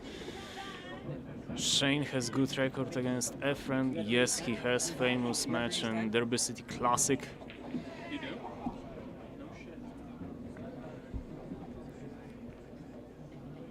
TikTok is quiet. If you want to hear anything about the local players, just let us know over here, dear people on TikTok.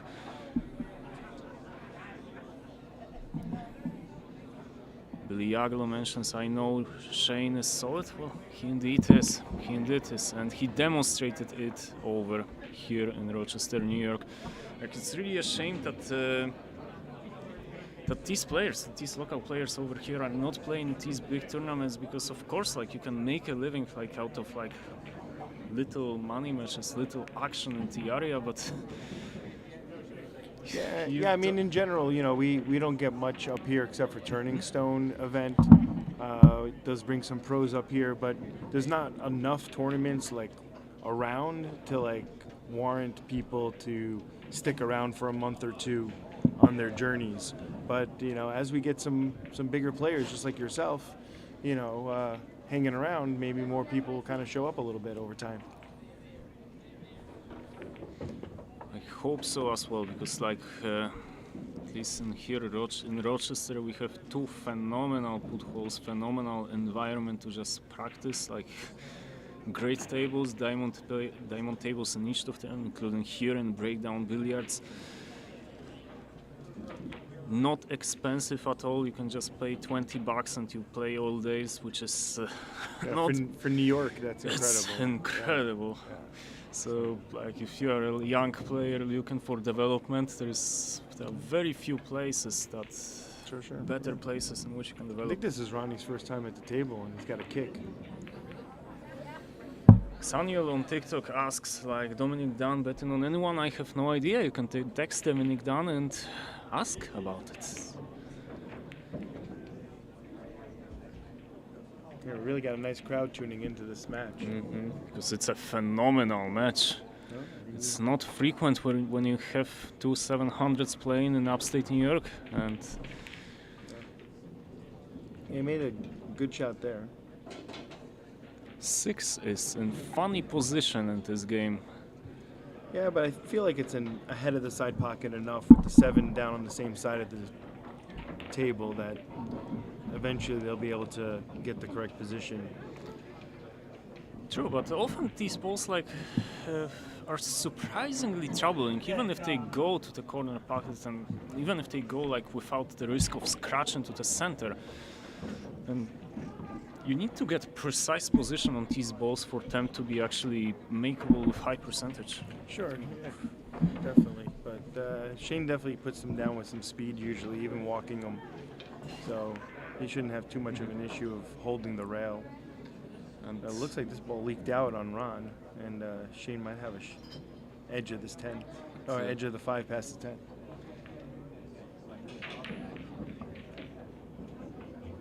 But this game is also already way more tactical than anything that Shane has played in the match versus Mark Kramer.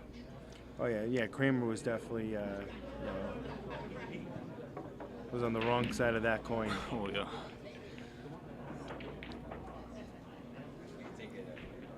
Can he get behind this ball enough?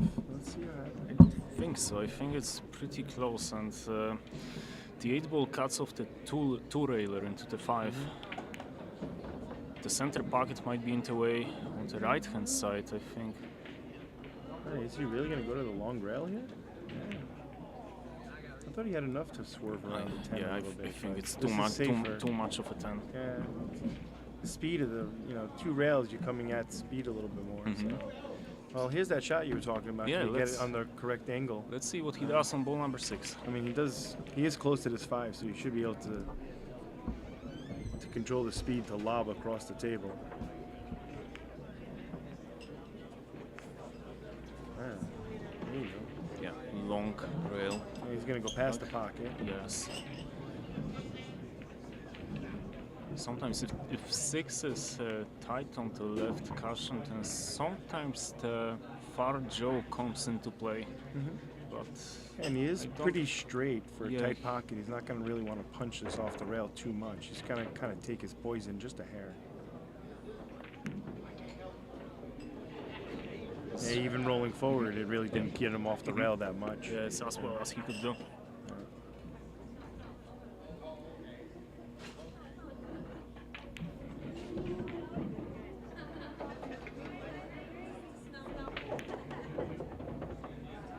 Okay, that will be tricky. A bit wide angle on ball number 8, so he'll have to just... Yeah, he knows that this table's not going to run too far.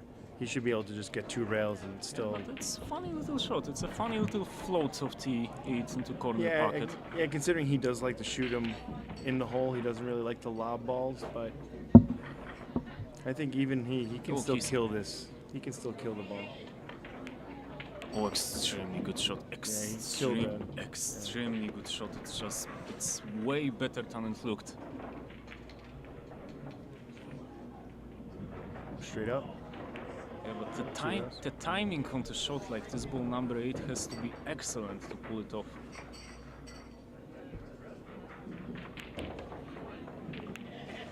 Nice. Excellent start from Shane.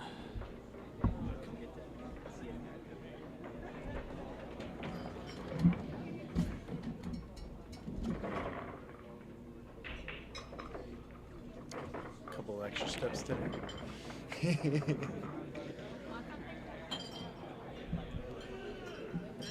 Yeah, but in previous match against Mark, like it felt to me that if Shane pulls off, then Mark has no way to come back. But Ron has such long history of coming back versus strong players that I wouldn't be afraid of it at all.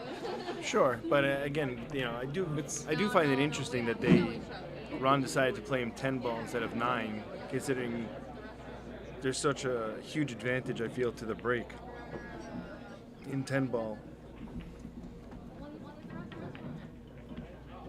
With the power that Shane comes with.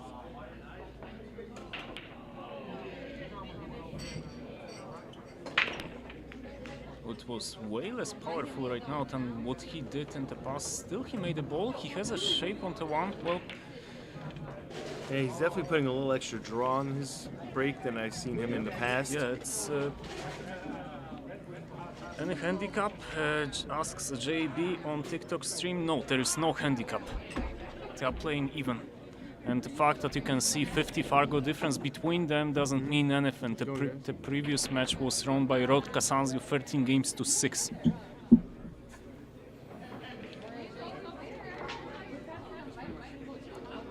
This is a bit of funny shot. Like a big chunk of the cue ball was cut off by ball number 4, but it's excellent position for ball number 3 for the combination 3-7.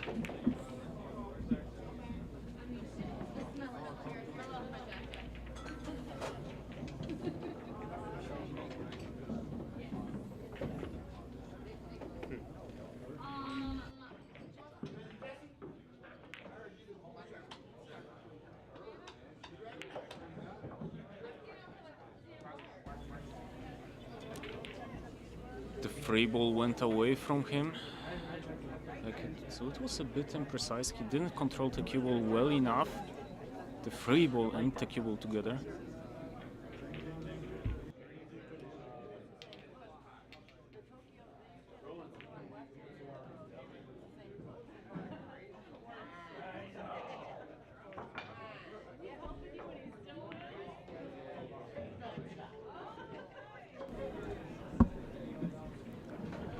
He might be forced to play a bank shot. It's not a bad bank on this free as long as it doesn't catch the jaw.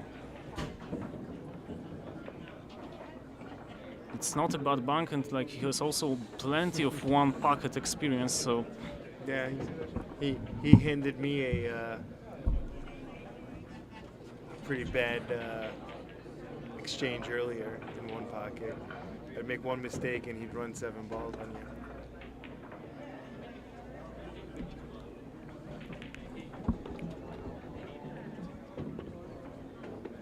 yeah, that's just phenomenal in the sense. Yeah, just pure confidence, pure natural talent. That bank is outrageous. It's just really sad that like he doesn't show up in tournaments outside like upstate New York and this area. He goes to Because, like, Derby. he goes to Derby, but that's it. Oh my God! What just happened?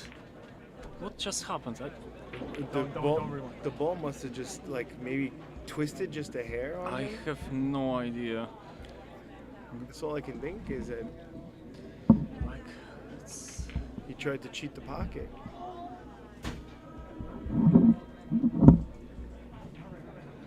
yeah. I just watched it on YouTube. Yeah, he tried to cheat the pocket, and like it's critical. It's huge in this match because like. Yeah, that could have been 3-0. Yes, he was. Now it could be easily He could 2-2. have pulled off, and that like brings Ron back in this match.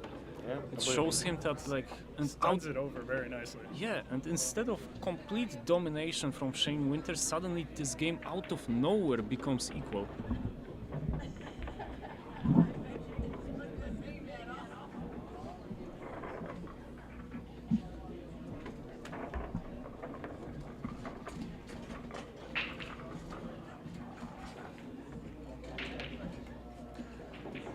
Billy Algo mentions he's messing up, but he can put up some racks together. Indeed, well, Shane can. He has demonstrated it in the match before. But especially against Dan Sharlow, 2 matches before, like a frequent feature of Shane's game is that there were quite a bit of unforced errors that he made, like in unexpected positions, and that was the only weakness that he had. These like little unexpected errors.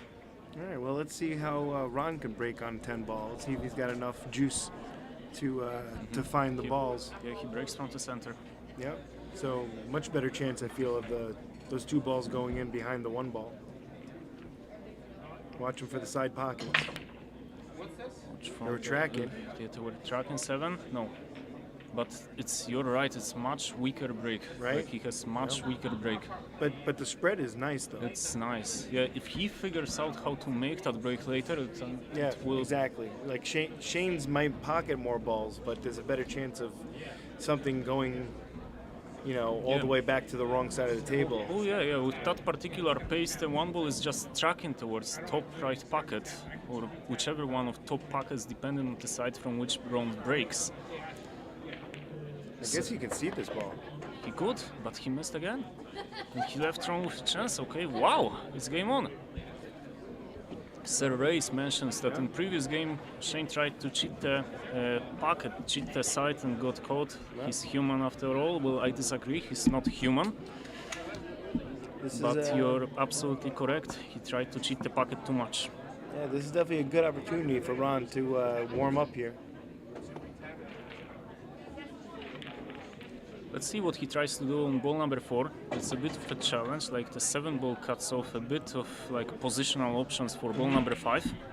Yeah, I mean, there's a possibility he plays the 4-7 combo and then plays the 4 down to the corner after that. Yeah, but it feels that the 4 ball is not tracking towards the corner pocket if he makes the 4 ball. Sure. He would have to be a little bit on the negative side of the 4 to make sure. Exactly. Which makes the combo a little bit more difficult.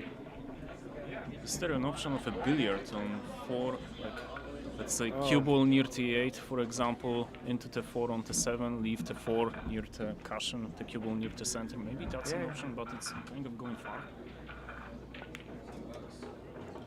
Well, definitely Ron has to have an idea right now on what he wants to do with ball number 4. Yeah, this is definitely the key. Sorry. That's the key to the rack for sure.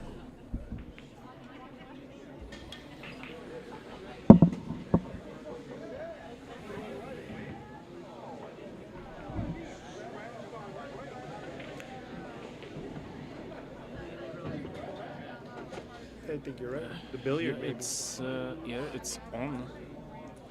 It's on. I don't think that he cannot squeeze the 4 past the 7. I don't think so.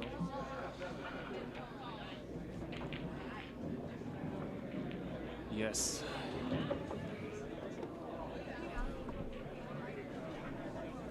Is he too shallow on this 4? If he screws directly onto the 5, the 6 might come into play, so he needs to be careful about it.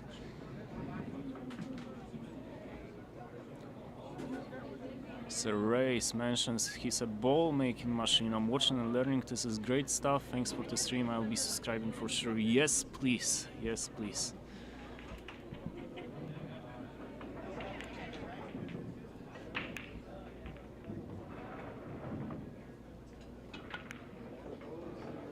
And Yeah, it's a good shot. Yes, Ron took it safe. Like he played it in a way that 6-ball was never a problem in terms of snookering himself. He took a bit of wider angle on ball number 5. You gotta watch for the side pocket here. Nice shot. That's a good remark. He flirted with it heavily.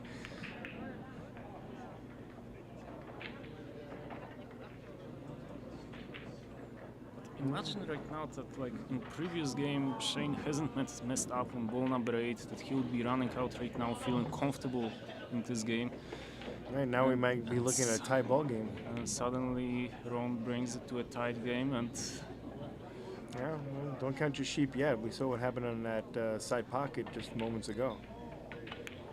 there is no way Ron will make similar mistake unless he misplayed this shot and went short. No, I think he can. Yeah, cut us on. He's fine. But he is going to have to come down table for this, right? Yeah, he'll have to go around the 10, but like he's so proficient in finding the paths for the winning ball. Sure, but I mean, you could look at that as a hair of a, little hair of inaccuracy, but like it's not enough. It was nowhere near enough to stop him. No, absolutely. We got a game, guys. We got a game. And indeed, it's phenomenal game so far. Yeah, quickly we're back at level game. Yeah, even though it's 2 games each, there was quite a bit of a story to these 4 games over here. Yeah, we could have easily been looking at just 4-0. Easily.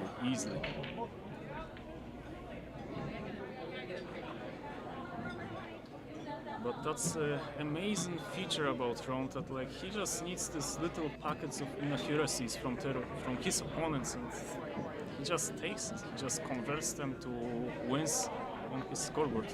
Absolutely, yeah. He's been around for such a long time. He's played all the legends. He doesn't really... How old is he? I don't know exactly, but I want to say he's, late 60s, maybe. I don't think he's the early 70s yet, but I think only late 60s. I think so. Yeah. Like it's late 60s to be above to be above 700. Yeah. And he has improved. Like when I arrived to Rochester, like about 3-4 years ago, he was below 700, and he got slightly higher. Sure. I mean, also he didn't really play in much of the Fargo rated stuff. Yeah. But yeah, now he's using carbon fiber too, which I don't know if that helped. But only a couple years ago, he was still in the Predator shafts. What kind of shaft does he use? Yeah, you see that? Oh yeah, it was not a good break. No. He very inaccurate contact with ball number 1. Almost wonder if there was even some gaps that the balls mushed a little bit. Yeah, but it was such an inaccurate contact. But you're right, the 10 ball went into, like, the trajectory of the 10 of the break was such that I don't think it would happen with a correct tighter track. rack. Yeah. Well, this is actually a good kick save here. 2 rails, right? Yes. I think 2 rails behind the 1. It's kind of a nice save because either he catches it half ball and the cue ball goes down table, or he catches it full ball, in which case the 1 ball goes down table. So he has to choose one of them. Half ball it is. Just kind of, and turn out he'll get a roll. Extremely good. Yeah, this is going to be a tough hit, actually. He knows how to make shots in a way that give him a roll. Absolutely. He just has extreme intuition about it. There's really nowhere to cover for this kick. This is a tough one. Are they allowing jump cues between themselves? Do you know, Mike? Are jump cues allowed? I don't think so. I mean... Yeah.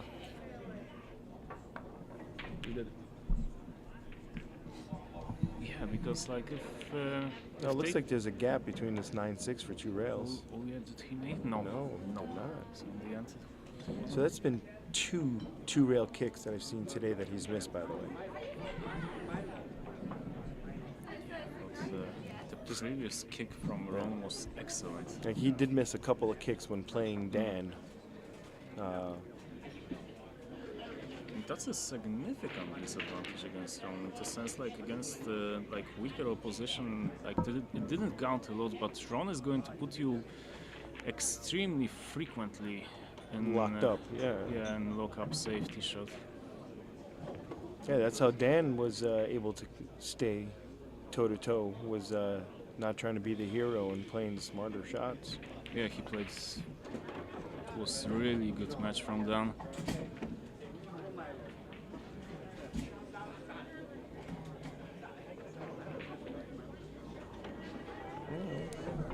Not too bad. I mean, I don't think the 8 comes into play here. I don't think so. Just a 9-ball cuts a small fraction of position area, but Ron will be easily able to take that into account. Like 8, 9, 10 maybe require a bit of traveling with the cue ball, but it's nothing out of the ordinary. Yeah.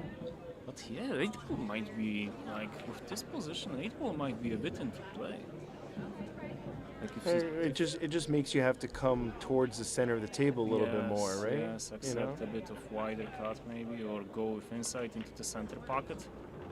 Oh, so he likes to go down table like you were just discussing. Yeah, because it took the 8-ball out of the question. Yeah, so it was a little bit interesting, yeah.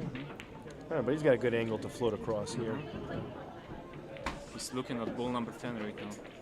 Like, the question is or actually, I think he might have been looking and making sure that he gets the good angle on the 7 so that he can get back to the... We shall see what he does. Yeah. And he will be able to float this in and avoid the 10, no problem. The angle is there. Oh! Oh. Ooh, okay. I think he's okay. I'm pretty sure the 6 is on our side of the pocket. Yeah, but even 10, you have to hold the cue ball. Like, it's pretty difficult to control the cue ball from... Does he run into the 9 here? And if he doesn't run into the 9... Tricky to judge. If it doesn't, it's better. If it does, then suddenly top right corner might be in play.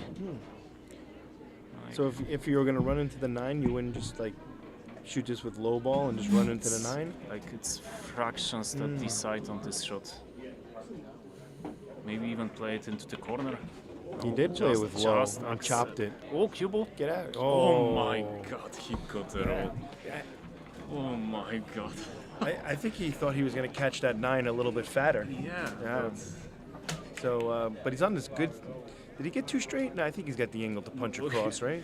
Like, given what happened with the cue ball, he would be extremely happy with the result. Yeah. I mean, 10 ball should be not in his way here. And even if it is, I think he could check onto the correct side of this 10. He is checking to make sure the 10 doesn't come into play here. But you can see much different demeanor of the players around here, where Shane is like extremely natural player, fast-paced player, while Ron, like, it feels to be more of a grind, but he's extremely proficient. And the key thing is that he converts the games to his advantage.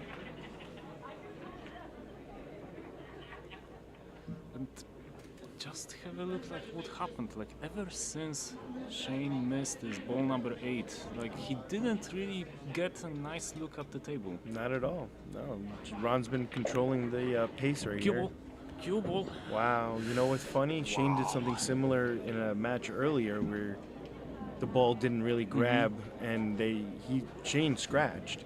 So it's funny how the ball's not opening up with that little extra speed. It's not grabbing. It's not grabbing. It's also this cloth is a bit worn out. It doesn't grab the spin as much as it used to.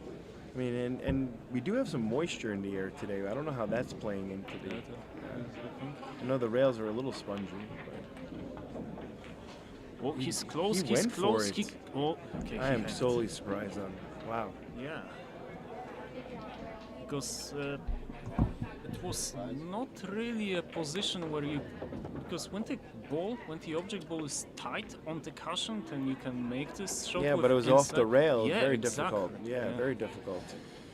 I wonder if he was trying to hit it where it actually over and like banked back. Yeah, for folks on TikTok. He said he wasn't straight enough.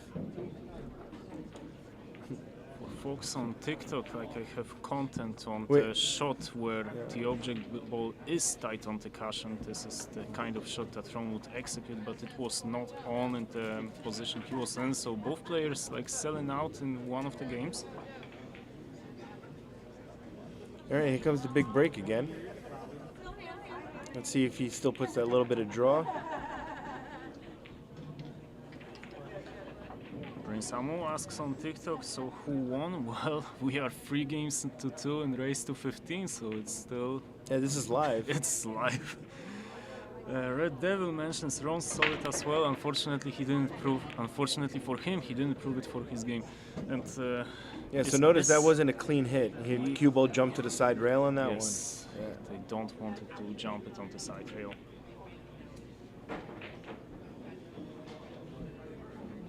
And that's why we have a dry break, like because like even like if Shane has this big break advantage, then this advantage is lost if he doesn't get a square hit on ball number 1.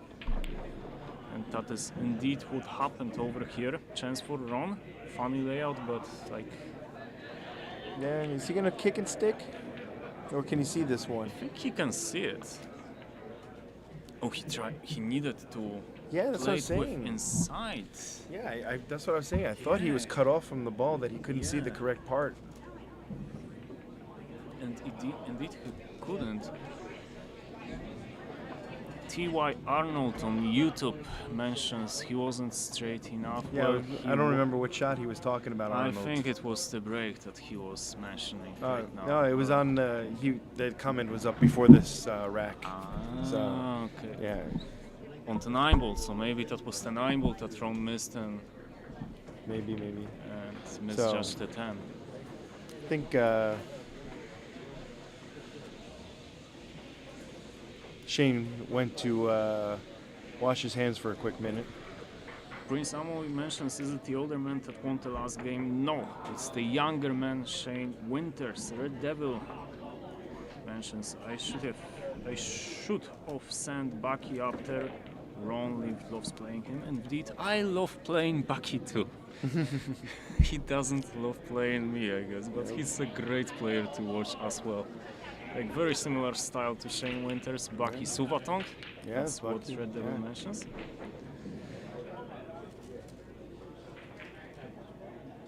Phenomenal player, I think. There is this little famous match that Bucky played in Turning Stone versus Earl Strickland, where like Strickland behaved in a weird way against him, but I don't know what the story exactly is on that one. Yeah, I wasn't there for that one. One of the local players over here, Shane Long, has mentioned that story to me. He has quite a lot of stories around. Oh yeah, Shane has gone to plenty of tournaments. Oh yeah. He knows everybody. Indeed he does.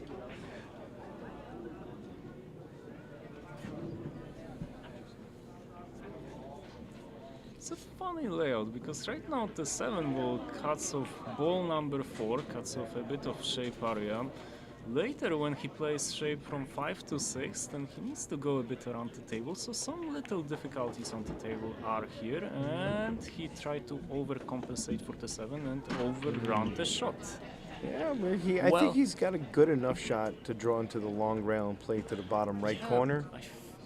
It feels like a tricky cut. It's way more difficult than what it should have been.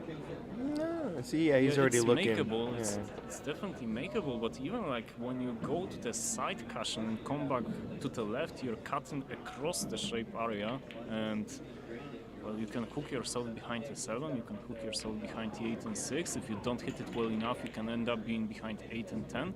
He tries to take it completely out of the question by playing white on ball number 5 to the right, but it's tricky to hold over there.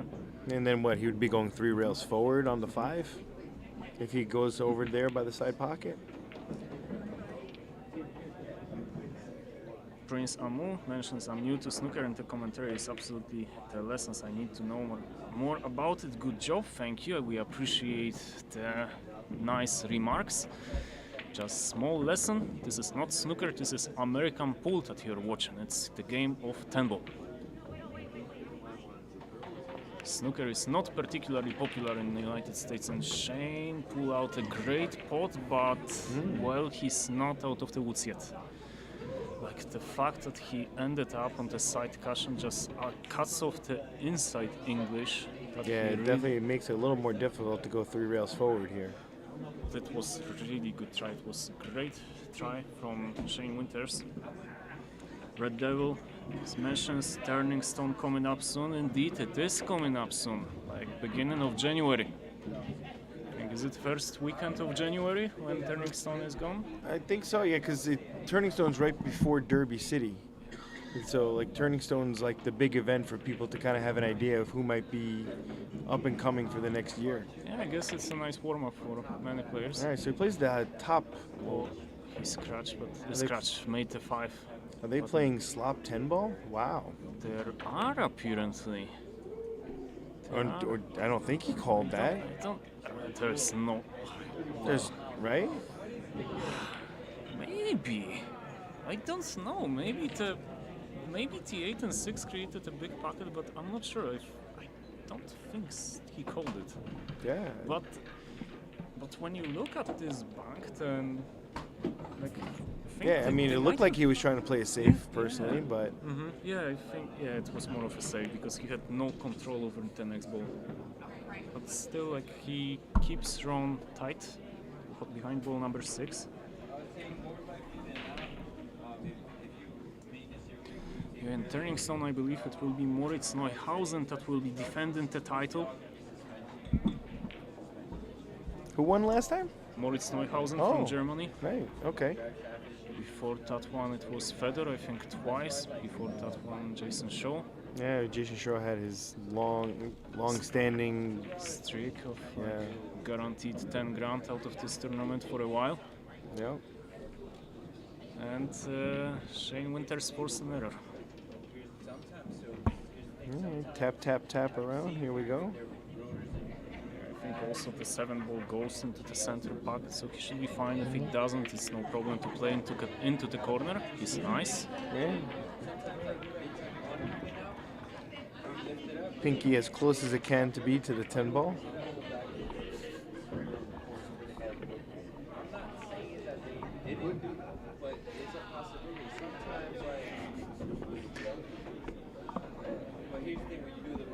He's got a good angle here. Let's see if he can not scratch like he did against somebody earlier.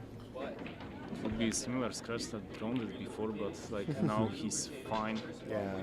And he even played across the line. Expertly played. Look at the speed of the cue ball on that positional shot. That's insane. But notice how he actually played that zigzag a little softer than he did when they've been scratching in the side. Like, even though they know they're not going to, they just realize that they're going to need to, twist that ball to get it to grab a little bit. Yeah, we have seen with Ron what happens if you don't take that into account and you don't make the backspin grab on such shots. So the shot that Shane had was way easier than the shot that Ron had. Oh, absolutely, yeah. The scratch. For Ron, the scratch was always on. Okay, let's see. Last time he didn't get a square hit, so we got back into the position that we had like 2 games before, where Shane had an. It looks like the cue ball's a little bit closer to center than he was to the other 2 breaks, just a hair. Every time he break a reverse, his caliber. Okay, still off square hit, but 5 ball is going into the corner. It's like one of the standard balls for 10 ball break, but also the ball number 4 is tight with ball number 9, so we expect interest in the rack. But this 210 is, I mean, the 6 is kind of in the way for perfect position for it, but. Does the 10 ball win? Do we have early wins over Well, here? they're playing wild anything, it looked like just now. Apparently so I guess it does win. They're just putting extra junk on the table, it looks like. Have him diagnosing,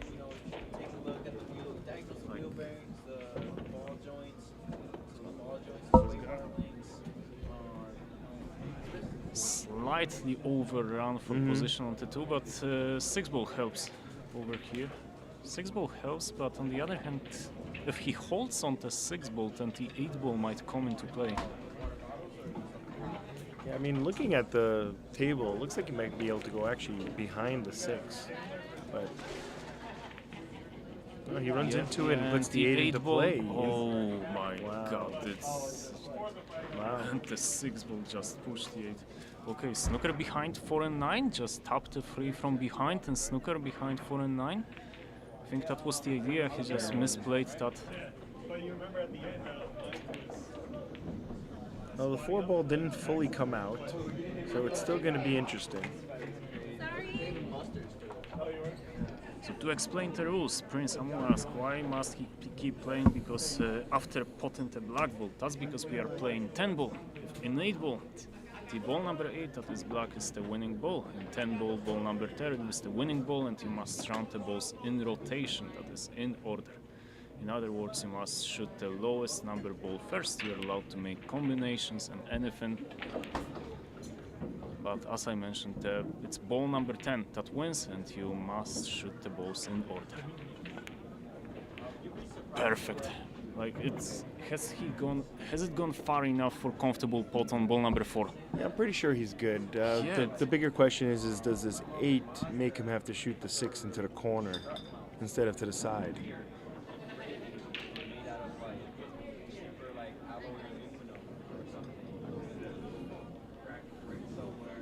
Even if he doesn't have convenient shot on the 4, he can just hide him behind the 9 over here. So pretty standard maneuver in rotation games. Sure. But I will say the way this table plays, he's gonna have to put a pretty big stroke to get it to come around 3 rails. That's a good point. I think he's gonna shoot this and play the 6 into the lower corner. No, he plays what you're thinking. Okay, but Yeah, you see how it barely got there. He barely got there, and also the cue ball. He actually overrides it. Looks like his hand saying he overrided it. He didn't do a good job with the cue ball. Like, it's very far from ball number 9. True. But I think that had to do with how much force he had to put onto the cue ball to get the 4 ball to travel just the distance it did. Yes, and given that the cue ball and the 4 were just 1 ball distance away, and he was stretching. Yeah, this is gonna leak out. Oh my, that's a blunder. Yeah. That's a blunder. And it looks like it's a nice angle to come through the 6 to the corner.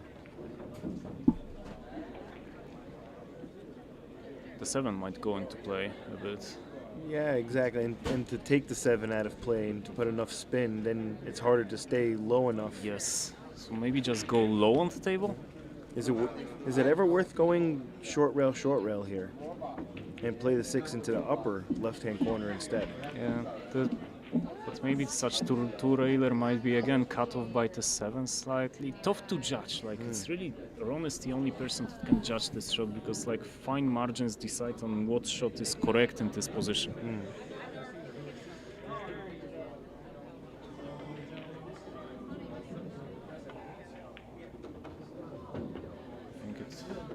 So he is going to play it into the upper left. Yeah, he didn't have any other natural shots, so a bit of a long pot, but at least he has good shape on it.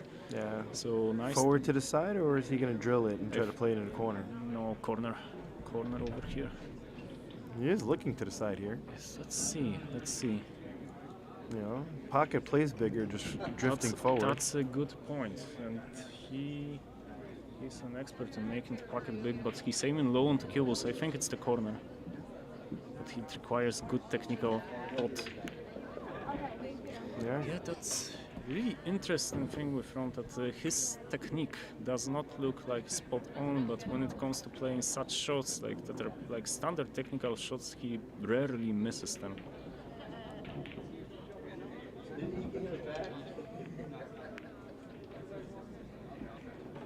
And everything is connected over here. Yeah, it's absolutely. over. It's just over. going to drift to a good angle on this 9. And give yourself a shot where you can reach the cue ball to shoot the 10, and you're good to go.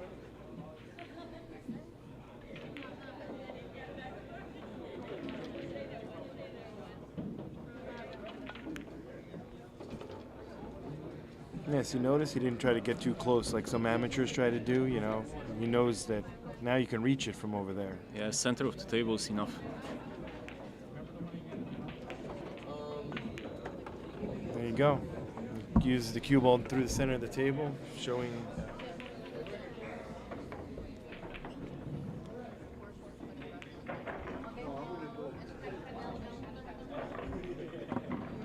Recently, I was watching one of the classic matches, like a Fran Reyes versus Buddy Hall, like one of the match that the 9-ball. Yeah, the 9-ball match that they played, and it was like extremely frequent maneuver to leave yourself exactly as you mentioned in the middle of the table. Don't try to come too close. Just make sure you can reach the shot in comfortable way.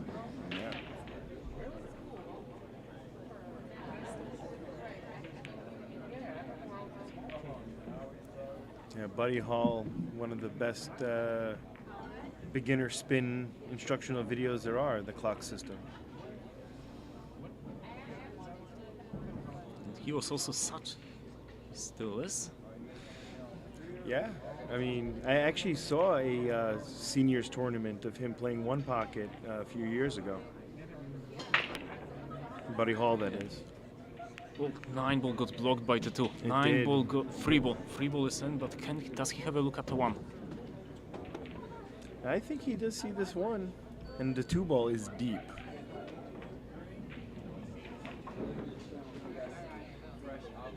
Two-ball is deep. 4-ball is in funny position to get on from ball number 2.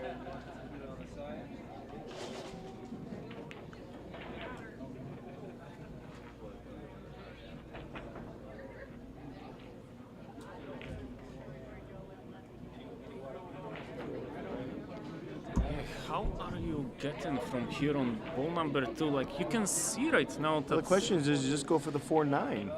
Play position for 4-9 combo. But how? How are you getting the cue ball out into that 4-9 combo? Yeah, I mean, that's right. If he can touch any part of the long rail to go dance around the back of the 5, he might be able to be okay. That's... He tries... Yeah, he goes to the big part of the table saying, if I can see the 2 from here, I can do my homework. You know, it looks like he's saying he can do his homework here. But that homework needs to be extremely precise right now, because like this is a really, like if he plays for a long cushion, like to the short side of ball number 4, then it's really angle sensitive shots. Minor mistakes with position just results in tricky ball. On the other hand, if he manages to solve it, then this rack is over. He draws out. That's how deep that ball was. I think he tried to play on the shot you suggested for the combo. It was to the 4-9, yeah. Yeah, it was just so difficult to judge. Now, is it worth playing the billiard as the forward? Maybe give you a side pocket shot. Play the billiard on the 9 instead. But is it worth it? Yeah, but it's such a difficult billiard. I mean, it's just a fraction off the rail, so it should be okay. Okay, if it's a fraction of the rail, then he's fine. It's a fairly makeable one. If it's on the rail, it's tricky. Sure. No, too difficult. No, or the safe was... It's leaked out. Yeah, he must have thought the safe was just easy enough.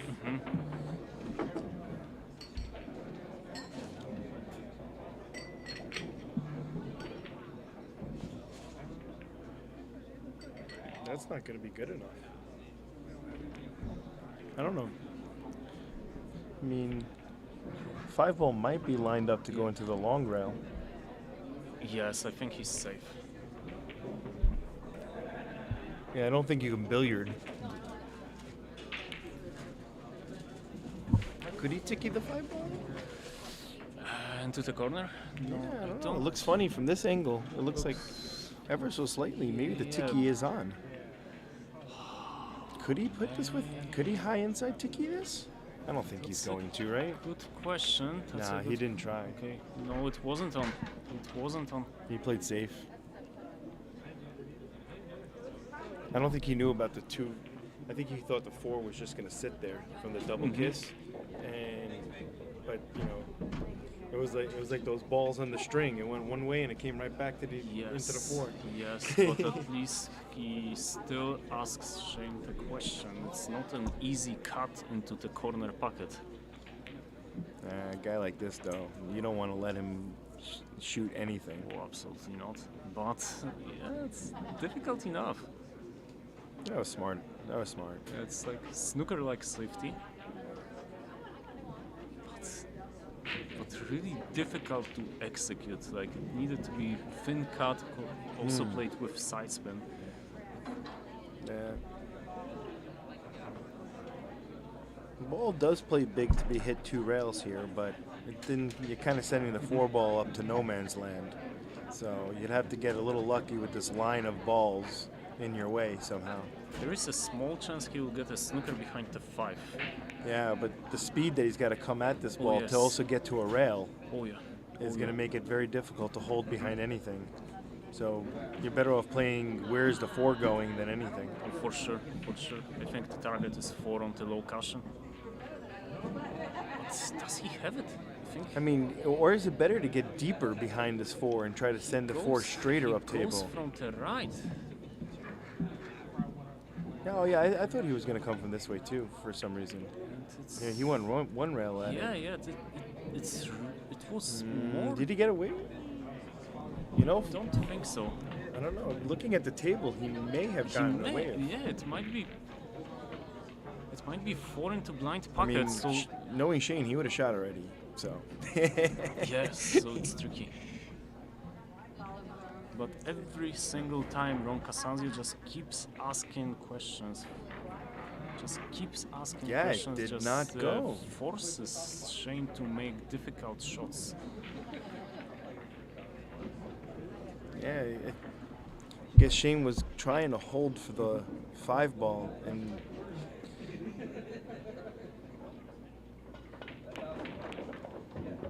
Mr. Dot on TikTok mentioned very nice shot. I guess it's the escape that Ron made on ball number 4. Indeed. Like that's, I guess that's the main feature of Ron Casanzio. Extremely proficient player at kicking. Like even if you like hiding behind something, you are never guaranteed. Like not even ball in hand, you are not guaranteed even like an easy position for yourself. He knows how to kick, he knows how to give himself a chance to get a safe position out of the kick. Yeah. I like this shot right here where you just stun across. This always shows you good cue ball control.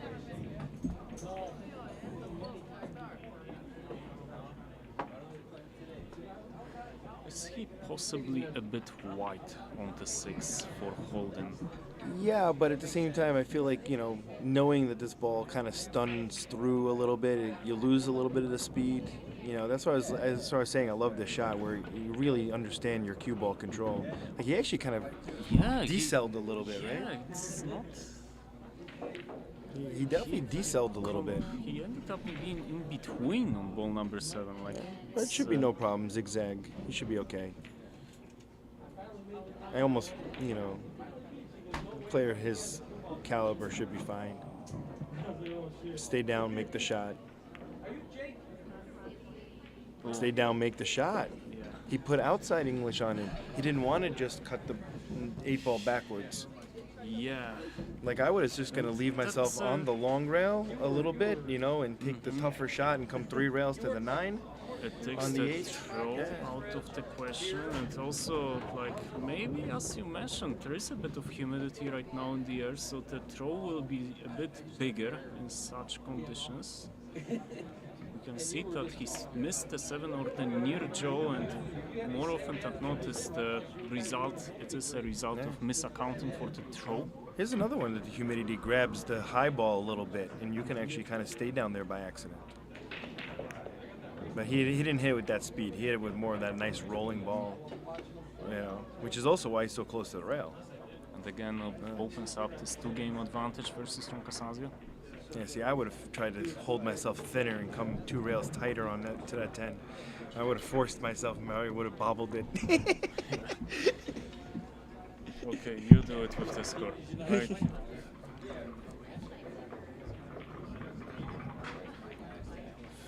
here.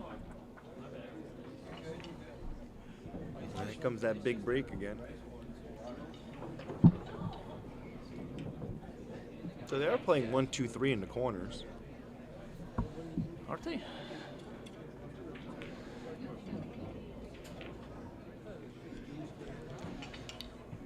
So we got the. Yeah, let's see what he does with the cue ball. He gets the 7 ball behind the stack. 7, 8. Let's keep track of them. Let's see if he gets a square hit.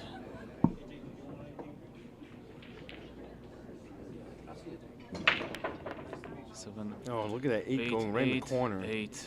He just banked that ball right in the corner from the back rack. The rack. That's the second time it's gone up table. I've noticed. It's the second time in this match it happened. So he's somehow banking a ball off the back row into the corner pocket. It's one of the. I think it's one of the standard balls actually that go in. It's one of the like low balls on the rack, like not the corner balls, but the ones in between them. That's got a chance of going over there.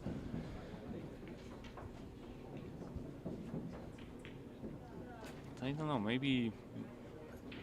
Yeah, it's very interesting how they're just coming so straight off the short rail, those 2 balls right inside of the 2 and 3 ball.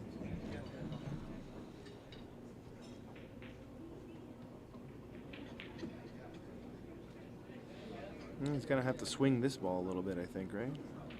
Yeah, and the cue ball will be heading into an area where it hides itself behind like 5 and 9 for ball number 2.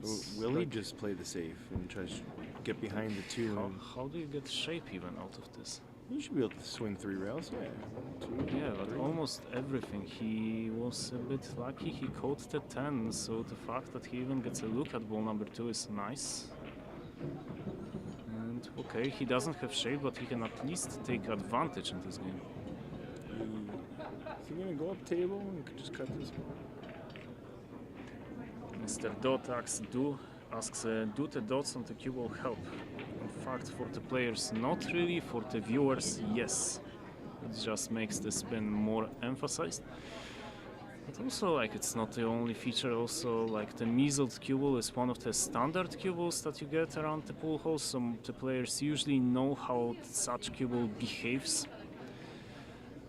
It's indeed one of the features of playing pool, that once you play enough, you actually get familiar with the fact of how different sets of balls behave, how different cue balls behave. And I think Ron Casanzio, even when he plays his matches, he even demands measled cue ball to be one of the balls with which he plays such match. As we play in one of such streams for TikTok, like about even a year before, then he requested that specific cue ball. Yeah, definitely players do get used to certain equipment, which again makes some of the greatest players so amazing, where they were able to go around to pool halls in all different conditions and all different situations and just get down and start shooting and run balls like it didn't even matter where they were.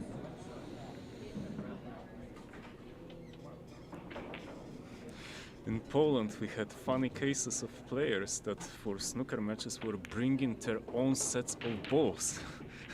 So it's not something you should do, but they were doing it. I've seen players bring their own balls to pool halls. Well, I'm one of them. Yeah. Meanwhile, I'll shoot with a broomstick on the wall if, I just need a glove. That's about all I care about. So. Like, the only features of such balls is sometimes on streams just the different colors are nicely differentiated. Like, for example, even for this set, there is a bit of trouble in differentiating between 4, 2, and 8. Sure, and then you got other companies that have, flipped it on your head, and you got to spend a couple racks just memorizing that the purple's not 4. Oh yeah, famous new set for Mosconi Cup and Matchroom in general. Yeah. What is he trying to do over here? Was he trying to open up that 7? It doesn't make sense. It doesn't offer you any good shape on, I think, what's his idea right now? I mean, it didn't offer you any advantage, shape. No. Even if you develop the 7, you have no way to play shape on the 6. you have like you are unlikely to end up being on the 6 in a way that you can get shape. Well, does he have enough skill to land where he can just chop the 7 back and forth? I know that's not what you want to play, but Yeah, maybe just hide behind the 10. Just play for a snooker behind the 10. And I think that's what he does. Really? You think he's? Because there's just enough room to chop this. Yeah, that's, depends how he feels. Let's see. No, but he's gonna put her in shame. Yeah, That's why that's why you over here with the 7 and I'm here with the 6 in front of my score. That was a very smart shot. Cinda and Shane and I used to go way back. He made similar shot choice also a few games ago, where he had this cut on ball number 4 and he just decided to play it tight. And it's not an easy kick by enemies. No. Though Justin made a kick like this on Shane on day 1. When Justin was playing him, he made a fantastic kick on Shane. It's very similar to this. Great, Look at this. great, that's a good hit. Like even getting a hit in this position is nice, and yeah, and look where he even lifted it. Yeah. Where you got to come with something here. again he asks Ron a question.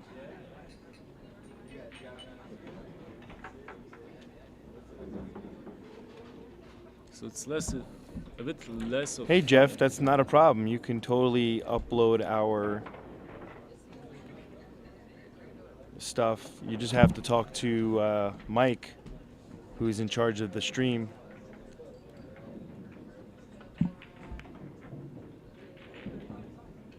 Ron is hiding behind the 8.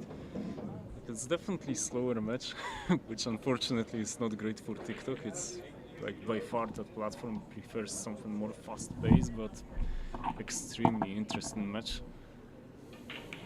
Like significantly more tactical game than it was the case before when Shane was playing 9-ball with local players. Yeah, if you want to get in touch with Mike, you can go to his Facebook page at Billiard Breakdown, and I'm sure he'll be able to assist you there. Thanks, Jeff.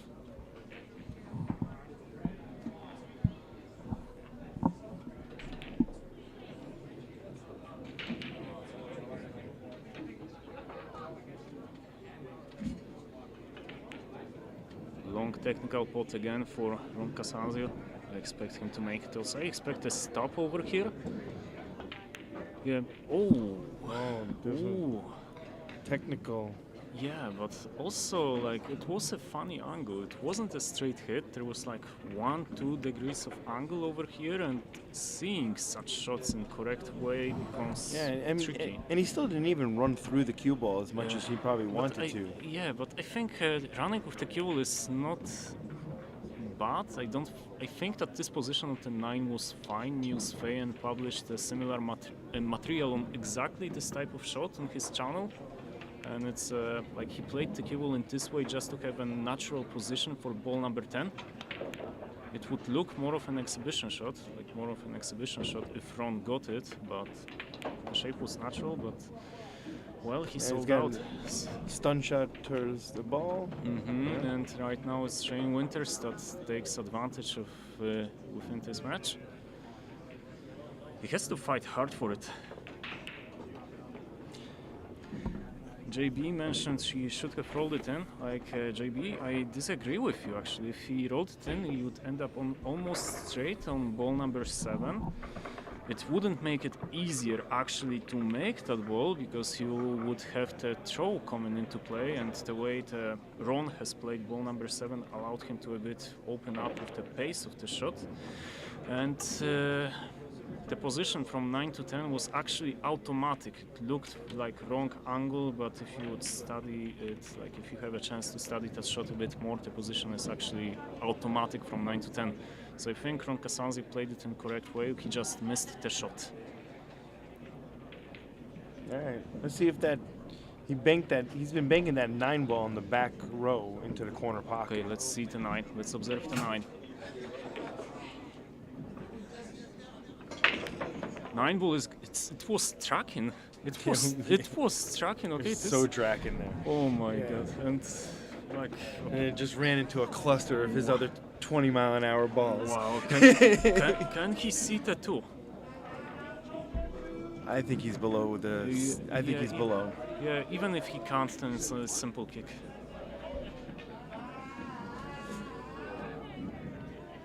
Jeff Williams, we appreciate your comments. Yes, small swerve. Oh, they wiped its feet. And now what combo? But he's fine. He's fine.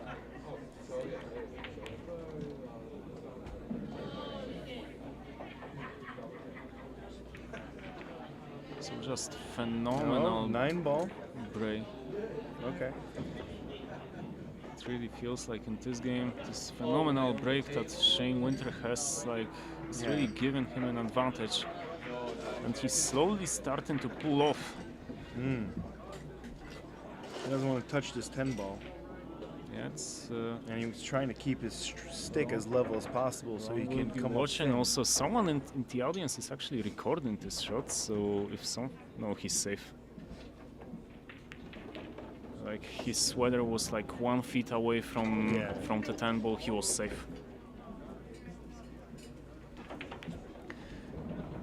Jeff Carter on TikTok asks, what kind of cue would you recommend to start with? Mike, do you have any recommendations? I mean, there's so many different cues out these days when it comes to like price points and stuff.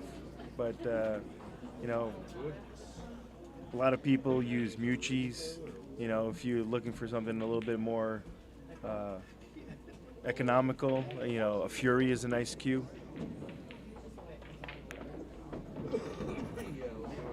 Oh, he's flirting.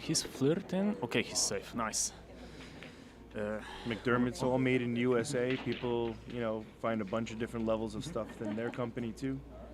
Yeah, definitely, like my advice to you, Jeff. Yeah, try a couple different cues. Exactly. Yeah, from different people. Yeah. Oh, sorry to interrupt. Yeah.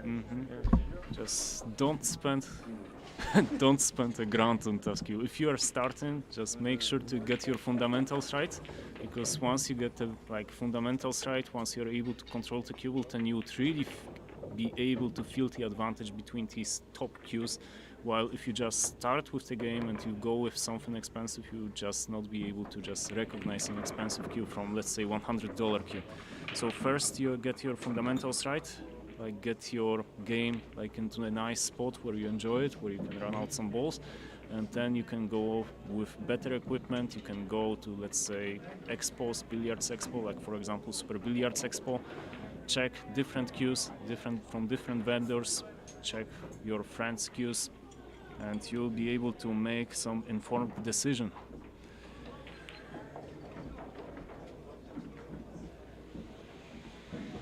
Beza on TikTok mentions if you can play with a roof bolt, and in fact I have demonstrated it on my TikTok where I was shooting with a broomstick, but I saw that on really on high level pool that we have right now, every little bit of advantage you can get, it just helps. And if you shoot with lower quality cue, then it puts you at severe disadvantage when compared to your opponents, because the game is just so optimized that you just cannot allow yourself to like have equipment that puts you at a disadvantage with respect to your opponents.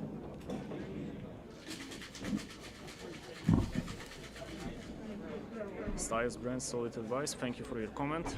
Jeremy on TikTok mentions an AP8 lower racks and elbow diff. Well. Okay, could you answer, Jeremy? Is there so like yeah, they're just playing that you rack your own balls. So I hope that answers your question.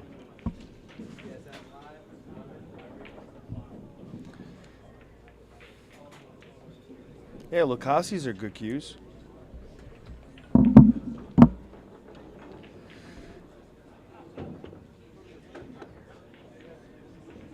Jay wrote on TikTok mentions Shane should have had 7 wins. Well, he should have, but he doesn't.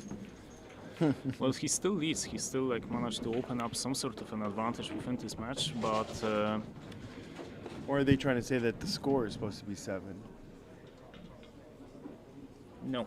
Yeah, I think it's 6 up Yeah, there, right? it's 6. The Yeah. players have it right over there. They have their little scoreboard over there, over the table. We just checked it. It's 6 games to 3.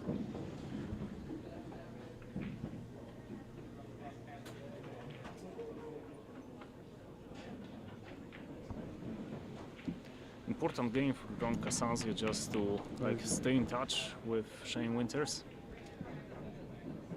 He's a grinder. Like it's really early stages in this match to say anything decisive about it. Although Ron has a funny angle on ball number 4. I think he's straight to the corner. He's not able to just stand across to the left side of the table. Into the center, the cue ball will be traveling. It's impossible to hold it.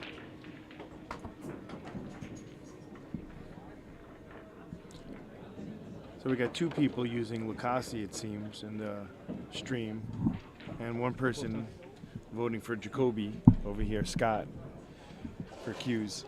They're starting to mention the cues that everybody's using now in the stream. You gotta roll forward here, huh? Let's see, maybe he rolls forward and... Oh, that's a touchy shot. It's the second time, it's the second game in which Ron misses the shot that he tries to play soft. Like two games ago there was this ball number 7 that he missed with a near draw. Right now he just tried to play soft hold for ball number 5, but it really feels that taking pace to that level of the shot doesn't really make it easier. Like it's not correct that slower shots have better chance to be in. Like it's just not correct advice. Yeah, it does sometimes make the object ball like twist in interesting ways. Yeah, the throw becomes more profound and the kind of kicks become more profound in such shots. It's the second such shot that Ron missed in this match. And it's going to have to avoid the side pocket and the 8 ball here. Nice shot.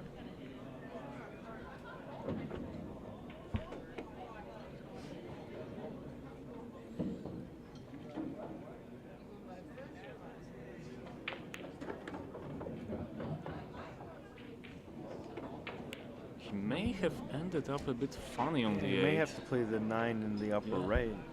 Yeah, and he might also have to stun it a bit, punch it a little bit to open up the end. No, he's fine. Yeah, he played he's across it. Fine. He's fine. He's got big stroke.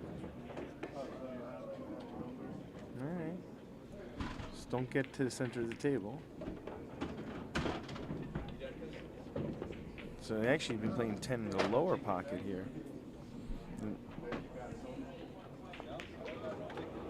And now it's 7 games for sure.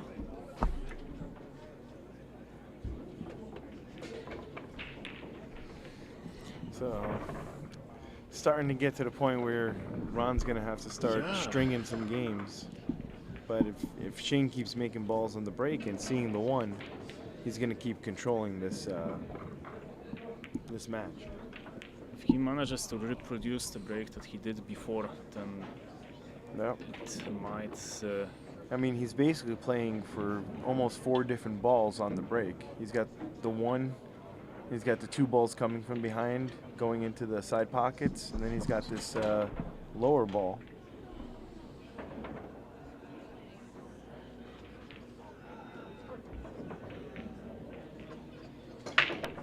There goes the 5. He got kissed by the 6. Is it dry? It does. Okay. It's dry, and there will be a bit of tactical game. The 2 ball is tied by the 8 ball. Yeah. I mean, the 1 ball's near it, but most likely the 1 ball's, he's going to cut and come around table probably, play safe, right? Or is he going to hold behind the stack? Yeah, but it's... I don't think he can hit the correct side of the 1. No. Yeah. It had to be a safe. Yeah, but it's going to leak out. It's not. No, it's he's not. fine. It's a slowed slow down. game. Yeah, it's it's slowed down. on the bottom cushion.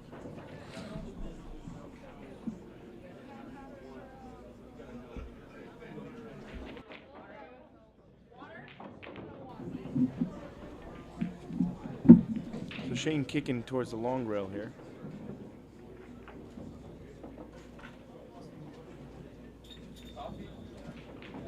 And Ron's going to have a good opportunity at the 1, but the 2 is tied up pretty.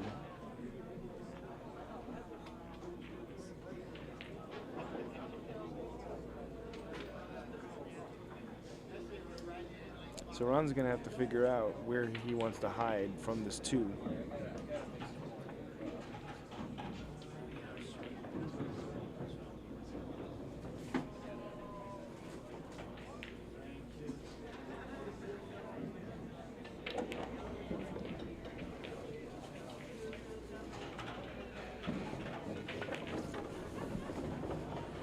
Uh-oh.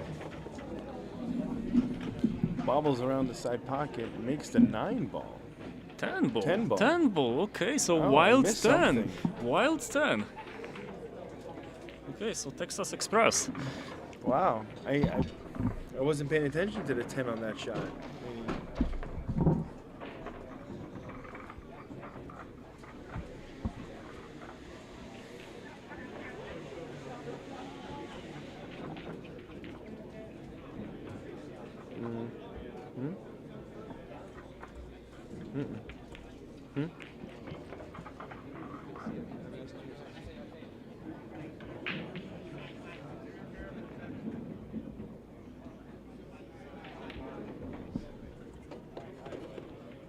That was a funny idea from Ron to go for that 10th vintage shot. Like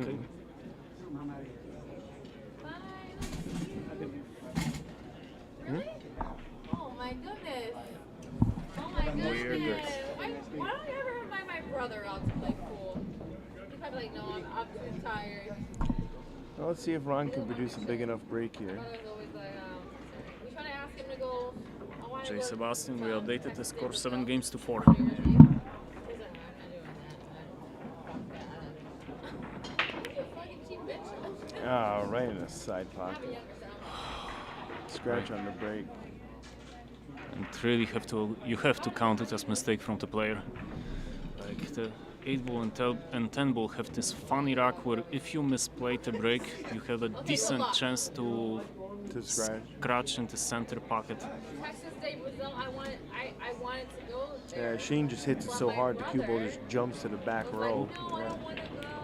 Oh yeah, and that's exactly the purpose of like the pop break that he does. Like Carl Boyce did the material on that one. That if you make a pop break in 8 ball and in 10 ball, then like one of the advantages that you get is that if you misplay such break, you are less likely to scratch into center pocket. And that's the main advantage of the pop break. Let's go. Let's go. All right, Sandra, I'll see you. Jeremy on TikTok asks, or did he make the 9 ball also? Well, it doesn't matter. And the critical thing is that he made the 10 ball. And Yeah, I since just misspoke. Yeah. All right, I'll see you. It was the 10 ball that he made, not the 9. They're playing 10 ball. Yeah, and since they're playing Texas Express rules, then 10 ball counts as a win in this particular case, similar to 9 ball actually. So I guess the only difference between 9 ball and 10 ball this one is that we have just more balls. Yeah, that's what it's seeming like at least.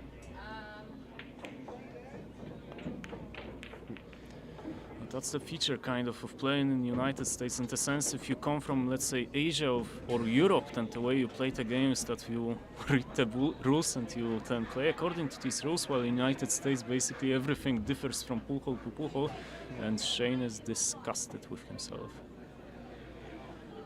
He is disgusted with himself. Can he not see this? No, he cannot see the 5. I mean, I think you can see enough of it to cross it at the very least.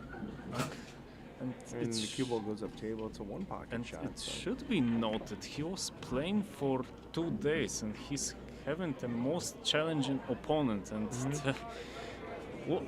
right spin. He's playing the most challenging opponent right at the end of his game, like when he's probably most tired. Yeah. Or, you know, most in sync with the table. Yeah, that's also true. He had plenty of time to get in sync.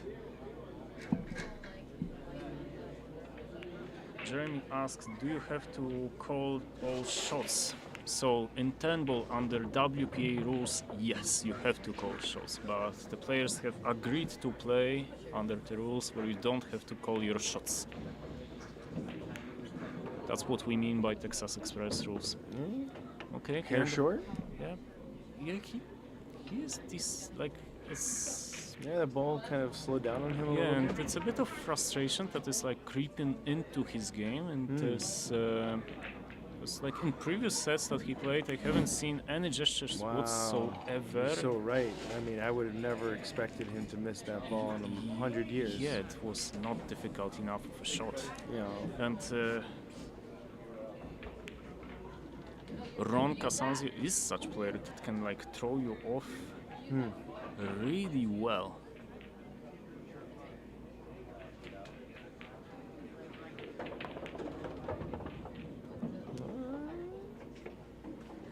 Cue ball picked up some speed as it got to the second half of the. Well, but he has to still pull up some impressive shot on the 10 ball. The side pockets in American It looks even worse in live. Yeah, the side pockets in American pool are actually surprisingly worse than they are in snooker, because you have this jaw of the middle pocket that is covering decent chunk of it, while in snooker the center pocket has like a bit, like it's rounded, therefore the heart of the pocket is more visible for the player. He's scratched. Oh my god. So I'm pretty sure he's just going to give it to him from here. He's not going to make him spot and shoot it. Well. Yeah. That's going to be a tough one to eat. Yeah, but blunders from both players. Yeah. So I guess it's a bit of tiredness, a bit creeping into both players' game. It's right now almost 11 p.m. Eastern time, and we are in that time zone.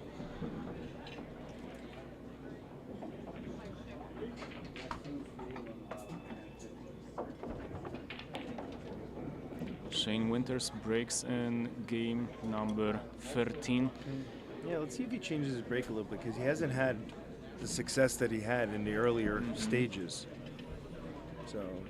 But it's still pretty powerful break. Even if he does have a success like every 2 or 3 games, then it's still better than what's wrong. He hit that softer. Look at that 6 go. Yeah, the cue ball almost scratched. 4, 8, 10 on the table. Okay. Yeah, the break is starting to elude.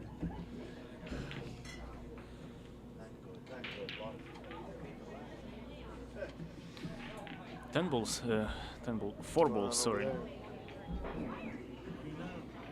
Watching the show. 8 to 4. Who's Rick playing? Nobody? 4 ball here sits. Oh, he snookered himself. I think he snookered on ball number 2. No, that's the 9 ball sitting in front of him. Yeah, it feels like. Wow.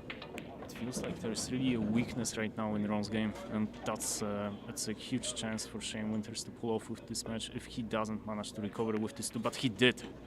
Wow. What a great recovery shot. Wonderful. To swerve at that ball. Like, it's really. Like with swerves, it's often not a problem to hit the ball like for such shot, but to swerve it to such accuracy that you make the ball. Like, that was a great thing about this shot. Now he's got to make sure the 10 doesn't come into play. Jeremy on TikTok appreciates the shots as well. Indeed, it was a great shot from Ron Casanzio. Great recovery, and right now nice pace for ball number 4.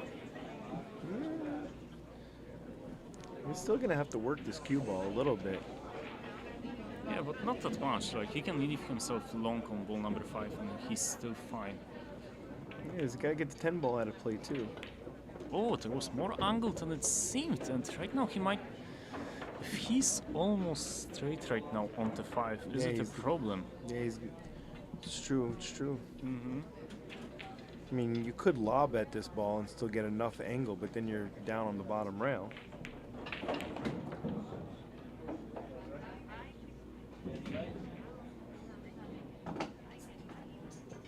You might add a hair spin here. No, he just tried to cinch it. Yeah, there was nothing he could do. So is the rub on the 8 going to be favorable? Stephen Barry shared the live on TikTok. We appreciate it, Stephen. Yeah, we have a pretty decent decent viewing going on here today. Yeah, it's not bad. It's not bad. Like, 2 rails to the apron.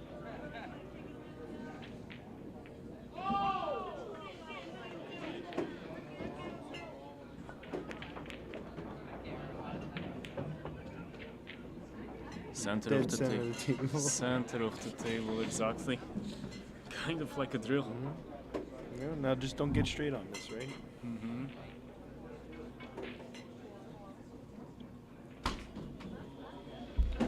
Also, like, you cannot see it from this camera angle, but that particular table, like, even though the openings, like the pocket openings, are standard 4¼ inch, the shelf is pretty deep over there, which you cannot see from this camera angle, making it like the balls are just more likely to rattle if you hit them wrong. And Ron Casanzio is back. Staying alive. Oh, he will stay At alive for 5'5". sure. Staying alive at 5.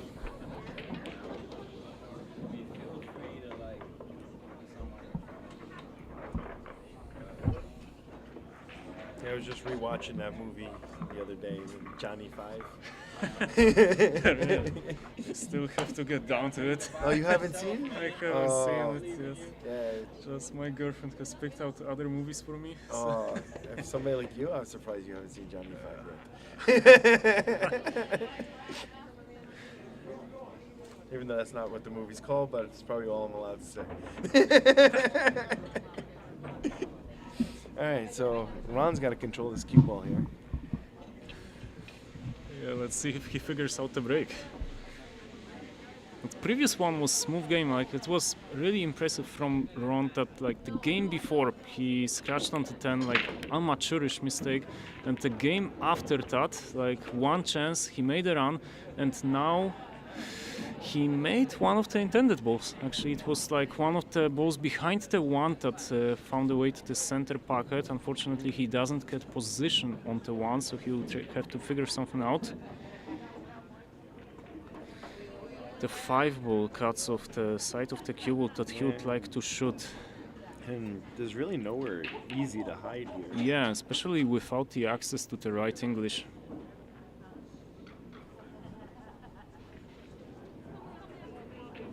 Jeremy will pass your message to Ron when we can, which was unfortunately after the match. Yeah, because normally you would like to shoot it with top right, like hide the one ball near the top, like top left part of the table. Is it worth trying to go like a little bit rail first-ish at this one and send the cue ball back down table?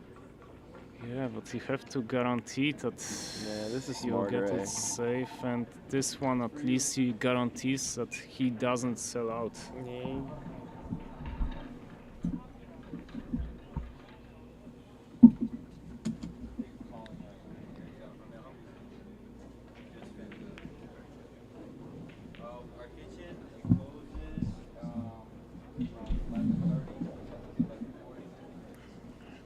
Shane takes the advantage in the tactical game. Like, you can see over here that like often it's not great when one ball is near, when the object ball is near one of the pockets, because even if you get out of that snooker, you have a chance of making it. But right now, the escape from the right cushion is almost cut off. And even the 2-railer, you know, I don't think this 2 comes into play, but it's close. It might, like, I just feel like the 2-railer gives you a better chance at hitting this ball. Yeah. But he went long 2 rails that way. I think it's all he could do. And it turned out really good. You could see an edge, but I don't think you could see. I don't think you could see the edge to make it. Yeah, it was, but it was insanely. Oh, he could, but oh, the 6. He drifted behind the 6. Wow. Yeah, but that's a huge thing in these games. Like, Ron doesn't give up ball in hand. Like, it just almost never happens with him. And even like for such a, okay, he has left left the one, but he has asked at least a small question to Shane Winters. Are you able to hold the from that one? Are you able to not hide yourself behind the 6? Like, still holding the cue ball in the right area was the tricky part of this shot. And even if you ask your opponents little questions, then you can get sometimes good things happening at the table. And Ron is back at the table. Yeah, Ron's gonna have to scrap it from here to the end. There's really no room for error anymore for Ron. Can I get a name? M-E-O. Jeremy mentions, yeah, that's a tough break. I agree with you. 8 and 9 are tricky in this position. Like some combo, obviously you can see the combo from this camera angle, but every time you are forced to play it, like it always creates a complication on the table.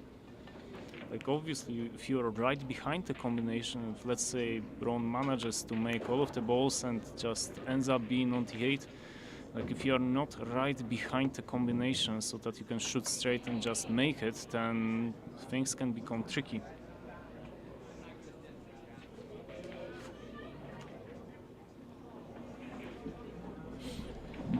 Could hold this ball.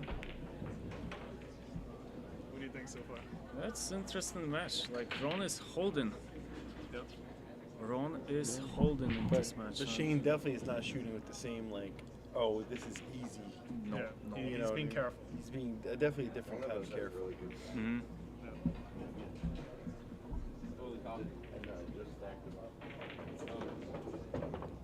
It's like a completely different match, and I guess like also the history between the players also generates the.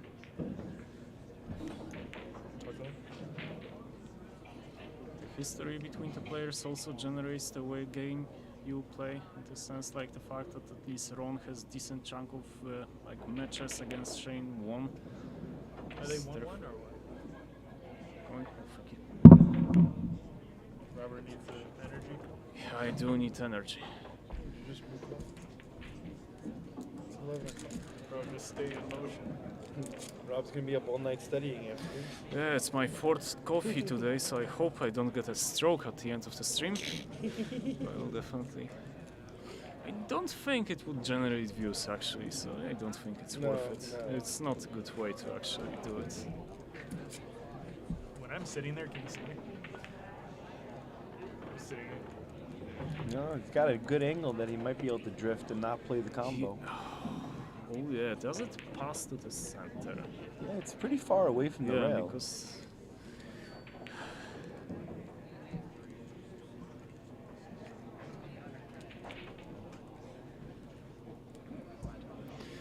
okay, Jeremy, you're clearly fan of Ron Casanzio and his stream.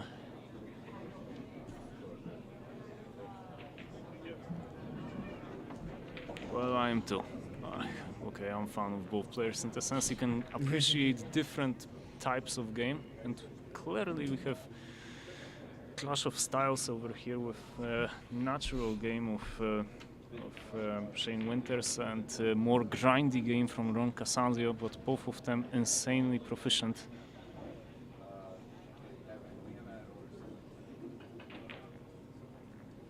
Yeah, he just has to, not let up on his stroke here, and not get behind the 9 ball. Oh, he is playing the combo. Interesting. Maybe it was a little steeper than it looked to shoot the 8 ball.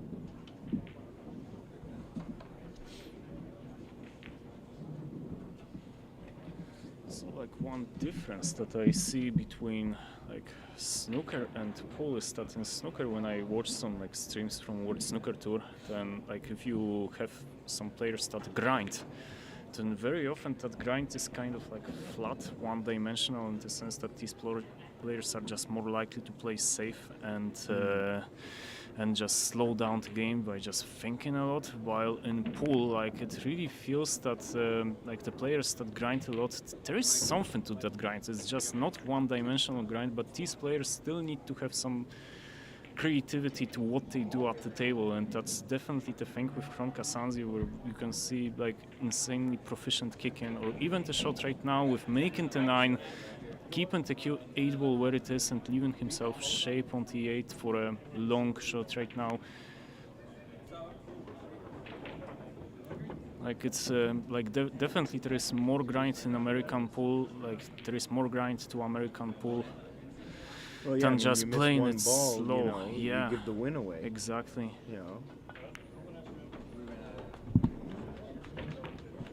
Ron's grinding himself to needing 3 games.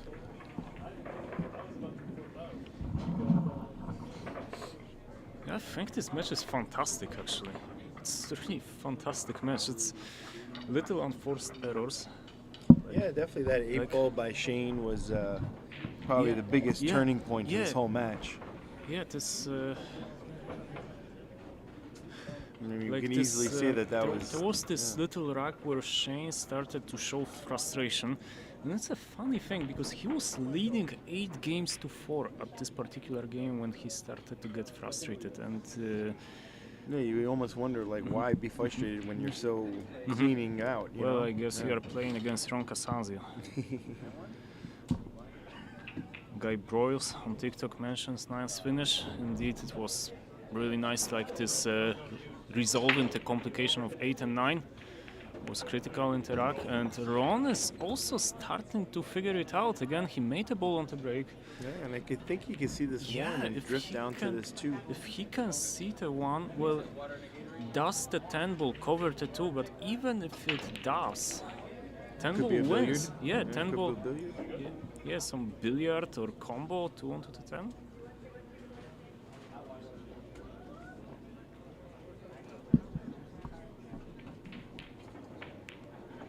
Ron will think about it for a minute, though. He's not going to rush. Jeremy on TikTok stream, you're absolutely correct. Ron has...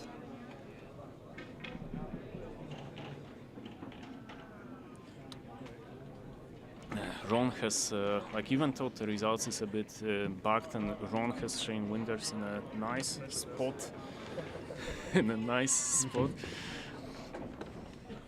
Okay, we got more tournaments coming up, huh? Given the scoreline, Ron has Shane in nice spot, as good spot as you would wish for. And now, Mike Lynn asked me to advertise a tournament right now in Rochester, New York, for players that are 499 Fargo and below, or 6 APA and below. We have a pool tournament over here run by Christine Strong. If you listen to the stream, Christine, please say hi on the stream. We would appreciate to know that you are over there.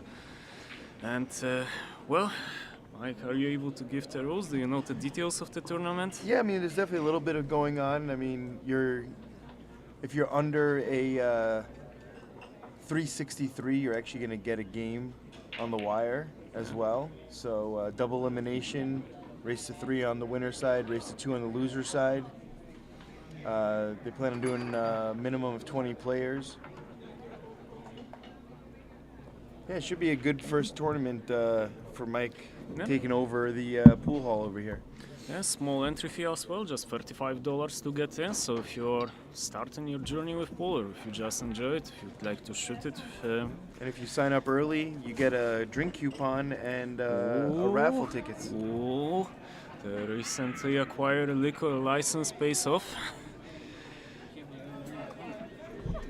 Silent Ninja. Yeah, and the date of the tournament is going to be January 12th. In case we didn't reach that, it's January 12th here at Billiard Breakdown in Rochester, New York. Previously Diamond Billiards. We had a change of name. I guess still on Google Maps you can find it as Diamond Billiards, but it should be changed soon. Absolutely. I think if you search both ways, I think it should be fine. Yeah.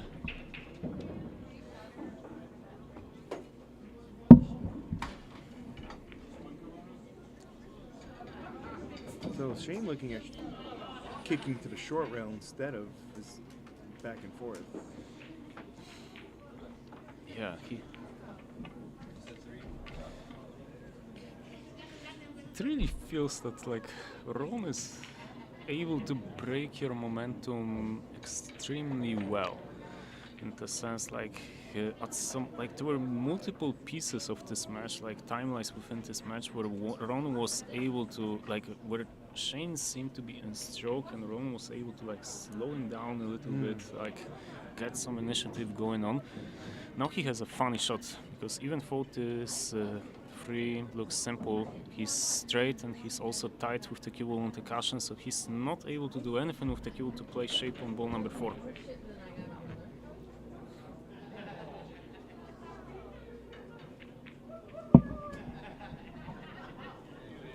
Yeah, I don't think you can get up 2 rails between the 8 and the 9. Yeah, maybe just play on the right hand side. 7 ball. Yeah. Wow. Does he really want to shoot this 4 ball? He might have no choice. Man, he has asked a lot from himself. I mean, sure, if, you'll have the shot on the 5. Yeah, but with insight, especially if it's tight, then you might ever so slightly nick the 8 by accident if you grab a little too much inside, and then you get stuck down table. Yeah, but if he can see there are some guys in the background. Yeah, there's a party in the corner. There is a party in the background. He just waits for them to go Shane out. hired the cheerleaders to stop by. Exactly.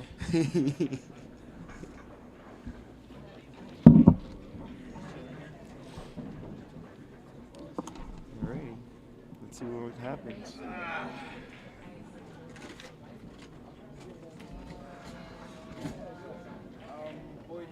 Party on the west side.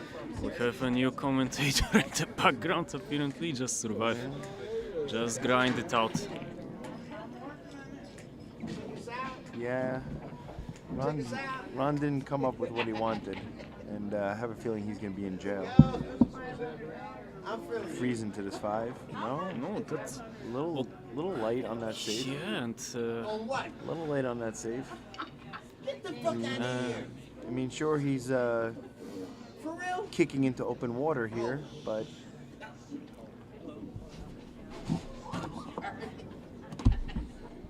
My bad. sorry for the comments in the background. I guess we you are can. in a bar, We are in a bar. Well, you can have fun over there if you're listening to it. Yeah, but it was really imprecise shot that Shane played right now. In the sense, it was obligatory to get the tight ball. You could have focused more on the cue ball and forget about the 4. Exactly. He even sold out the shot. 7. Oh, the balls are not running anymore. Ron's looking to the side. He says the table rolled off. And Ron is not a happy camper. Jeremy answering your comments, well, he'll have to do it right now.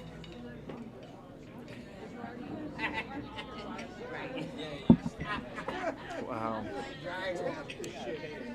That was so unfortunate. Yeah, it's also Ron doesn't have as much cue power, so if it's just stopping the cue ball along the table, then it's fairly makeable, but getting a the long big power screw, draw shots and stuff like that, yeah, it feels kind of goes as with age, right? It's something he can do, but his technique is definitely not helping that one. Yeah, you might get the 8 in play. Yeah, that's this a shot. nice flip. Look at this shot. Wow. And I think the 9 takes away the ability to kick the 5 into the hole. Yeah, it was extremely lucky kick. Yeah, can you twist it with enough to widen this angle? He cannot. He could not. Okay, at least with this shot he created a slight complication with the 8 and the 9. Yeah. Because otherwise, if Ron... Ron played an 8-9 combo earlier. So. Yeah, but 7-10 combo. Is it on to just roll the cue ball from the 5 and play it on 7-10 combo? I think it's on. Yeah, but you're on the rail, so you're going to be going through the ball a little bit more, Jeremy mentions that the kick worked for Ronnie, and it did. It did. Yeah, it looks like we might be seeing an early rack here. Wow, 8-7. He's just a hair backwards on this.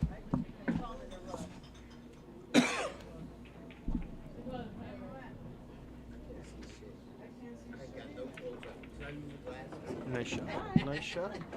What are you, 225? And he's only trailing by 1 rack now. Yeah, from 8 games to 4, it turned out being 8 games to 7,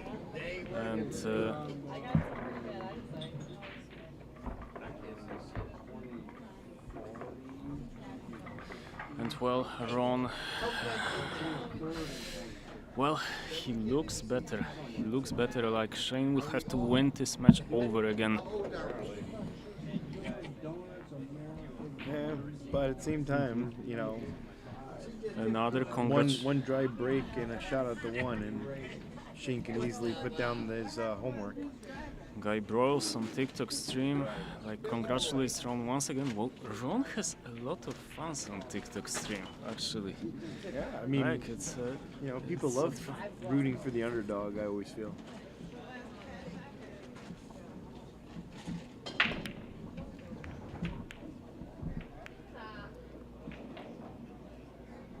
Now here's that dry break that I was talking about, and a possible shot at this 1 ball. With the 2 ball down in open waters. 8 ball goes in the side pocket pass.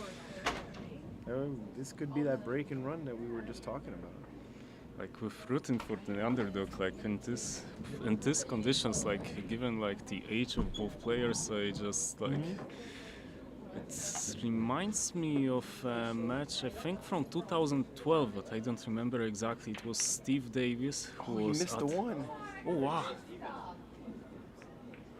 Oh my god, okay, Ron is having huge initiative right now. But coming back to my thought, like, it reminds me of a match like from like I think 2012, but I'm not sure, something around that period. It was 2nd round of World Snooker Championship. It was Steve Davis, who was way over 50 at that point, versus John Higgins, who was reigning world champion. And like, it was one of the biggest wins in Davis's career. At the age of 50. At way over 50, okay. Wow. Davis is still like 6-time world champion, but like his titles went back into the 80s, while Higgins was at peak of his form at that point. And it was like, especially the finish of that match, like he was taking like 1 or 2 minutes for each shot, all red across the face. But it was like one of the most satisfying finishes to snooker match you can ever experience.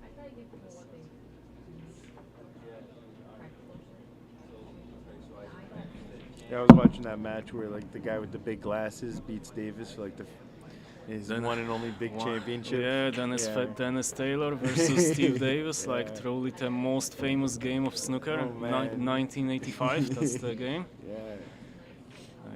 So just like in pool, probably the most famous game in pool is the game involving Efren's Z-shot, I think. Yeah, I mean, a lot of people consider that, but I mean, I don't know. I think the most famous match is still going to be, you know, Willie Mosconi and Minnesota Fats. You know, as an American, I feel like that. Even if you might have thought, you know, it's actually funny if you go back and analyze that match. It's like Fats didn't even know the rules, and he banks the 1 in, and he just didn't call it, and he can't come back to the table. Oh, he hanked this 4. Oh, he hanked the 4. Like, again, for the 3rd time, when he tries to slow roll the shot, he misses it. Good point. Yeah. Yeah, you really only slow roll on tables that are either completely true or tables that you know. Or can he control the speed? This ball is deep. Jeremy, over there on the stream, do you feel that Dennis Taylor and... So, Jeremy, again. So, coming back, Jeremy, on the stream, do you feel that Dennis Taylor and Ron Casanzio kind of share the vibe with the glasses? Yeah, but it was so difficult. It was such a good attempt, like drawing out of the ball so deep in jaws of the pocket. And he tried to like smooth draw too, a little bit, like as if he didn't want to overstroke it. Yep, and if you are able, like guys on the stream, like, oh my god, wow, what a kick! Wow. But now he's shooting from the bottom. Yeah, now he's shooting. It might be one of the best finishes in this match if he pulls it off. Amazing 2 shots that Shane just really, pulled you off. just got to make a ball. You make the 6, game's over. Guy Broyles, I absolutely agree with you. And if he makes He's gonna thump this ball in too. Yeah. He's not even gonna roll it. He's gonna thump it. No. Look at this shot. What a No. pure shot maker. Nice. All right, off the short rail and come back up. Yeah. Same it's pocket. It might, yeah, he can play for same pocket. Actually, I think the 8 ball passes into both pockets. He's He's- okay. No, he got I enough think roll. I think he might be fine. And all three in the same pocket. It doesn't look on the stream, or but he I hit think this he's soft fine. enough to shoot the 9 in the corner. No, he's going all three in the same. Oh my god, What the- it's too long. It's too No, long. no. It's a good shot. Look at it slow down. Look at it slow Okay, down. he's fine. Wow, that was incredible. Okay, come on, Shane. Come on, Shane. Now he's letting him No. stroke out. Well, Oh, watch the out for cue side ball, pocket. cue Watch ball. out for side pocket. Okay. That ball Again, curled it's to the kind rail. of messable with Yeah, but half he's been club. pounding. Yeah. Nice. And Shane takes it Fun. down. Fantastic run. Are they not playing to 9? No, it's race to 15. Oh, It's okay. race to 15. Like Oh, we are. I thought we were going race to 9. No, it's race to 15. We are in for a treat. Oh man, I was here sweating, feeling like it was game over here for Ron. You know. Oh, did they lose a ball down the hole? Hey, a couple pieces of chalk fell down the other day, and the ball's been getting stuck in the stack. Yeah, it often happens with like these kinds of tables.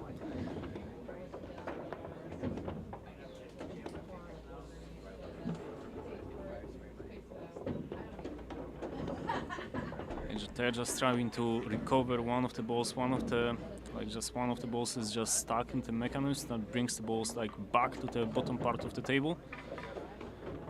So a bit of technical trouble, but it's pretty standard issue for diamond tables. Soon they will be able It's to resolve usually it. just chalk. It's actually not the table's fault. Usually it's actually a piece of chalk gets stuck. The Coppola. Take a quick Oh, second over here. maybe it's over. Maybe it was race to 9. Was it? No, they're trying to get balls. So What's going on? Why is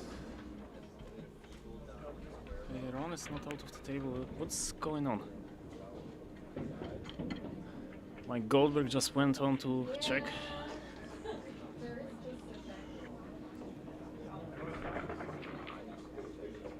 Okay, I think we're good to go. Jeremy, yes, this is a 9-foot diamond.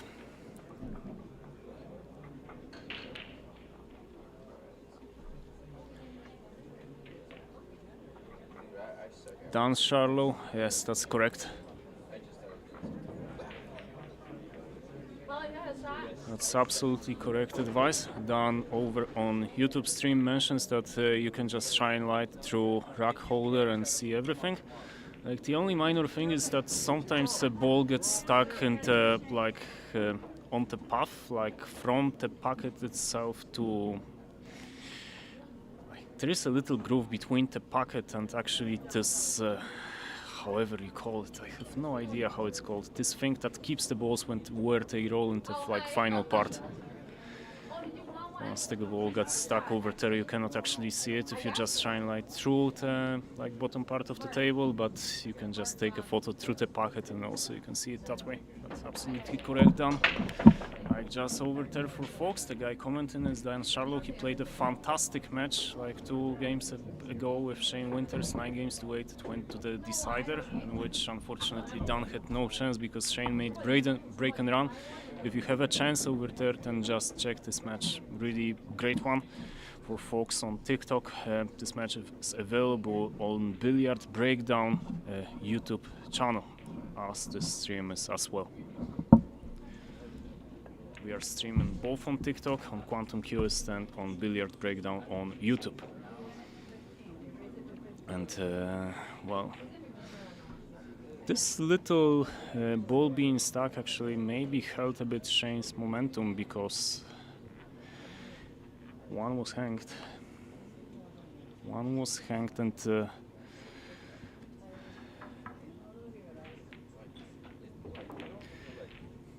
chance for Ron, just like get the cue ball out. The 5 ball is in a bit funny spot. It's a bit further away from the jaws of the pocket than you'd wish for. And controlling the two ball of this position after you make this combo might be a bit tricky. Ron will need to take good care of it, but he's extremely like proficient in this kind of situations where he needs to get creative. Oh, he misjudged it. He misjudged it. Like the 5 ball didn't like. In this position, the 5 ball didn't create a big pocket. It's actually made the pocket significantly smaller. Shane is at the table, and like even though like he's not having an open shot, I think he will be delighted he at least can go into tactical exchange with Ron. It could have been much worse given the mistake he made in the beginning of this rack, and since Ron also doesn't have... I don't think the players are playing jumps in this game, so Ron will have to kick off one of the cautions.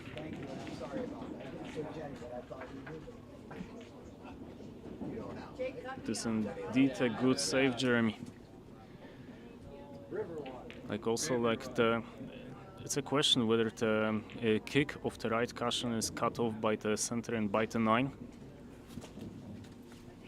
Maybe you can go off the left caution and the top caution and just apply some running sight and get out into the two that way, but how do you get it safe?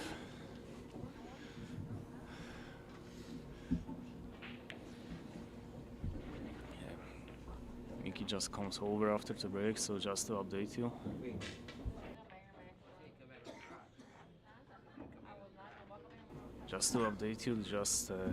Shane pulled off some nice safety shots. Before. I saw he had a shot on the 1, but... he missed that one, but then Ron didn't convert, and we are now in safety battle. Yeah, the 2-railer, like, the question is it on? Like, is it on? Because the 2-railer might, like, if you shoot from the left rail below the center pocket, does the 4-ball come into play? I'm actually kind of... why not the left long rail with a little bit of check side? Yeah, left. Yeah. Instead of this rail. No, I think it just gave him best chance of the escape, but it's a chance for like. Maybe he just didn't have anything better, so he just like. It could have just not been on, too. Exactly. A little too skinny. Mm-hmm. Like sometimes you just have to accept that just the escape in a safe way. And just hope for the best. Yeah. Because also Ron was not able to create separation between the balls, because if he hit that shot harder, then the ball would not grab the spin on the cushion. It would correct. Yeah, it's a very good point. It would just straighten up. It's a very good point, Rob. Yeah, inside English that close doesn't really want to be shot. Yeah, Jeremy mentions it was a good hit, but like it just left Shane in completely open table, so it didn't matter that Ron made the hit because it was like ball in hand anyway. Yeah. And well, let's see if he just can control the 7-9 being so close to each other. Should be fine, but but it's really impressive from Shane Winters, because it was he was in a bit of a dark spot several games before, and right now he feels much better. Like the fact that he overran the 7 doesn't matter. He has good. I don't even think he overran. I think he just wanted to make sure he didn't have anything in his way. Yeah, it's great angle on the 7. Like it's no problem. Even now he has to stand. I think he's got to go off the rail, right? Yeah, but he has so much cue power that it's not a problem. No, of course not. Exactly. You didn't. It's almost I almost feel like for Shane's stroke, that's the better way. It's so easy. He makes it look so easy. Fantastic but run. At the same time, that's why he sometimes overrolls balls a little bit, because he's got so much stroke. Which one was that? You do it. Thanks, Mike. So we hit the double digits. We're at 10-7. Okay, Broyles indeed nice. Like it's really impressive, like mental lift from Shane Winters over here. like where he was like kept completely off his momentum, but he pulled off a fantastic clearance 2 games before, and right now like also pretty smooth this game. Like obviously he missed initially, but it didn't end up to matter. He's got to find another place to break. Yeah, what was working is not going. Yeah, maybe he's just not able to create a good track. Like maybe just some gaps started to develop along the way. I mean, I feel like he's hitting it a hair soft.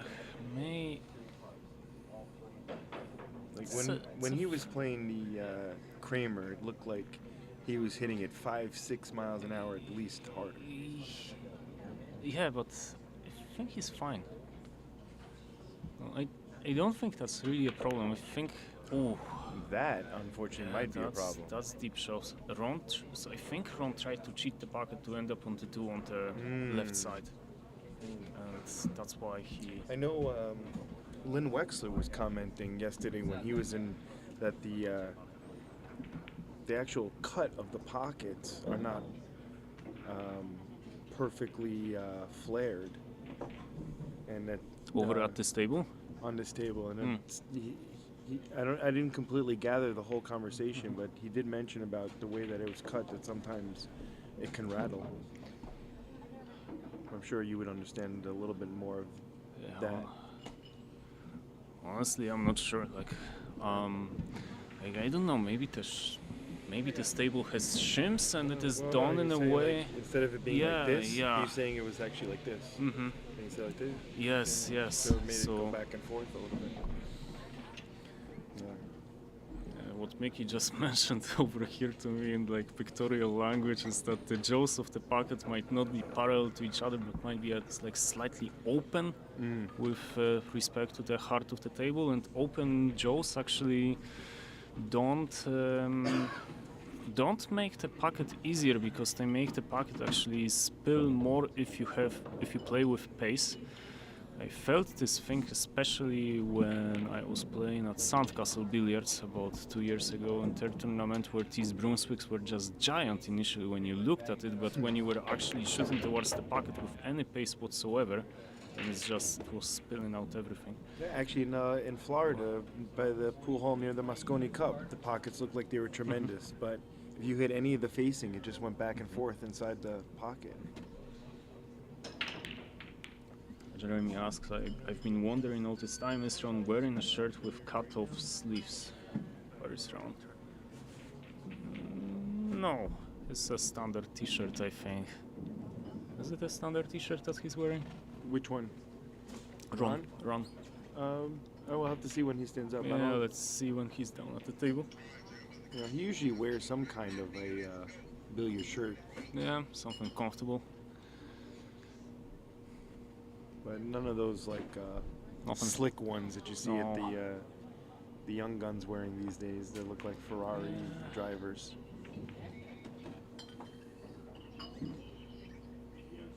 And he comes up with an okay shot here. Yeah, of course. The 2 might be on.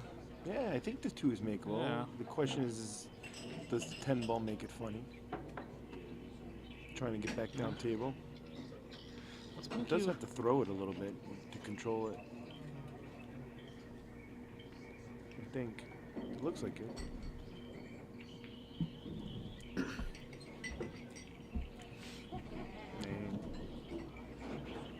Yeah, it's not an easy pot, because even if you go for it, like you need to the hold. 4 ball can come in, Yeah, you need to hold on the right hand side of the table, plus bridging might be a bit obstructed by 6 and 3. Hey, so much he so didn't. that He didn't. He played a 2-way shot, like with a hope of possibly snooker. And the ball leaked out. You can see it. Mm-hmm.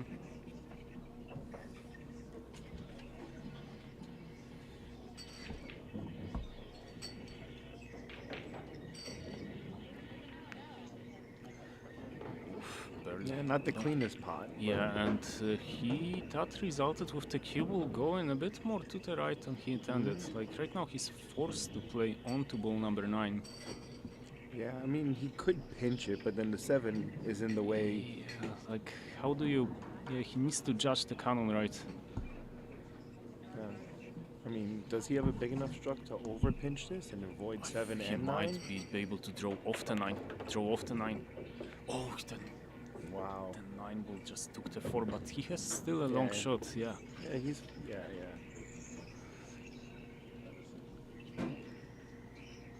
So Yeah, he'll just no. kind of mush this cue ball into the.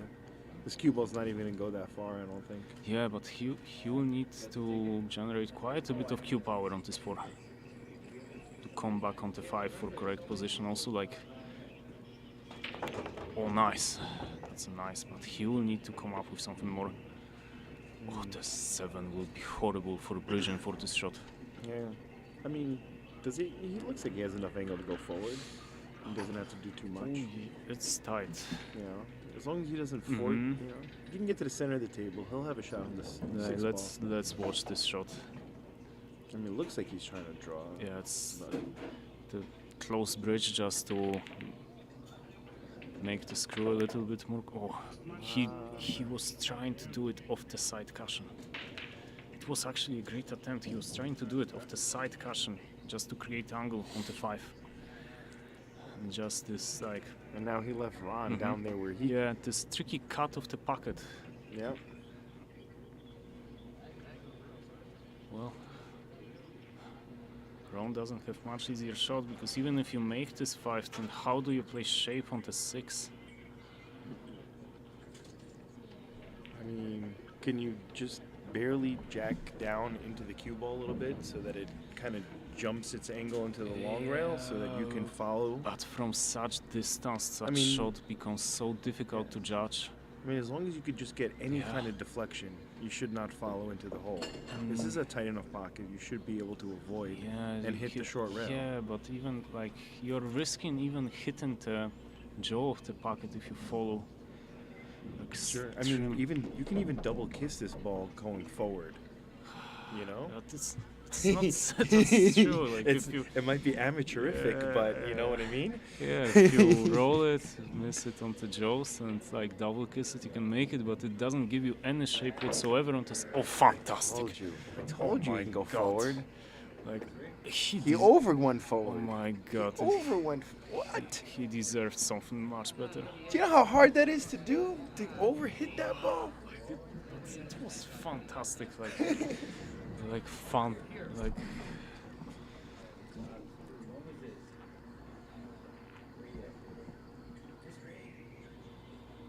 really unfortunate result. Like, oh man, really fantastic way to just generate the angle of the cushion. Yeah, I mean that's such a, I mean, and he's it's such an old school shot and too. He's deep 60s, and he pulls that one off. Yeah. Amazing. Again, it just goes to show that you can generate so much more energy forward than draw.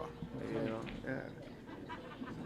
Jeremy mentions good shot, Ronnie. Indeed, excellent shot.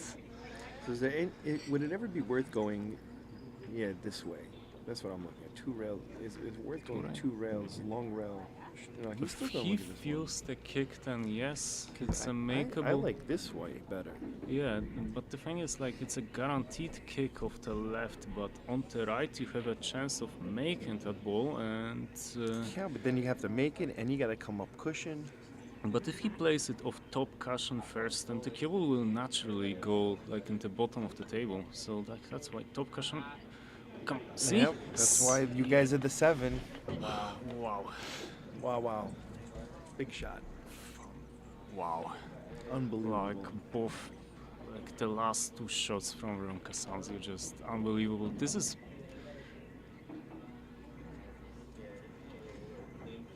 It just shows why you gotta keep going for your hole every time. Appreciated by Guy Burrows as well. Appreciated by Jeremy.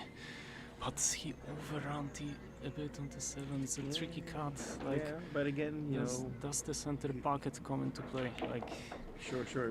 The one that the chalk is next to, right? Oh yeah, exactly.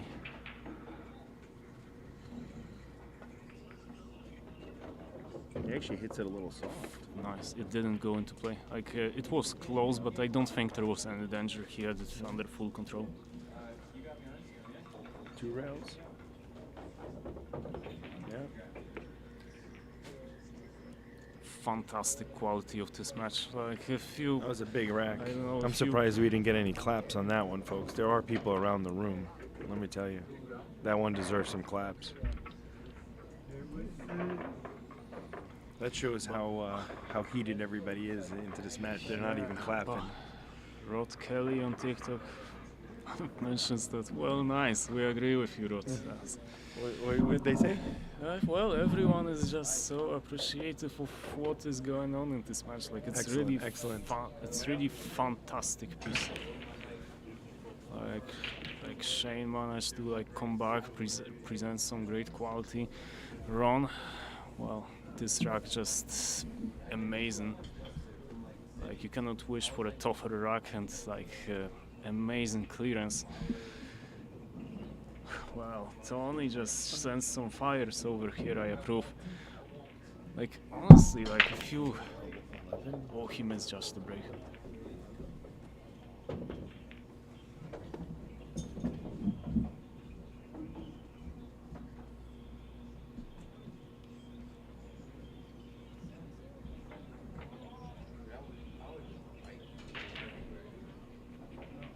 And then I got a car in an apartment. And then like I stopped riding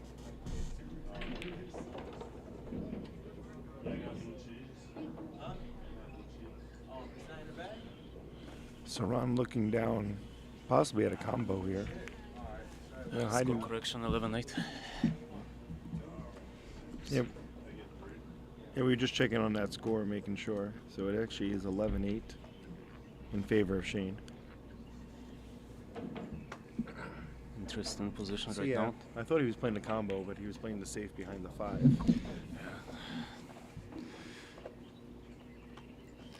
That Beach on YouTube appreciates as well. Like honestly, like it has this nice vibe, this match. If you watch these old-fashioned movies like Hustler or something like that, it kind of feels like it over here. As if you're watching one of these matches. Yeah, there's definitely always there's a different vibe when you watch money matches compared to tournament matches. I like both. It's a different vibe. Yeah. I don't know. I hate playing money matches, but I love watching them. But okay.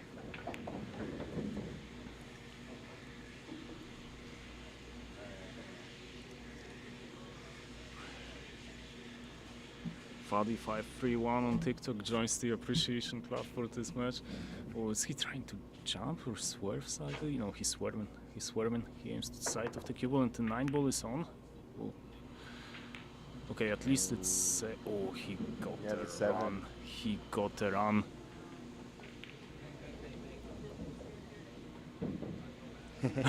Daniel Sharlow wants they're trying me to get you go. onto the to the dance floor, Rob. Yeah, they tried to get me into the dance floor.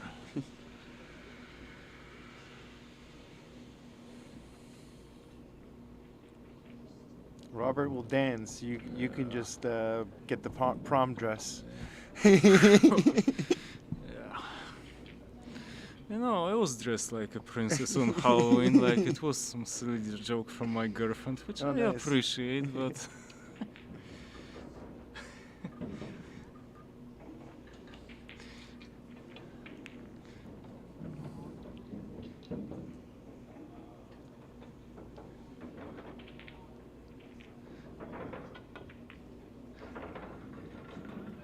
Ron is keeping him tight, and it's like... yeah, distance. Like, at least distance. Yeah. I mean, if he was jacked up on the 5, then it would really be different. Again, he asks the question at least to Shane Winters, but the positional shot is actually not that bad from this one. Yeah. This is the pocket that doesn't like balls. You were so... almost... Wow. That's a nice goal. Yeah. That's exactly what we were talking about, the facing of the pocket. On TikTok, Jeremy, how long do you know Ron Casanzio? Taking a walk with 3 other liars.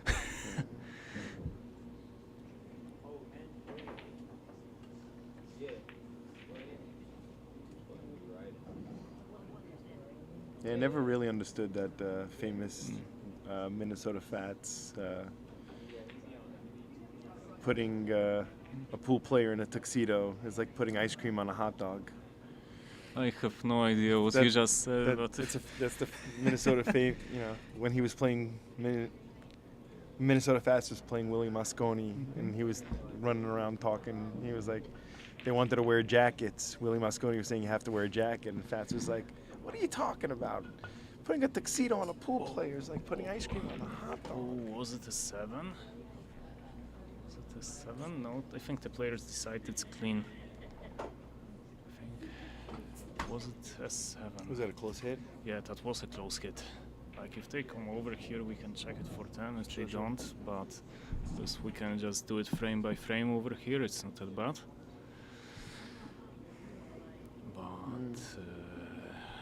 But in the end, like I guess the rules of pool state that if there is no conclusive evidence of a foul, it's not a foul, and it was on both players were not sure whether or not it was a foul. It was a controversial situation. In such cases, we have the benefit of doubt to the shooter, which was wrong. It was not a foul. So Shane just rolled and missed that ball?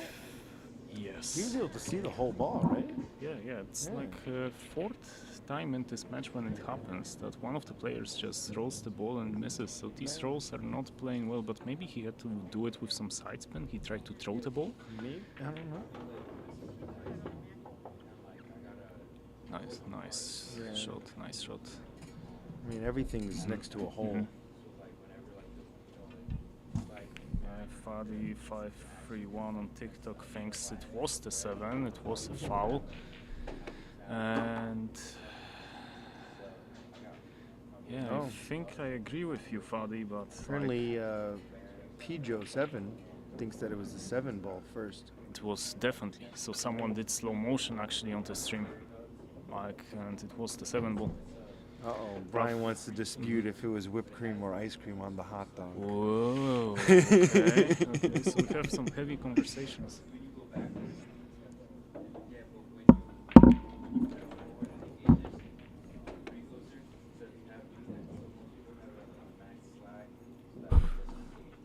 Oh, what's up, Paul?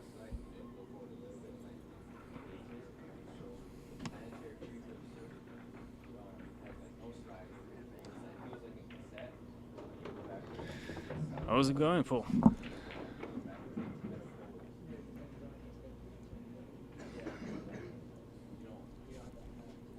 Oh, everything is connected. One rail or 2 rails? Back and forth. Yep. Okay. Almost got onto the wrong side. Actually, is he on the wrong side of straight? Look at this funny. Oh, that's funny. That's really funny. Okay, I mean, you should be able to punch to the, right?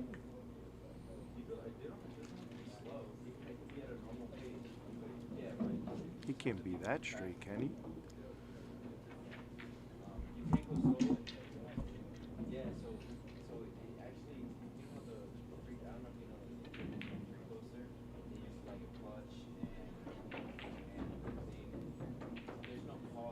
Wow. Yeah, it's a funny situation. Like, so normally, like, if you feel confident, like on slick clothes, it might be just a power draw, like of top cushion, left cushion, come down, back down on the table. I think someone like Jason Shaw may be considering it, but like, I don't think this shot is on this table.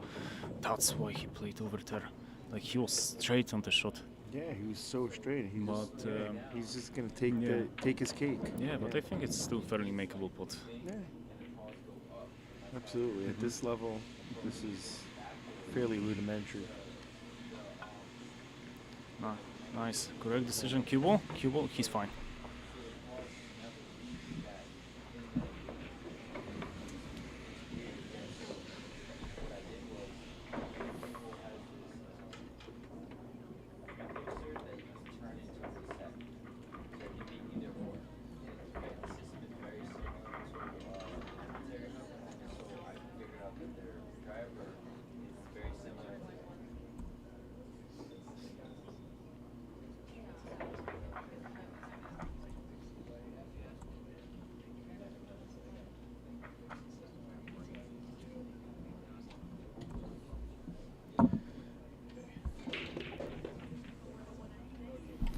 So Ron getting ready here to break.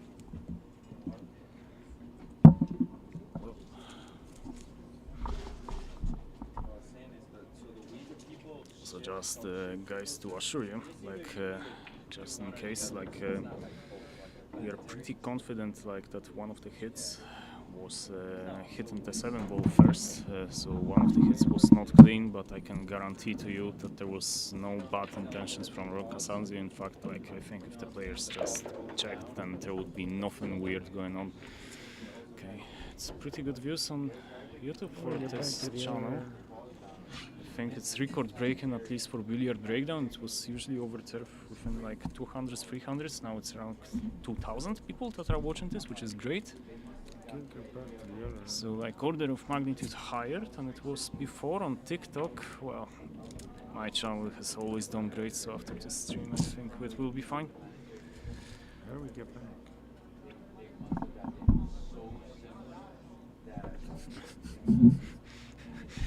I'm younger than you.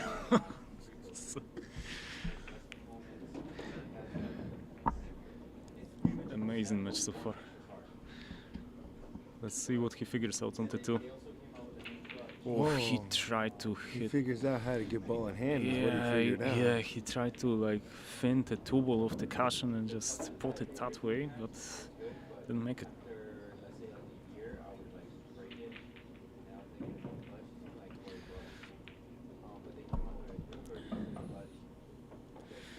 Don Sharlow, absolutely agree with every single one of your comment. In the sense, Shane definitely has force on the break. If he converts it into good breaks and shape on the 1, then it might be over relatively easily for him, but also in 10 ball it's way more difficult to achieve it than in 9 ball.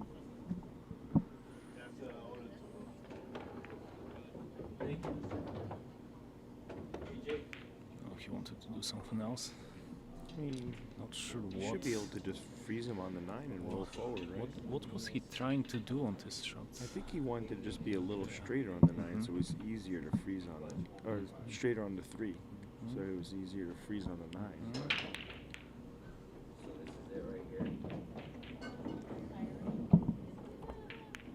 Oh, it goes. It even like touched the 9s, like fantastic judgment. Yeah, but for these types of shots, like you need to be like pretty confident because you need to hit the near jaw, so you are not really addressing the full pocket, you are addressing part of the pocket. So it was tighter shot than it looked. One more a bit tricky positional shot. The 8 ball cuts off big chunk of shape area on the left side of the table, and it's pretty tricky to come back to the right hand side from this position. At least if he plays the ball 4 ball to the center, so maybe that's why he would elect to play it into the corner pocket. Yeah, it's pretty straight on this 4. Oh, he was straight to the corner. Great shot. Great shot, confident Nguyen.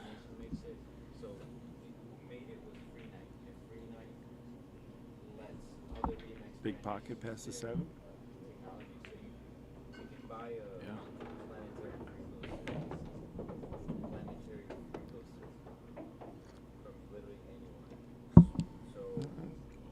He's got to adjust the rails here a little bit. Yeah. We also need to be a bit more quiet with the commentary because it's like completely quiet around here in the pool. Like, unfortunately, the crowd is sitting not in your point of view, but it's really tense. These guys couldn't hear a bomb go off right now. Oh, yeah.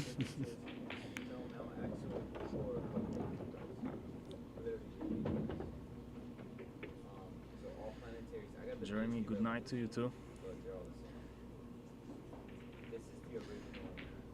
So if you want Jeremy, this match will be available later on YouTube on the Billiard Breakdown channel, so you'll be able to watch the ending of it if you decide to tune off right now. Anchor Bay Winnie on TikTok is sad that our constant viewer Jeremy is gone. No. He was our biggest commenter over here.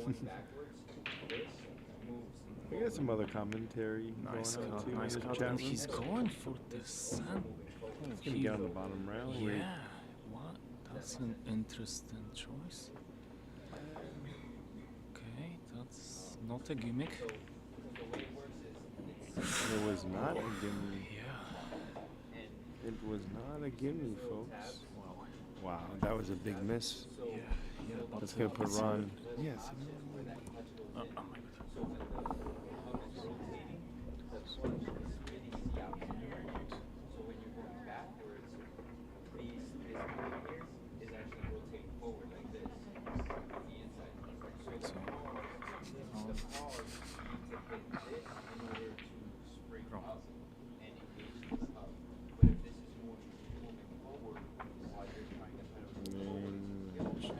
Should just do this. But that's not gonna pull it up. I don't. Yeah. Because you guys are doing the two streams today. Yeah. I was doing only one stream. But we get more viewers. Yeah, we got a good couple of people going on today. So we got on YouTube and stuff. But as they're racking over here, just to mention again, we got this tournament coming up here January 12th for only 500 and under, $4.99. You got to be under 500. January 12th, amateur tournament. Double elimination, race to 3 on the winner side, race to 2 on the loser side. Under 363, you even get a game on the wire. Ron ready to break. With Shane having 1 game lead on the wire.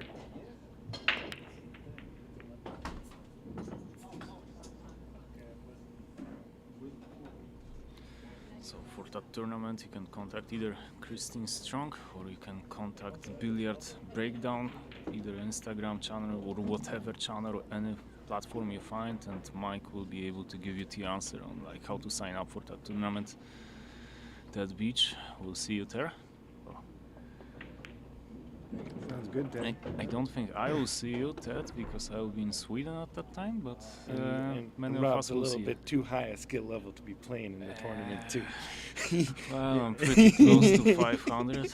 Yeah, it depends if you want to consider 1,000. You know. Okay. He's still on the wrong side of the ball. Well, if I spit like you could play lefty, 2 or 3 maybe. games in the race to 4, maybe you play left-handed. I used to hear about it. I forget. One of the guys that used to come around here in the old days, like they'd be like, first it was even, then it was 1 game to everybody, then 2 games, then 3 games. Yeah. They were like, no, you can't play no more. So yeah. Does it go past? Sometimes when I play my friends that don't play pool at all to make it even, and I have to just play one-handed. Right. And often when you play one-handed and you can make this little trick that you attach just your chin to the cue, plus you place your cue on the cushion and just you make your cue easier. So even that was disallowed for me. I just have to hold it like I hold the bridge and kind of shoot without any support. I practice shooting with no support. It's good. Is it worth it? Did it pay off? I mean, yes and no, I guess. You know, if you're able to hold your stick straight and still. It's never paid off for me in practical match. Okay, let's come back to the commentary. Long has a long shot on the 2, but doesn't have an easy shape on the 3.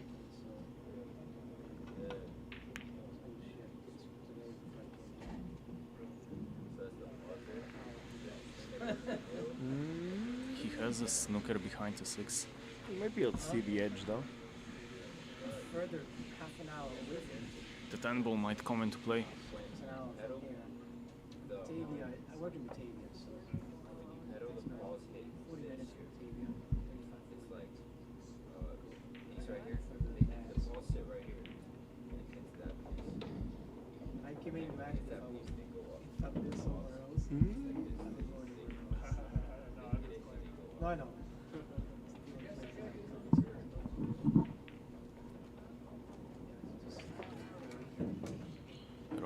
playing a ghost at the end of this game. Yeah, this is a confidence-winning layout right here.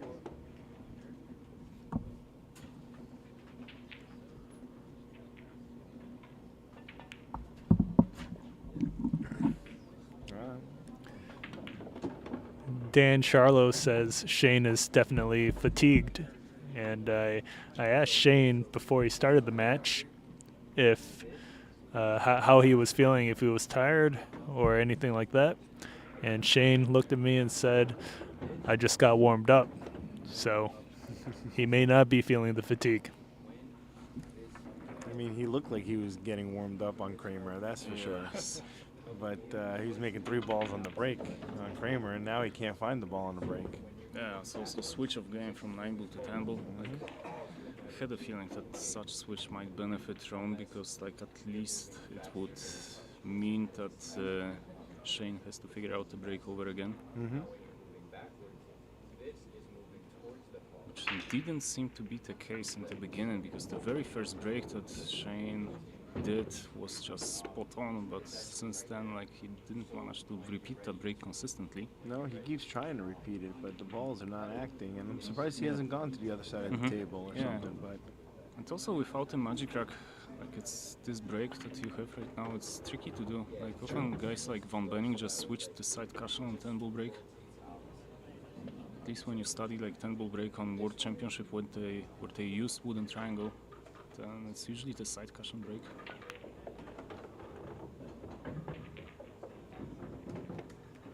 I don't think the 10 ball's in the way for him to cue over here. No, I think he's fine.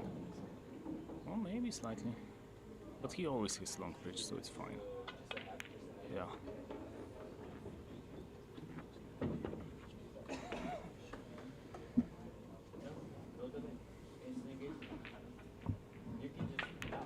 Well, we got the game. Tied ball game. Wow. There was almost a smatter of a little clapping going on in the background for a second.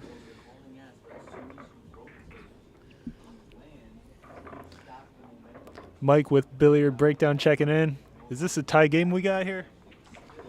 Yeah. Jeff, Sebastian on TikTok appreciate Guy Broyles. Stays with us for almost all of the stream. Well, Rod Kelly amazed as well on TikTok. So the longer raise might also be benefiting Ron here too. I think so too. Yeah, because he's a grinder.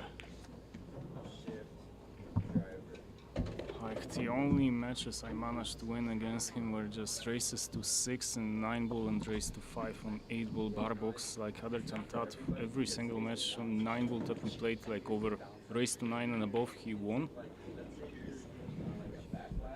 Yeah, people are definitely noticing Ron bearing down here in the chat room. Oh, he switches to the side break.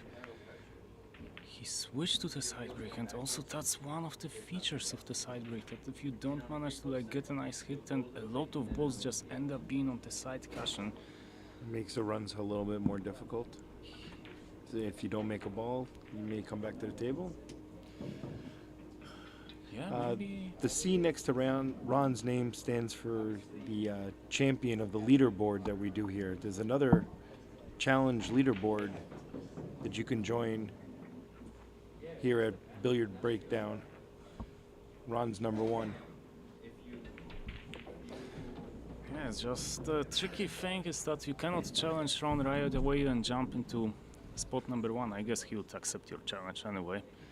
It's just to become the champion, you need to make it into top 3 players within here in Billiard Breakdown, Rochester, New York. To make it, well, you have to first off sign up, challenge player number 10 or player number 9. If you Actually, win, if you're not on the board, you have to challenge number 10 first. you have to challenge. Oh my God! Yes. Is it Joe Dardzinski right now? Yes, it is Joe. So he is the gatekeeper. He is his life is extremely difficult right now. I guess He's holding it down though. Yeah, he held it against Rick Hovey before.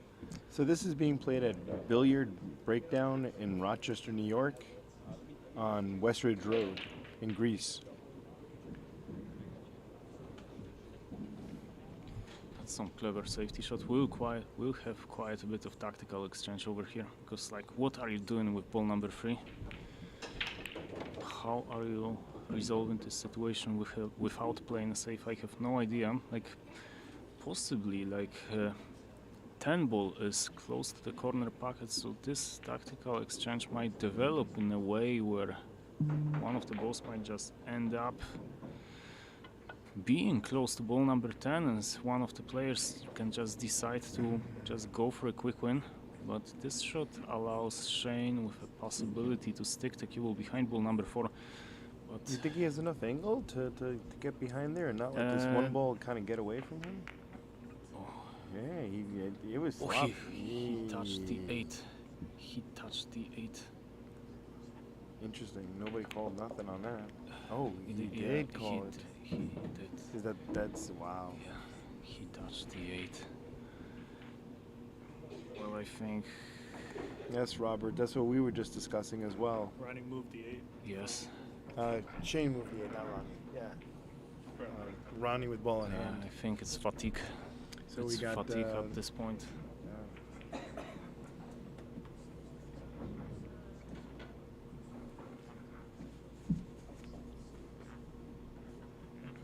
Yeah, if Ron can somehow turn this rack around in his favor, we could see a big momentum change with only 3 games left to whoever wins this rack. Mm-hmm.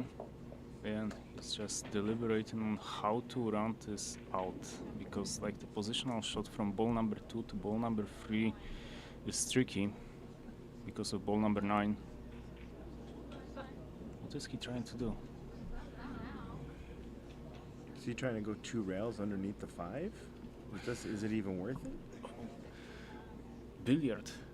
Oh, billiard. Billiard. Why not? Because you get safe at the same time, right? Yeah. And this table's so slow that one ball ain't going nowhere. Yeah, he'll just stick the 1 ball maybe in between 9 and 3 and billiard the cue ball onto the 10. I guess he's worried that if he misses the 10, Shane might see the 1 in the side. If he hits the 10 on what would be our left side of the 10, but he's changing his mind.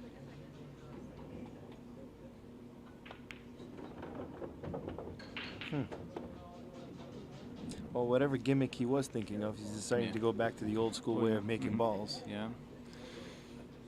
But now, like, playing shape on the 3 right now, it will be the key shot. I mean, could he use the 9 to hold him over there? Everything on the right hand side is in play, but even that cannon can go wrong. Oof. Wow, he keeps him tight. I think he was playing for the safe the whole time, he right? was playing for the safe the whole time. And I think he had this idea on ball number 1. That's why he played the 1 this way. He had the idea like 2 shots before to play that particular safe. Very smart man.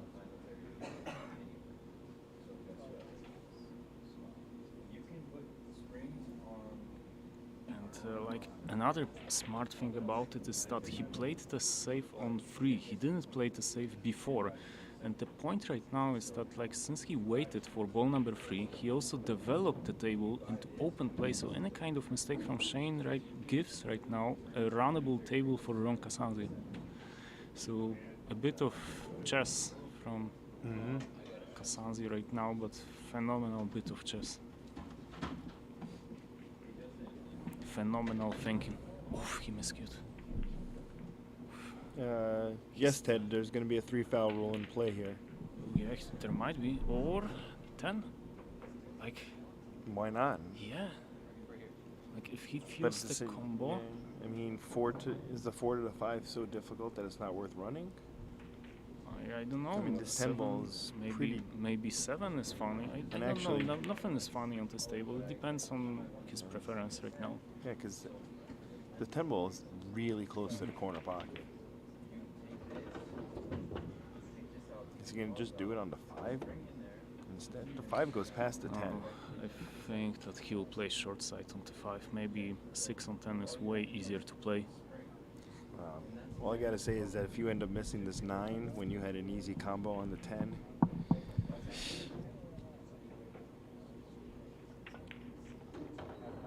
but here in the booth we can think like that. Yes. But if I was on the table, I'd be thinking, let's go, let's go. Yeah, Rod Kelly, that's correct. 3 foul rule is in play. Shane is on 2 fouls, but I don't think that's critical in this game. Ron might be winning, might be trying to win for other reasons. So 6-10 combo is almost in play here, based upon the angle that he's got here on his 5 ball.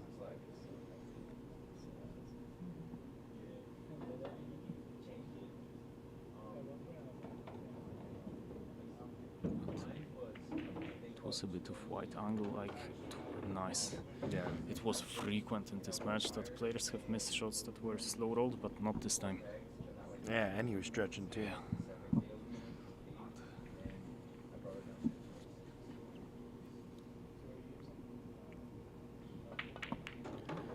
Alrighty, so at the end of the day, it's the 6 that plays the 10 combination. Yo, that 5 shot was so clutch. And the fantastic bit of thinking at the beginning of the match where he ran like this piece where he played the 1, played the 2, just waited till ball number 3 to play the snooker.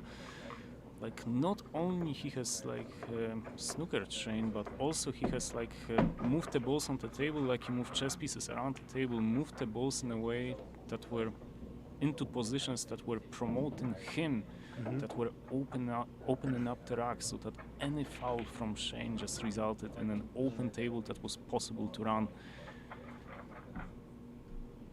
Yeah,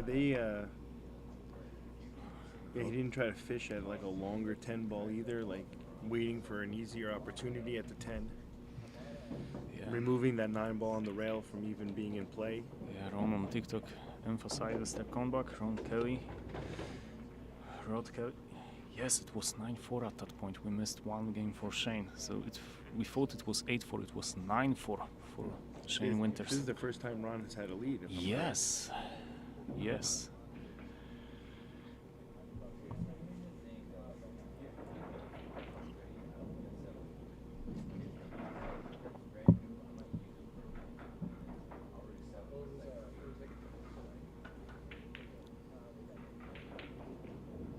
See what happens to this 7 ball for Ron if it can bank. Ron moved away from the side It's cushion. banking there. Look at it. Oh, it just got kicked away. 7 got kicked away from the hole.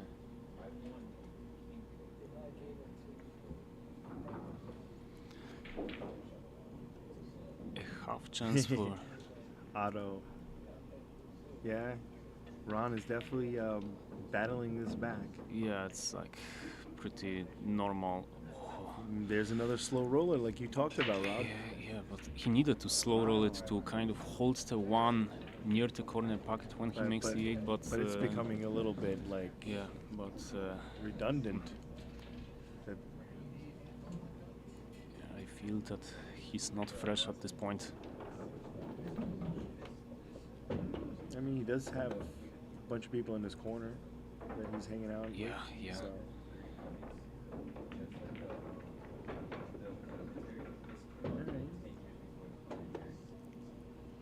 Back and forth on this 3 ball. I don't know. I mean, yeah, it's not my favorite place to be. Oh yeah, it's a tricky card. The cue ball is naturally going into like 6 and 4 on the right hand side. If you just like roll it possibly with running side, you need to avoid these balls. Yeah, and then you're going to come up with a higher angle on this 3. 9 ball can come into play. Can you get below the 4 here? We'll see.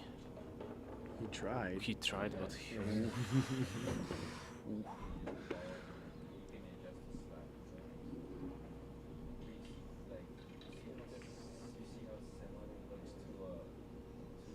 Wow. And that might be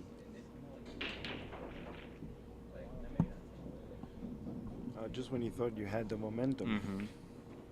And then a kind of ball in hand just leaves an open layout. And like this piece of the match is definitely initiative to Ron Casanzio despite this mess, but if he leaves Shane a chance in this position, it's a pretty easy layout. I cannot see a way for Shane to make a mistake if Ron leaves him something. Is he riding this 10? Maybe, yeah, kick onto the 3 and something might drive close to the 10. Oof. Chance for Shane. Come on, Shane. I wonder if he was trying to send the cue ball anywhere near, Mm-hmm. or maybe even using the 10 as a blocker. All right. Got to show us your stroke here again, right? Yeah, but Shane, for a couple of shots, he was in this position where he made weird mistakes, clearly out of fatigue. So can he hold himself together right now? And I hope he does, because he's one of the most attractive players to watch. Yeah. Like the match versus Dan and the match versus... Right, he let his stroke out substantially there. Yeah. His previous 2 matches were just phenomenal to watch. Like, it's just firepower exhibition. I was kind of surprised how much he let his stroke out to get to this 5-ball just now. Yeah, but maybe he's a player that just prefers to do it this way, prefers to let, just shoot it with a bit of power. Justin Hall's kind of like that too. Yeah. If this 6 cuts, then I feel the angle is fine to go around the table and back with the cue ball on the top right part of the table. It was close, nice. Fantastic position on the 7. Actually, in life it's straighter than it looks. But yeah, he should but be able to have the power shot. He has enough cue power to manipulate it. Yeah. But he's still straight. Whether you like... Come on. Where is the cue ball going? It's funny. Right? It doesn't matter. At the end of the day, when you're letting your stroke out... Oh, yeah, it's funny. You know? Anytime you're letting your stroke out, the cue ball can do something different, you know?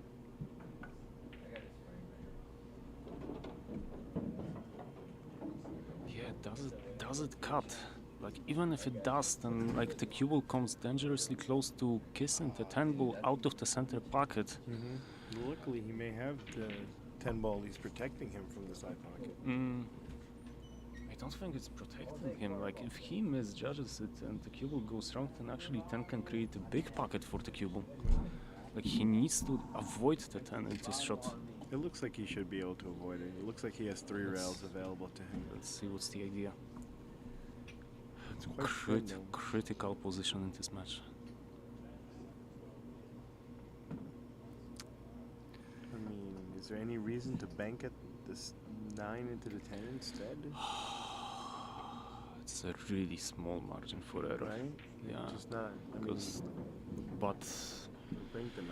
But maybe it's. I mean, this is not the worst bank for a player of his caliber. Yeah, but that's so close together that it's tricky to feel that bank, and you have to like cut it slightly, so there will be a bit of insight on the 9 that you have to compensate for if you shoot it with no English. Absolutely.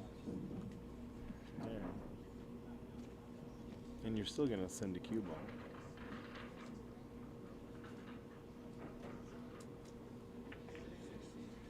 Oh, he played safe.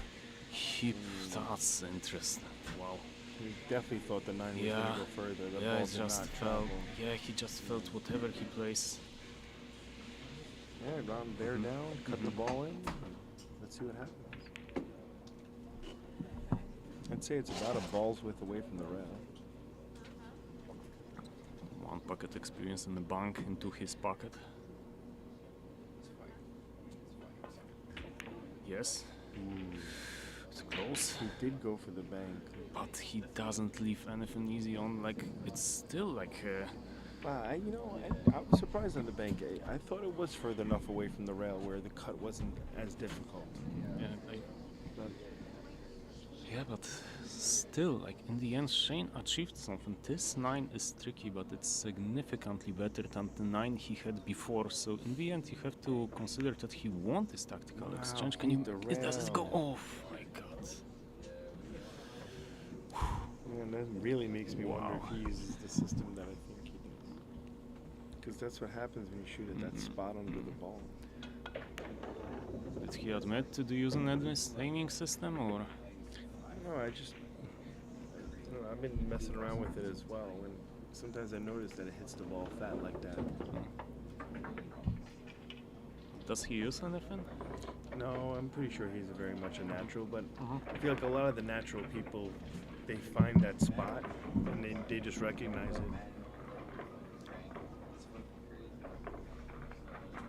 Yeah, wow. Eyebrows, yeah, wow. It's 13 games, right? We didn't put...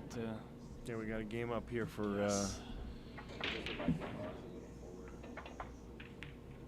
for Ron.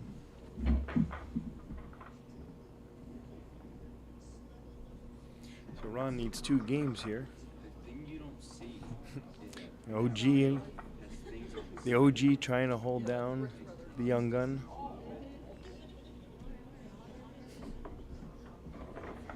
It's 13-11. Yes, I just double-checked the score. It's 13-11. Phenomenal match.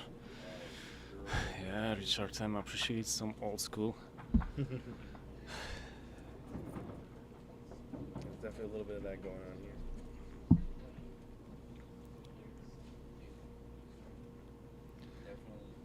That's some insane grind. It's just grind, like really insane grind. Yeah, you know like we're getting to the grind when they start checking the rack. Mm-hmm.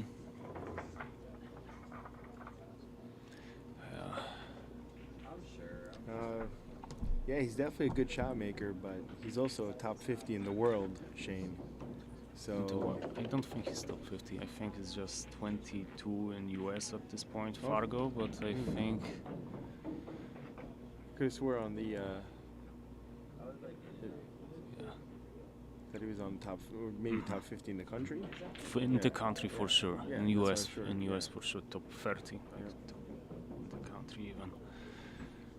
But like, don't get me wrong. Like Shane Winters is a player that has beaten Efren Reyes in 1 pocket, so I wouldn't cut him off yet. But it's excellent spread for Ron. That's correct, Bench. This is the old Diamond Billiards West Ridge spot. Excellent spread for Ron Casanzio. It's just he doesn't get good shape on the 1. Like even like the shot that he has on the 1 doesn't give him anything. So we need to go again into tactical exchange.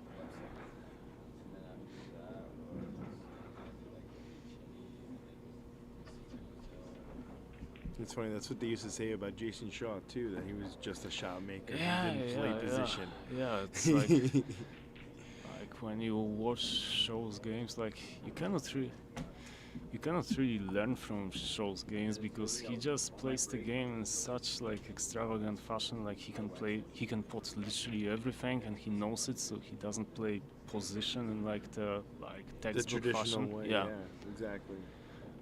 How old is Ron Casanzio? Yeah, that's what we were trying to figure out. Like late 60s. Late 60s for sure, but I'm not sure exactly how old. No, there's no more back room anymore here, Bench. That's many years ago. This is at table 1, right next to the bar.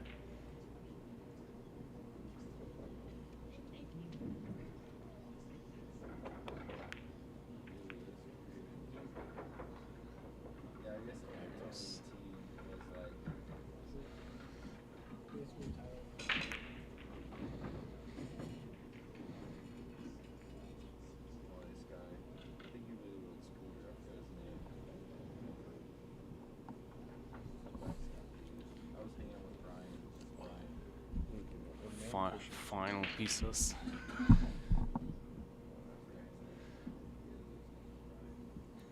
Yeah, room's quiet now. It is indeed. 1 in safe spot, just Ron keeps the tension on. Yeah, he's the kind of player that like over and over and over again, like Ron puts you in uncomfortable position in your match, and you just as he grinds over you, you have to grind over him. And like over short distance, let's say race to 6, it's pretty makeable to do it, but over a long distance, like right now, race to 15 is just grind. It can become a torture.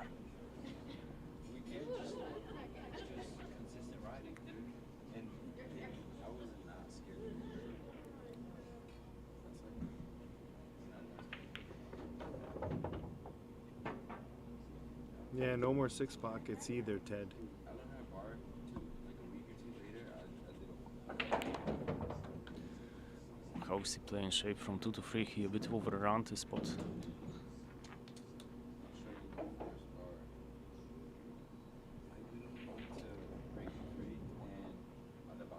Like there is no obvious path at this point from 2 to 3.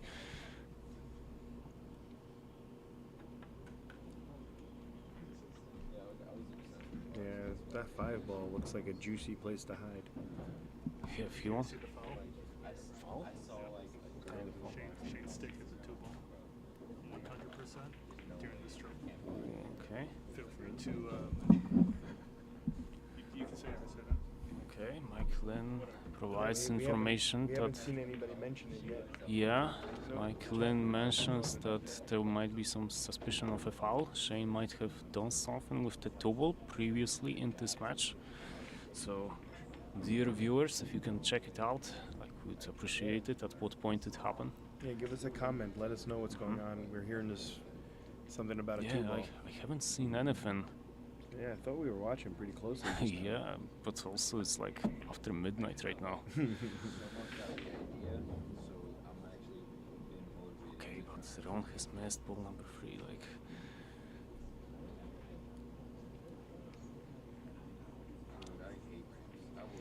there are small problems on the table, but it's.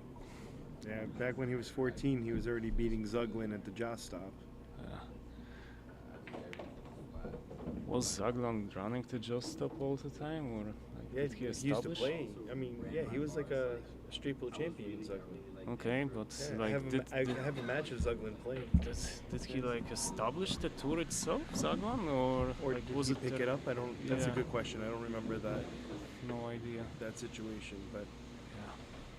well, I guess maybe he picked it up because he said, if I remember, Shane said he played Zuglin on this. So That was December 1st, 2018. So 2019. What happened?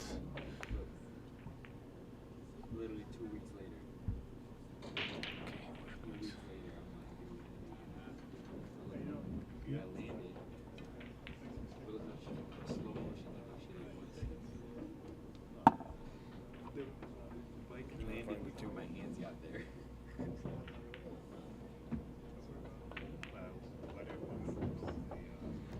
that's a good shot.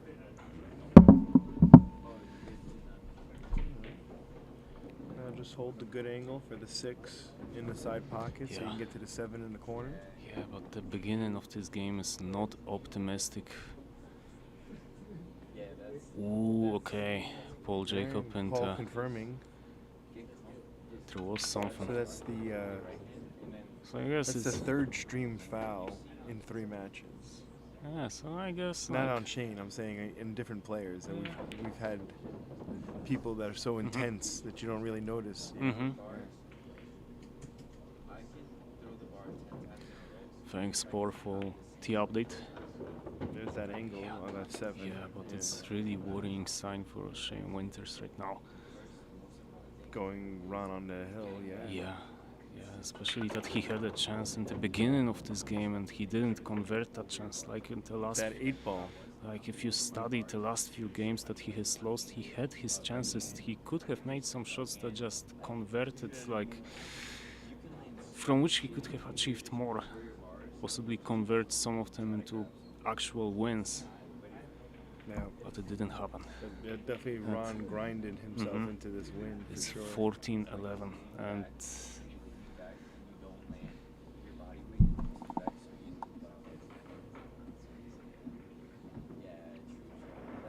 That's why they don't on the resi.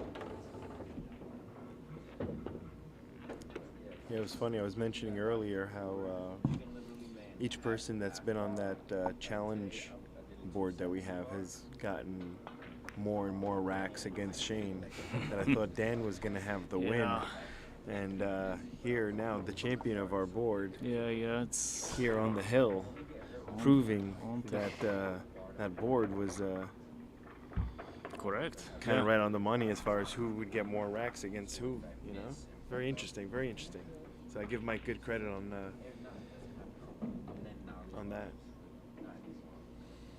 All right, Ron breaking for the win. Yeah, Casey Powell, absolutely. Like the finish, not only from this game, but the whole match. Like it was complete. The second part of this match completely dominated by Ron Casanzio. And I don't think so, Richard. This is the end of the streams for today. We've had 4 challenge matches that have been done today. They'll all be uploaded to the Billiard Breakdown channel, so you can check those out. And then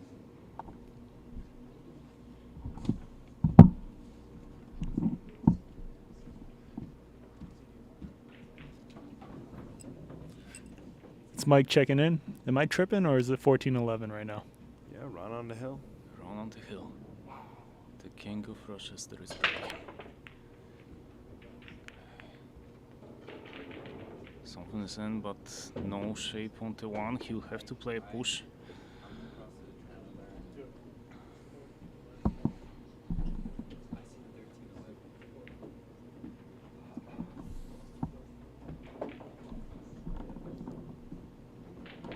Yeah. So where do you push to that you cannot? Even if you push somewhere near to side rail, like I think you're safe. Yeah, Shane Winters for 2025 Mosconi for If Joe. he enters enough of the tournaments and Yeah, gets himself, exactly. you know. Exactly, because like insanely strong player, Strong like, coffee. especially over strong distance. Yeah, we've had some coffee here to keep going Yeah, ourselves, folks.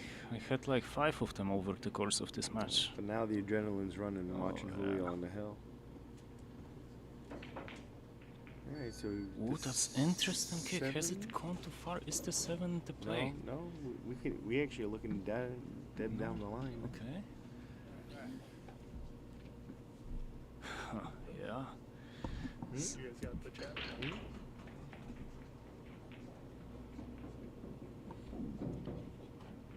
He gave it back. Yeah, it's not an easy save that you have from here. I mean, I think the 9 will edge you over.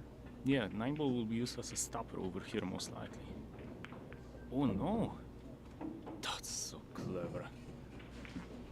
That's so clever. They used like use 6 and 8 as a stopper. I haven't even seen this particular solution. Like, Thanks, Robert. We've been enjoying sweating this match ourselves. So he plays a little tie-up shot on him. Yeah, but it doesn't help. He has a combo. He has a combo right now. He can resolve 9 and 5 from to 1.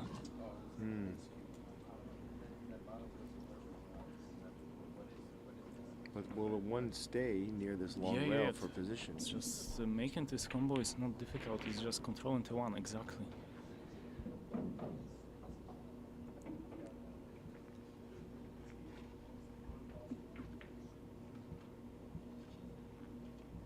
I mean, the 9 should get out of the way. Or is it not as dead as we think? Is the slower speed going to throw the 5 into the long rail? Yeah, it's definitely makeable. Maybe you have to work on it. Is there any reason to play the 1 billiard instead of the 3-ball combination? Tough to say, but I think it's more difficult to throw it that way because you might have to throw the 5 slightly to the right hand side, and it's most convenient to do it just by shooting 1 along the cushion.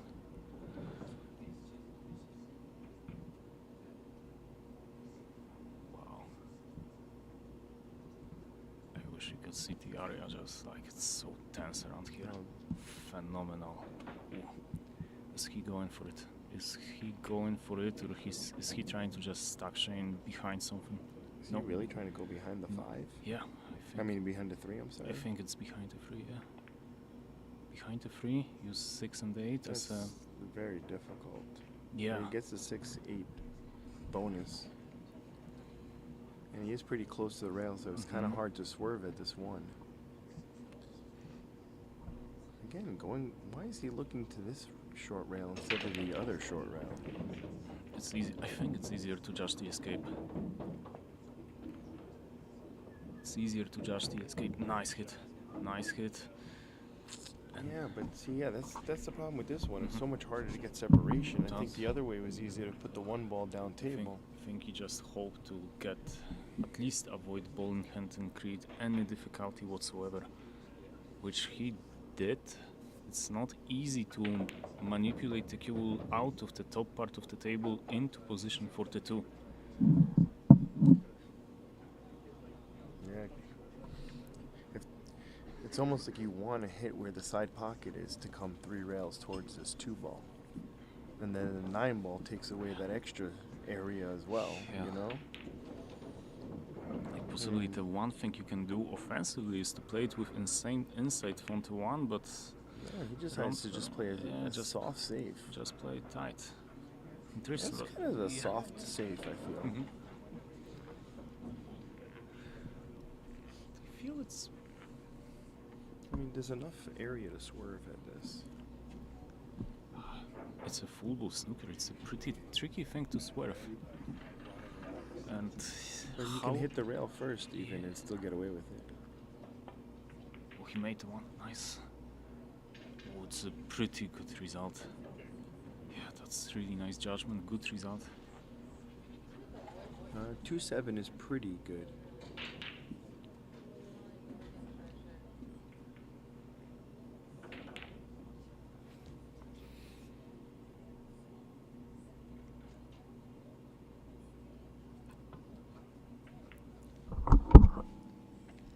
Shout out to Bob Hendricks for the compliment.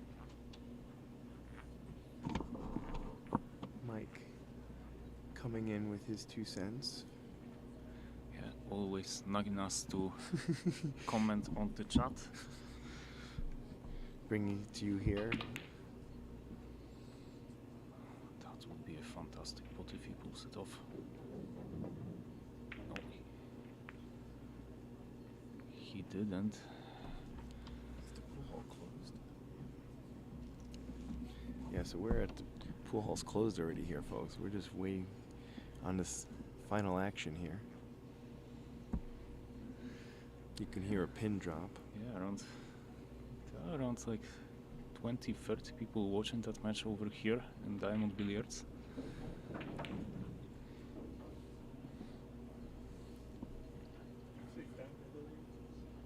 Breakdown billiards. Breakdown billiards. AKA breakdown billiards. Yeah, right now breakdown billiards. I have to get used. Alright, so so Ron stays below this 2 ball, even though the combo at one point was makeable.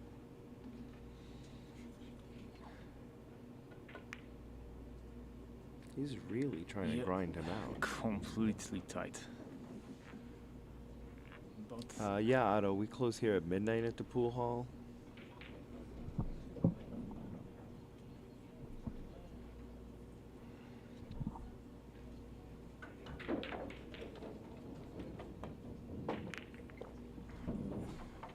Shane getting grinded out with these safeties. Just remember, folks, you don't have to run out every time to win, as long as you can get ball in hand. Yeah, especially at such decisive stages of long match.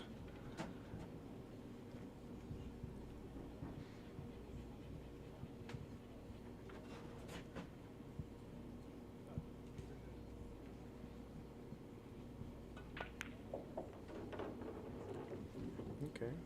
A little bit of a reach. Not a big issue. He's proficient with long bridge.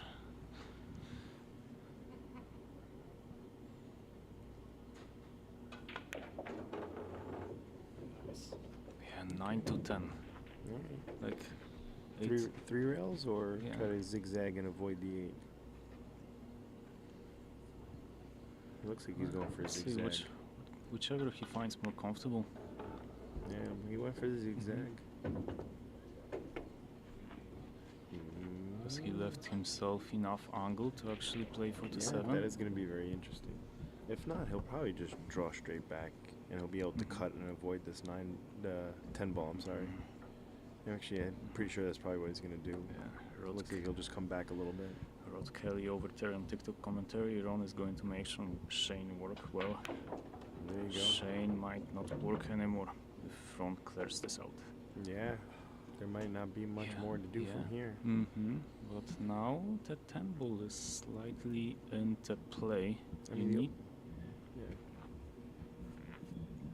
I was wondering about that, but I think he drew up enough to avoid the 10.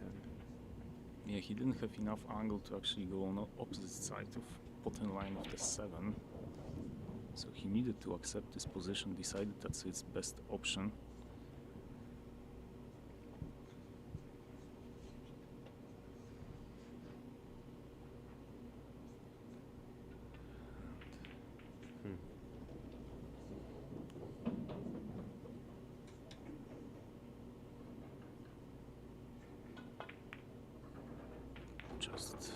Just a little hold. a little pinchy. Yeah, just hold. Like he was just trying to maintain the correct angle on T8 so he can just float it in and stay 49 like without working too much with the cue ball. I'm kind of a little surprised he's down on this side of the table from there. It looked Oh, like yeah, he had yeah, more it- angle to come closer to Like the 8 ball. he was just heavily concerned about the 10. Nice spot. Oh, that will be a tester. Like it's. I mean, even if you get to near the side pocket even, you'll be able to cut this 10 into the lower left hand. Yeah, but such shots are always demanding. Like if you hit them slightly wrong, the ball just rattles into the Is it worth jaws. going 3 rails forward? No, I think it's bottom left. And he rattled. He rattled. Wow. And it came up pretty stiff on the 10 anyways. Yeah, I'd just throw it away too, raw. Yeah, but is Shane able to maintain this situation? He doesn't have a convenient shot on the 9. There is insanely difficult cut to top right corner, but even if you're feeling good, it's crazy to take this on. You just favor the overcut, and you know you should be okay. Yeah, but can you even conveniently overcut this shot from this position? Because like even if he overcuts, the 9 can still stay near the jaws of the corner pocket. He's just gotta stay with it. He makes one ball, and he gets back in this game. He tries. He's going. What a shot! Wow, it looked like it was an What a overcut. shot! Ain't over yet. No skids. Make it level. That's There you insane! go. Like fantastic shot.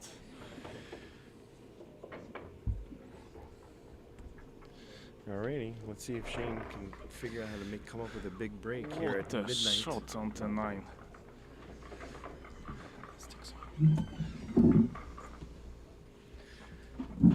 Comments on TikTok appreciated. Comments on YouTube appreciated as well.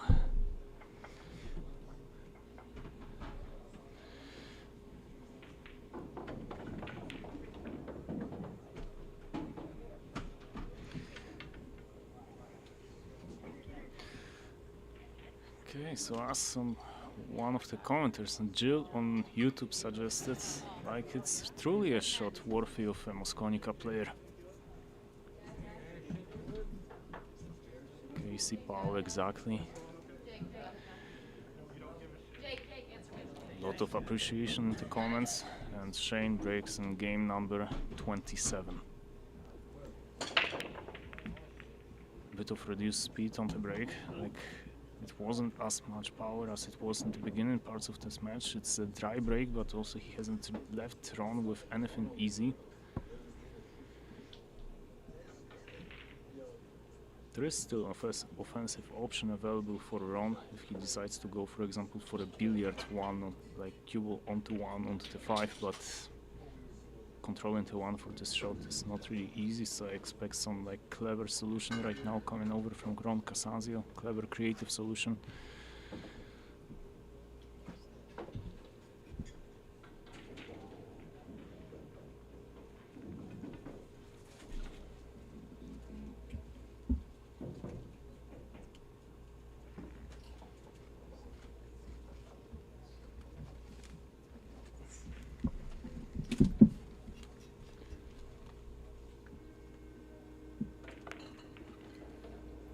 hide behind the 6, move the 1 ball into the area where It's gonna come kind down. of safe, but has it leaked? Even if it has, then maybe the bottom cushion, you can just play it off the bottom cushion and make the 1. Yeah, 2 ball is pretty close to being able to play that billiard on the 5. Exactly.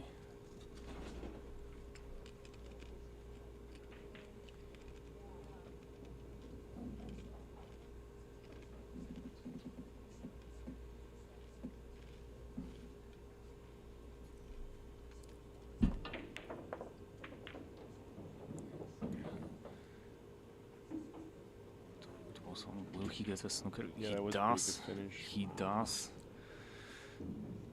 Okay.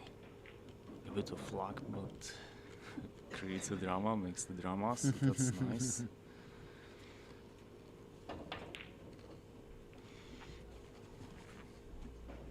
I'm one of those guys that's always rooting for the person that's behind. So now that Shane's behind, now I'm Yeah, rooting and for Shane. given what kind of finish he pulled off in the previous game.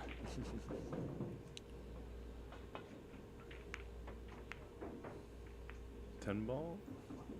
No. It's again like Actually, from our vantage, I think the 10 is in the way. it is in the way. Yeah, Ron knows how to be lucky. He just knows how to create luck on the table.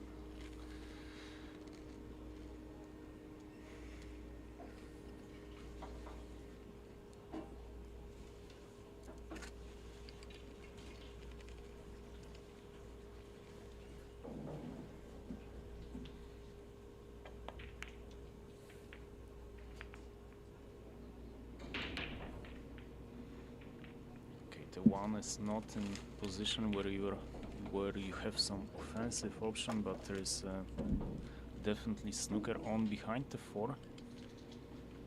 Even if he gets a snooker and forces ball in hand, and still ball number 6 will be problematic later in the run. And I don't feel there is like Ron is in position to develop ball number 6 if he wants to play snooker behind ball number 4.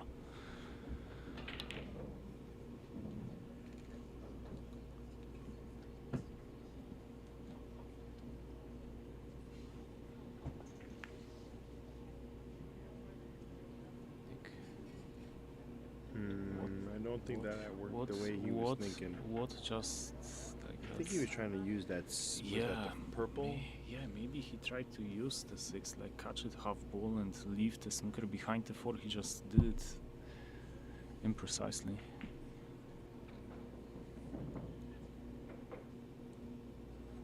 Now this is that pocket that rattled, but this one's much straighter. This should be easy. Yeah, he should be fine.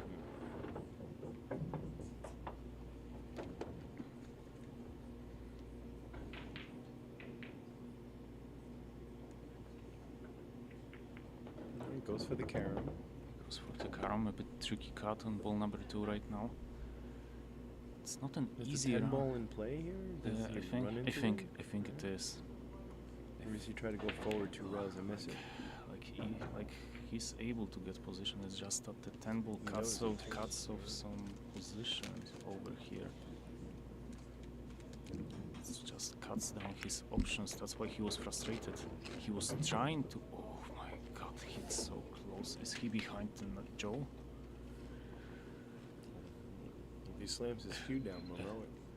Is he behind the jaw of the pocket? Yeah, the thing about the tennis was he was trying to be on this side of the table to have correct angle on ball number 2 to have option to come back for ball number 4. But 10 ball was in play for that shot and he made the 3. He did.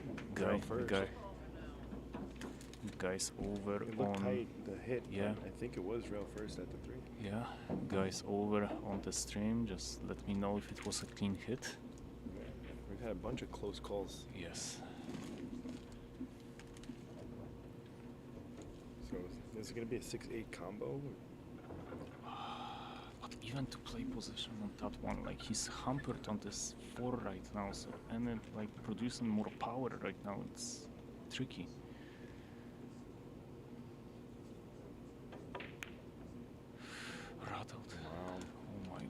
That could be the match here, folks. I'm playing safe. Yeah, Shane mentions he's playing safe, and it's actually. Yeah, Arnold. Ron came back and then some. Little.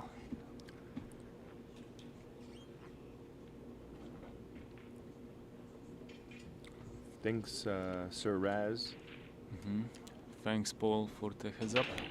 Yeah, Phil as well, chiming in for that clean hit. Over on TikTok, we have also Zuti and Guy checking it out. All of them claiming that it's a clean hit, so thank you guys.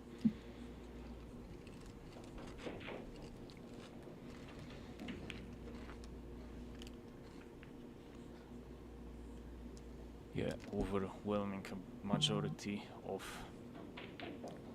comments yeah. mention it's a clean hit. Ron's somewhere in his late 60s, if I'm correct. And little hustling move from Shane as well. He actually went over to the bathroom without really taking a break. Or well, Ron will do his thing. But is he able to win this match from here? He had a 4-ball, like when in the context of playing position for ball number 6, it was insanely tricky. And what are you doing from here?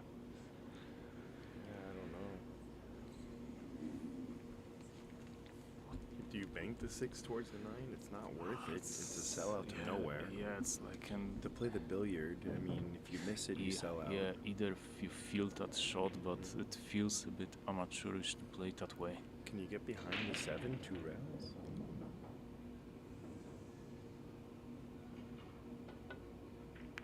Just keep it safe. Just get 1 rail behind the 7. Try to get 1 rail behind the 7 instead of 2. But the cut is on in previous game. Shane Winters produced a phenomenal cut into the same corner. Can he repeat the same thing in this game? A bit different layout of the balls. Sir Race, absolutely agree. Ron is a monster to the level that he'll torture you completely, especially if you play him long distance. Shane comes with this shot. We can see a big momentum change. Yeah. This is a momentum shot right here.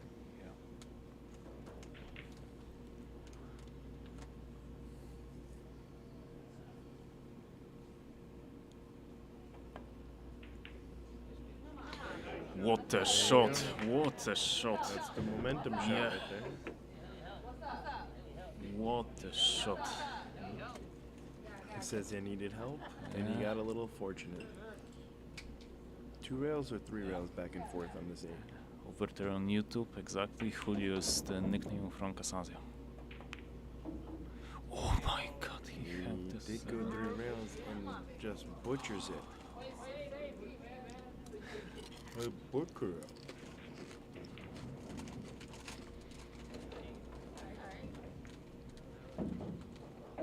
Wow. You can see also the body language, like Ron, like